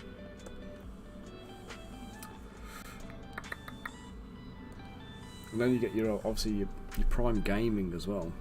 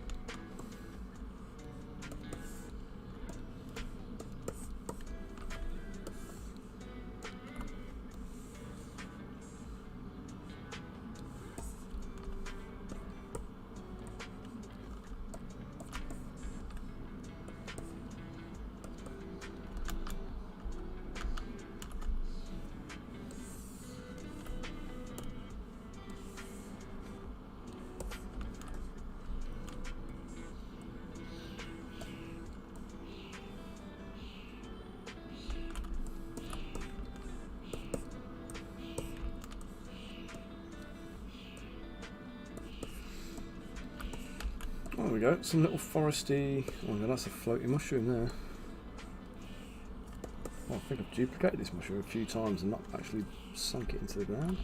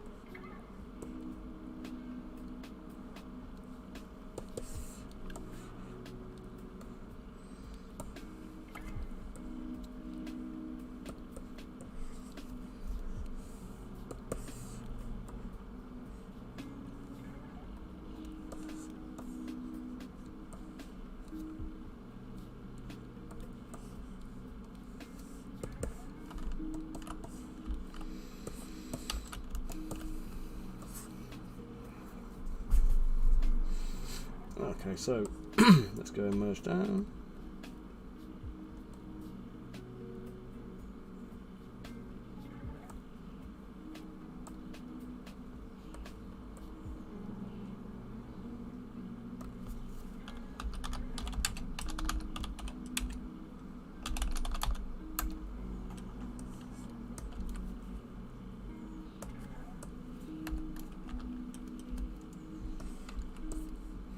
Right, so what I'm doing now is dynamo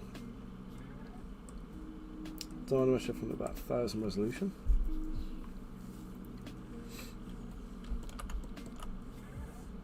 Auto grip lot and split.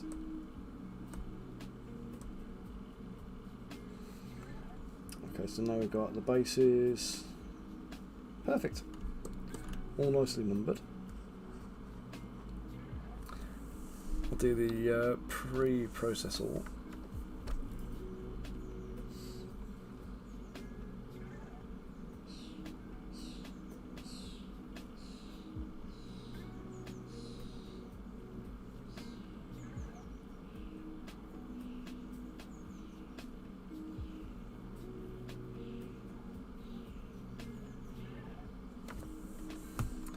Okay, we're going to decimate all.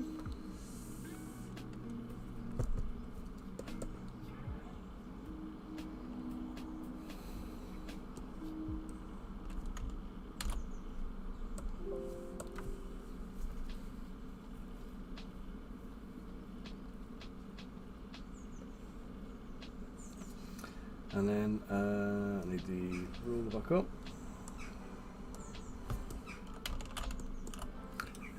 So with that one there, I'm going to export to STL. I'm going to do these as swamp bases.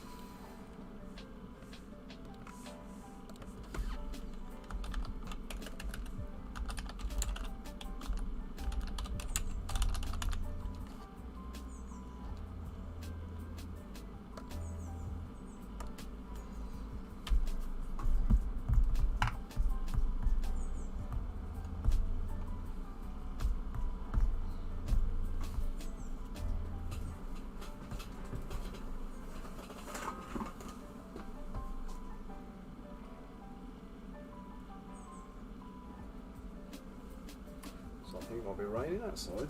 The thunderstorms are about to start rolling in again. So we're due today again.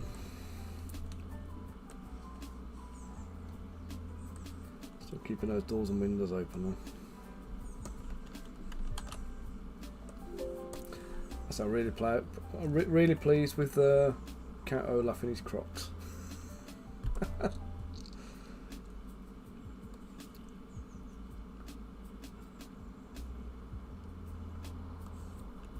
So we've got some bases to go with these guys now. We've got the weapons, we've got Brigand Leader.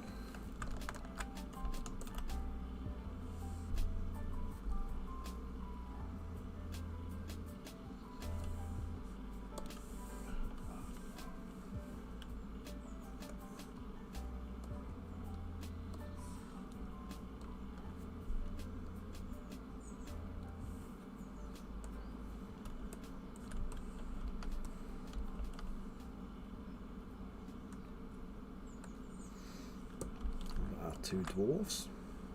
Oh no, he's the basic one. That's them.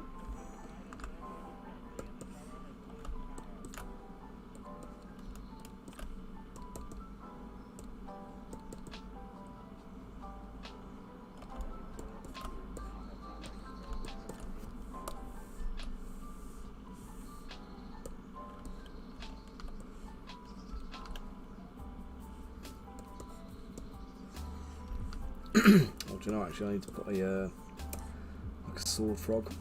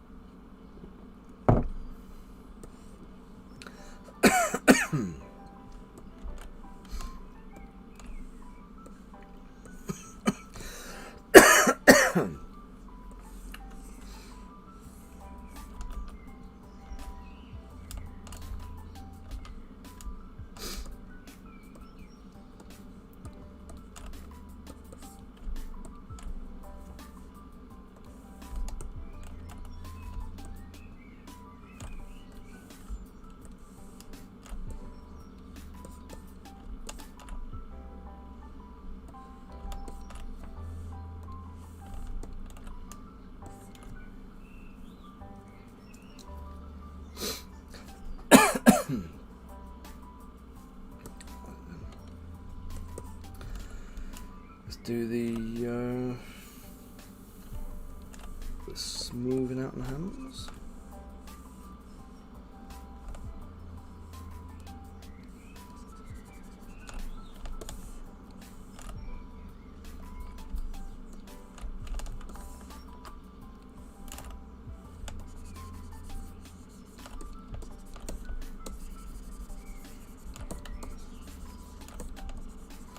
So the fingers and everything on this, they all start as separate pieces.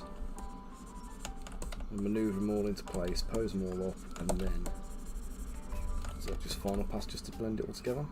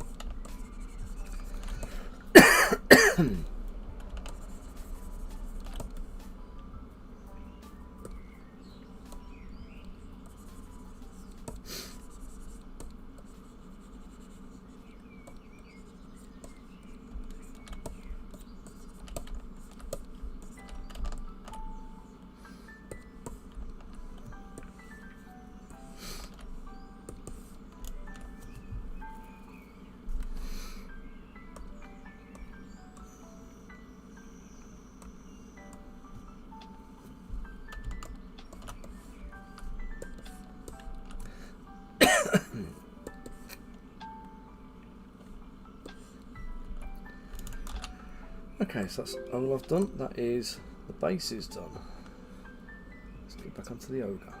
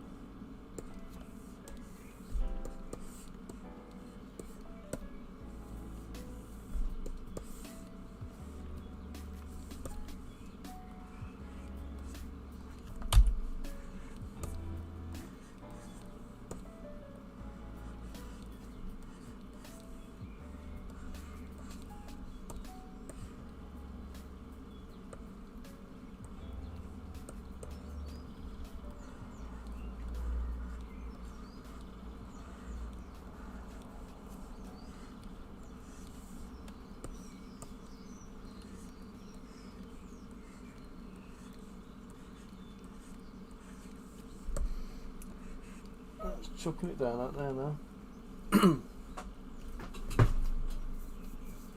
Guys, give me a second. I'm just going to run up to the house. It looks like I've left the back door of the house open. It's raining, so it's going to get wet. Give me a minute.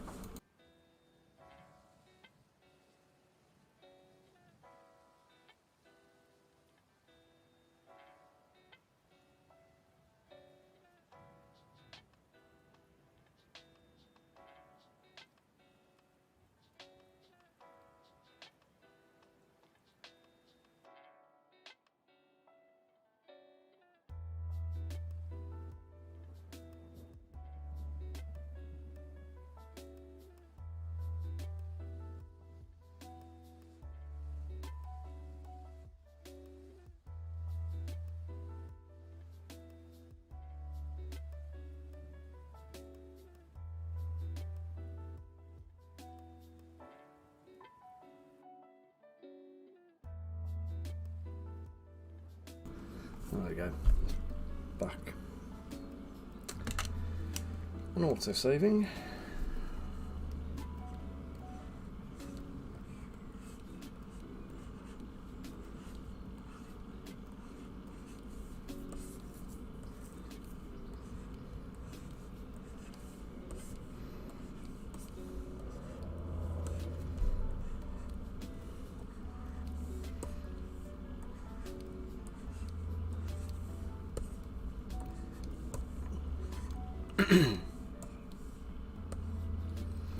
Yeah, I think so. Last night we had major like thunder and lightning, just as we were putting the kids to bed, so that was fun.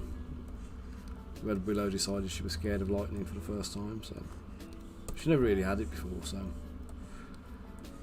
more the thunder I think than the lightning.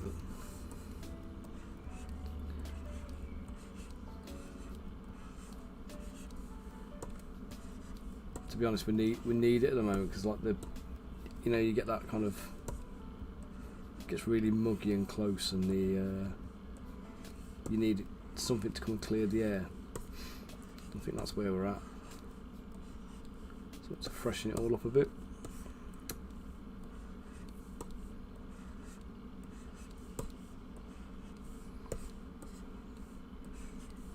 Thankfully, Hayley's taken the car to work with us today. Make sure Jacob's back in time for his swimming lesson. Last week I had to go and run down and pick him up in the car, bring him back, and then whiz him out. But this week she's just taking the car herself, so I don't have to worry about rushing out and trying to pick him up or anything like that.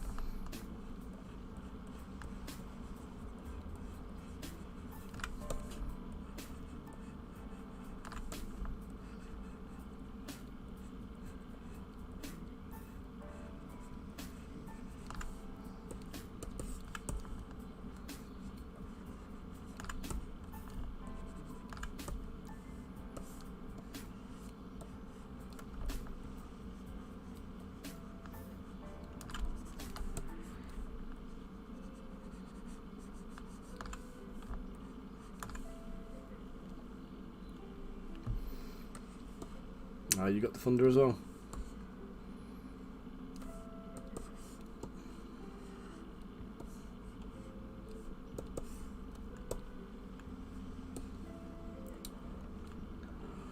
Hopefully it means we can look forward to a nice cool night's sleep.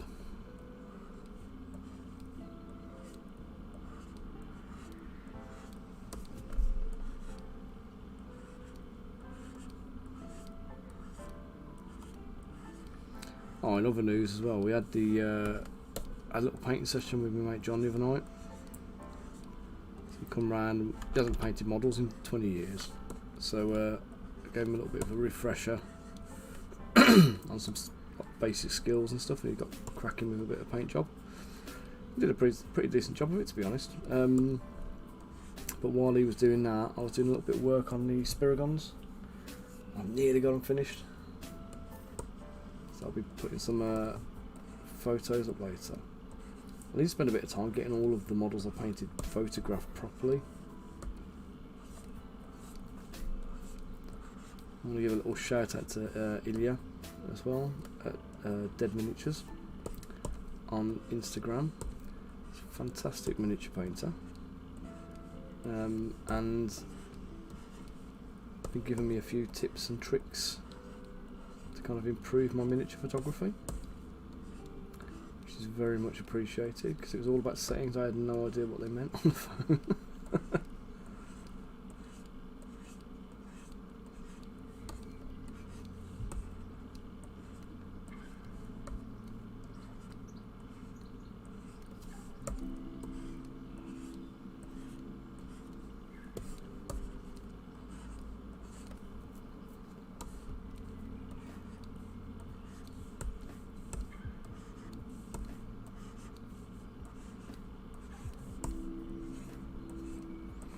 So now I need to put that information and that knowledge to practice.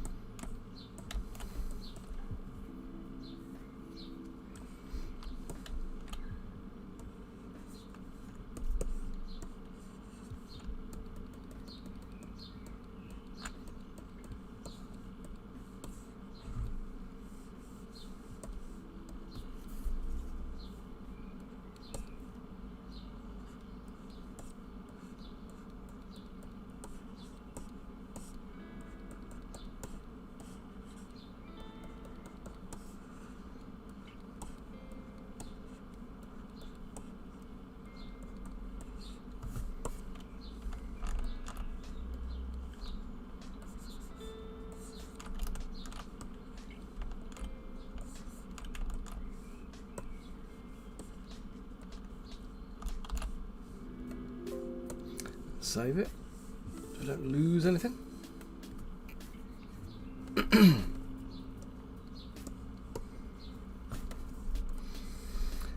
about another 10 minutes and I need to start knocking it on the head, ready for when Ada gets back with the kids.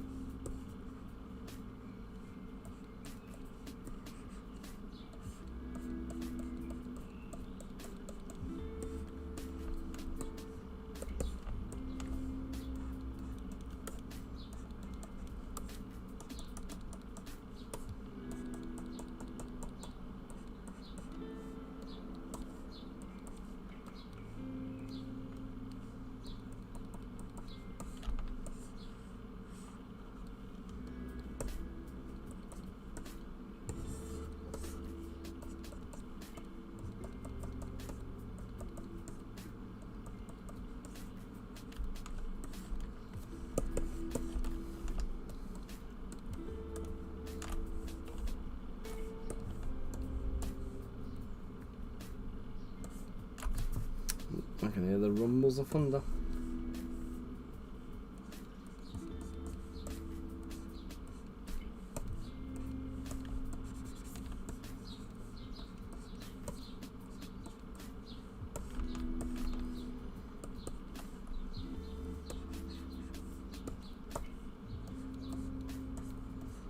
Yeah, it'd be nice, wouldn't it? Wait till they actually get in the house and then start.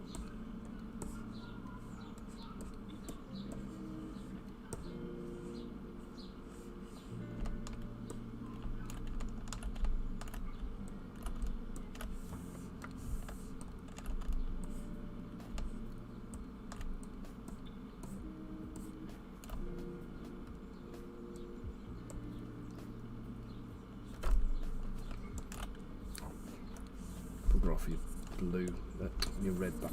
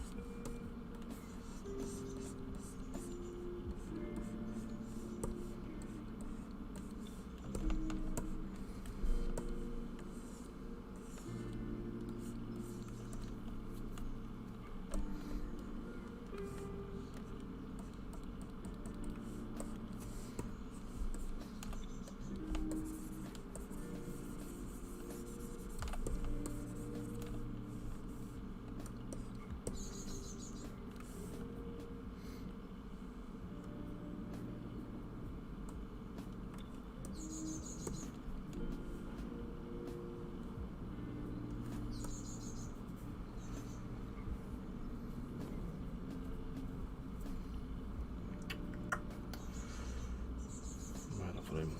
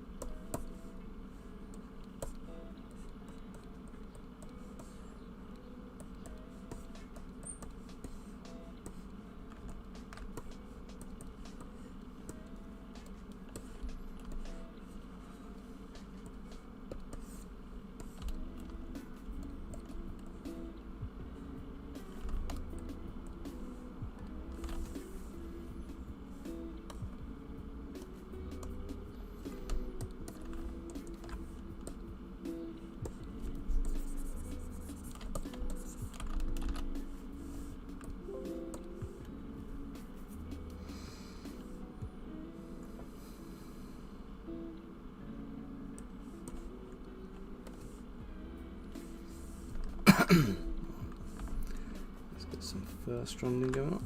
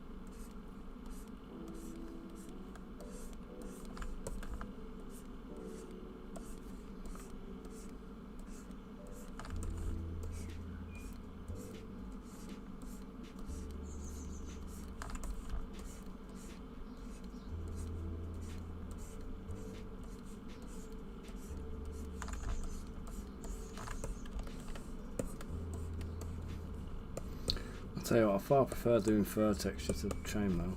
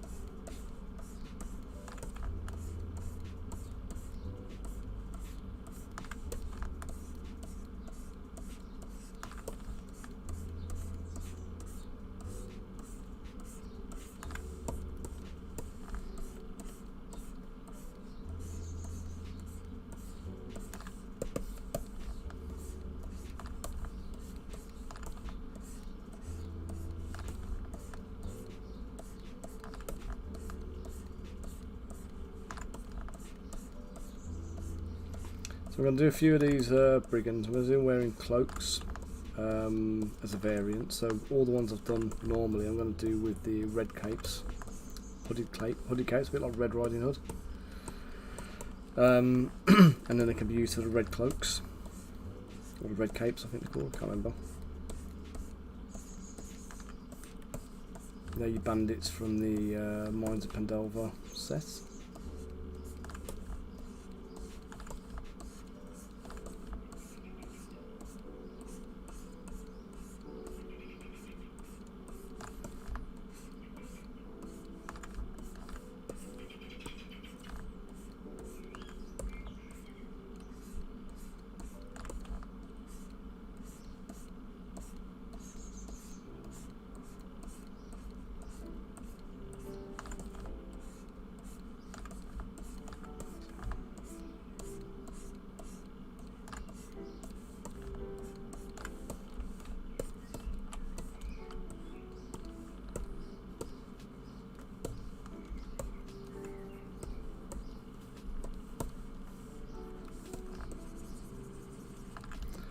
Doing the inside of the coat here. I'm going to do just like an inside skin on these corner bits that you can actually see. I don't need to do it everywhere. Just here, I'm just going to do a little inside skin and make it look like it's just been peeled off something basically, with a bit of leather on the inside, a bit of remaining skin on the fur.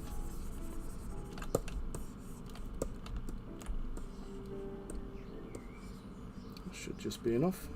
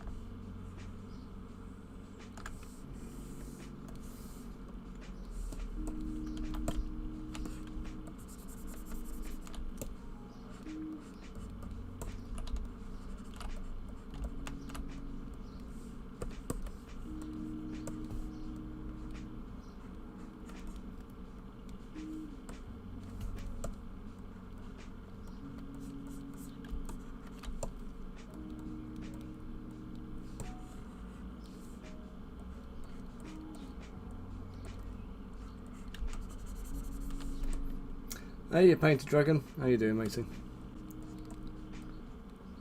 Doing really well here, thank you. Just let me show you what we're working on. So we've got an ogre bandit. Excuse my voice. We've got an ogre bandit. We've done a set of bases, like swamp themed bases, and we've got, there we go, Count Olaf as a croc wearing bandit leader, and 3 bandits to go with him. So I've got another 1, 2, 3 template bandits I've got to kind of customise, pose up and kind of detail up. And I've got to do a female dwarf bandit as well, which will be tomorrow now. And what else? I can't think what else. Just more of the same, I think. More bandits. How are you doing anyway today? Let's get this ogre in. Where have I put him? There he is.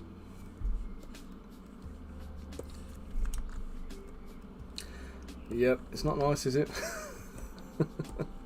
You in the UK too, or you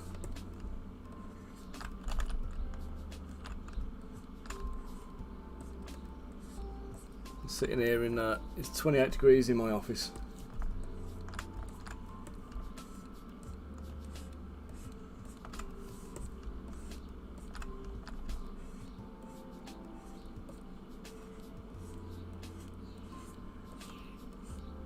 Got the windows all open.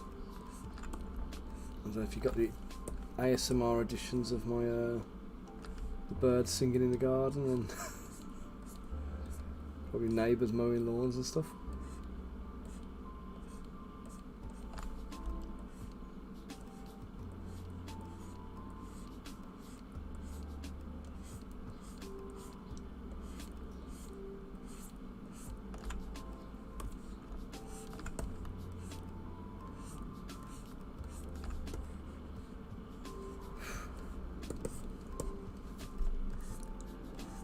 The same, we just got like a thunderstorm rolling in here. It's rained a little bit, and I've heard a few little rumbles.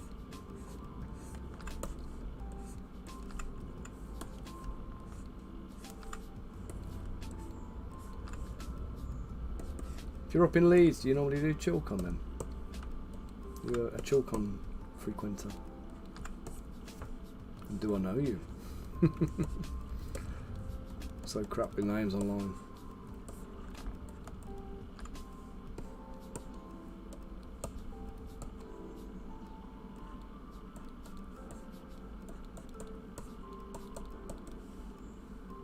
What's that shade at?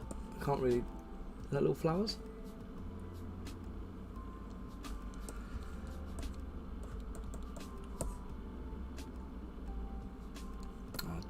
Just outside of Birmingham. So we've got Solihull where they do UK Games Expo. Ah, Yorkshire Rose. So it's so tiny on my screen, I was struggling to actually see what it is.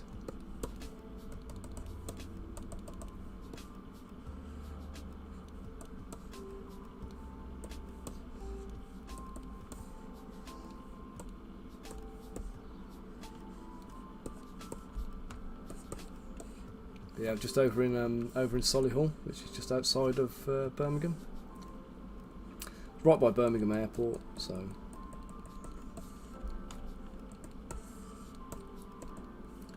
So we just had UK Games Expo last weekend. Was it last week? No, the weekend before. No, was it last weekend? Losing me marbles here. It was recently. That'll do.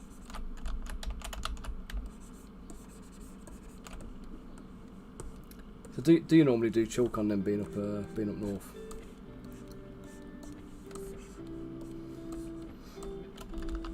Ah, shit.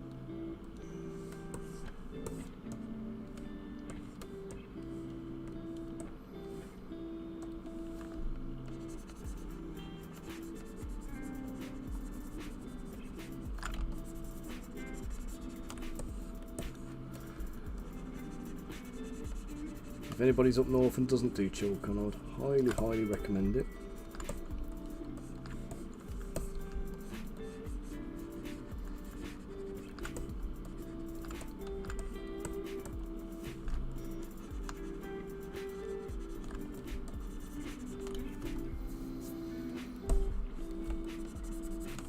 It's a very nice gaming con, all about the miniatures. Some good painting competitions. Ah, yeah.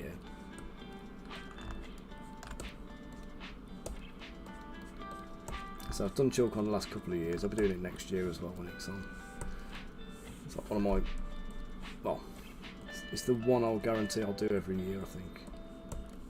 I need to start finding a list of the cons actually and see what's worth doing. Because a few people are recommending things like Dragon Meat to me, and Salute. But kind of being in London puts me off a little bit with those ones.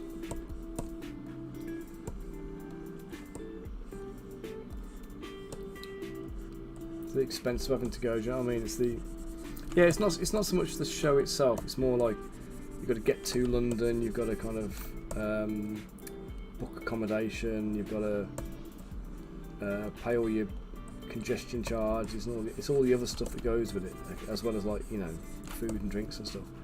All those costs stack up, don't they? So, but for me, UK Games Expo actually works out perfectly because it's on my doorstep. I'm like literally just like 5 minutes away from it. So for me to go there doesn't cost me anything apart from the stand fees if I'm paying.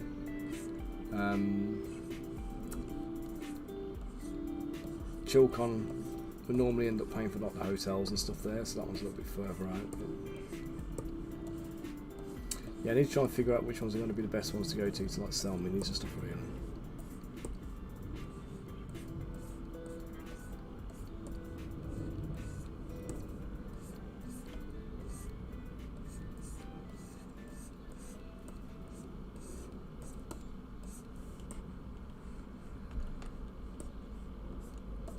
Yeah, it's more the audience, isn't it, than anything else? Because we've got like UK Games Expo, for example.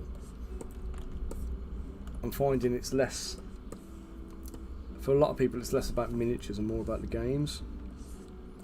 With Chilcon, it's very much about like miniature games and stuff like that. So with UK Games Expo, there's a lot of emphasis on like card games, board games, all that kind of stuff as well.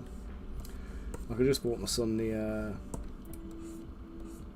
I think it's called Catapult Siege or something like that. It's like a Crossbows and Catapults remake from like the 80s. We have like a little elastic band powered catapults to shoot your opponent's castles with. And they're the kind of games you see a lot of at UK Games Expo. When you're selling miniatures, people still buy minis, but I don't think they're there exclusively for that.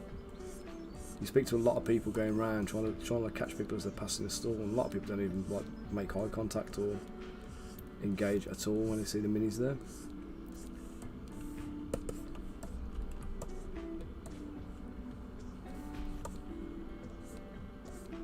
Whereas conversely, something like Chilcon, when we were there, like it was like we were mobbed. Like the minute we arrived, we didn't have like room to breathe. It was just like ram-chopped.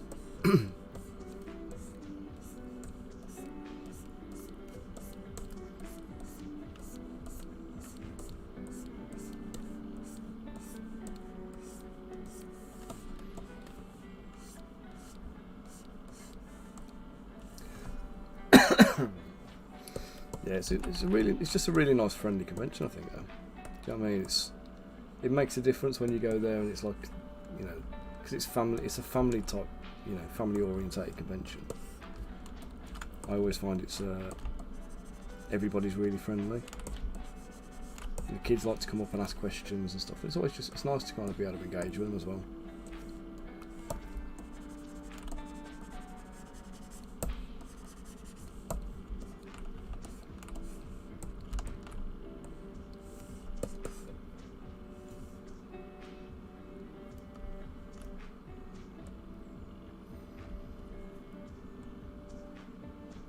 Yeah, long time. I mean, I've been painting miniatures since I was, well, for 34 years now, so that's going back to when I was 5 years old.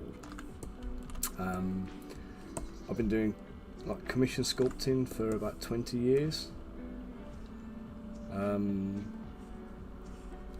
Mostly for like smaller companies, and then I've been doing I've been doing my own miniature range and commissions for other people for since probably 2015, 2016. But my kind of background in the miniatures comes from as a hobbyist, if you know what I mean, rather than as a digital artist. I've kind of developed the digital skills off the back of painting miniatures and then sculpting miniatures and green stuff and all that kind of stuff, and then here I am. But it's a full-time job for me now. I've been doing it for since 2019 as a full-time thing. Sorry, beginning of 2020.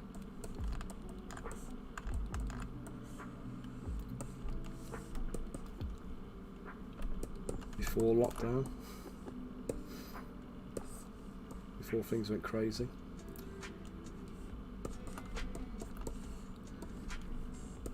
Okay, I'm pretty happy with him. Let's put a few more scars on his body and that.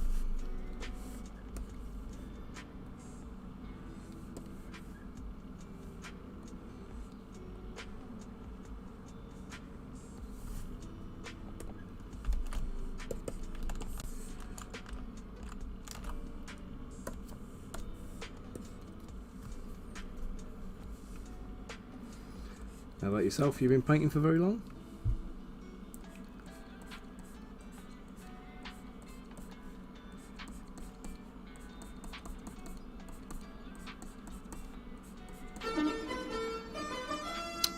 Thank you, Bunker. Thank you for the reminder. Oh god, I'm past my time, aren't I? I've done it again. Right guys, I've just realised I need to be darting off rapid because Hayley's going to be back any second now with the kids. I'm going to have to take Jacob for his swimming lesson. So, guys, thank you for joining me on stream today. Sorry for the very abrupt finish. I just lost track of time and got carried away with what I was doing. I'll be back tomorrow morning at 10 o'clock again. So we'll carry on with this guy, we'll carry on with the ogre, get him finished off with his final details. We'll get the couple more brigands done. Then I'll go and do the cloaks and whatnot on them all. Painted Dragon, honestly, the Discord link that's just above, if you're on the Discord links, jump in there. It'd be lovely to have a catch up and a chat with you later as well. Yeah, definitely worth a chat, I reckon. See if I can get you some contacts too. But yeah, give us a shout, and everybody else, join us tomorrow again. And hopefully it'll be a little bit cooler. I'm gonna have a good night's sleep, and I'll be well rested and not running around like a headless chicken all day. Right, guys, thanks all again. I'm going to raid out because I've got a dash, but I will catch up with you later. So thanks again for joining in with me, and I'll catch you later, taters. See you later all.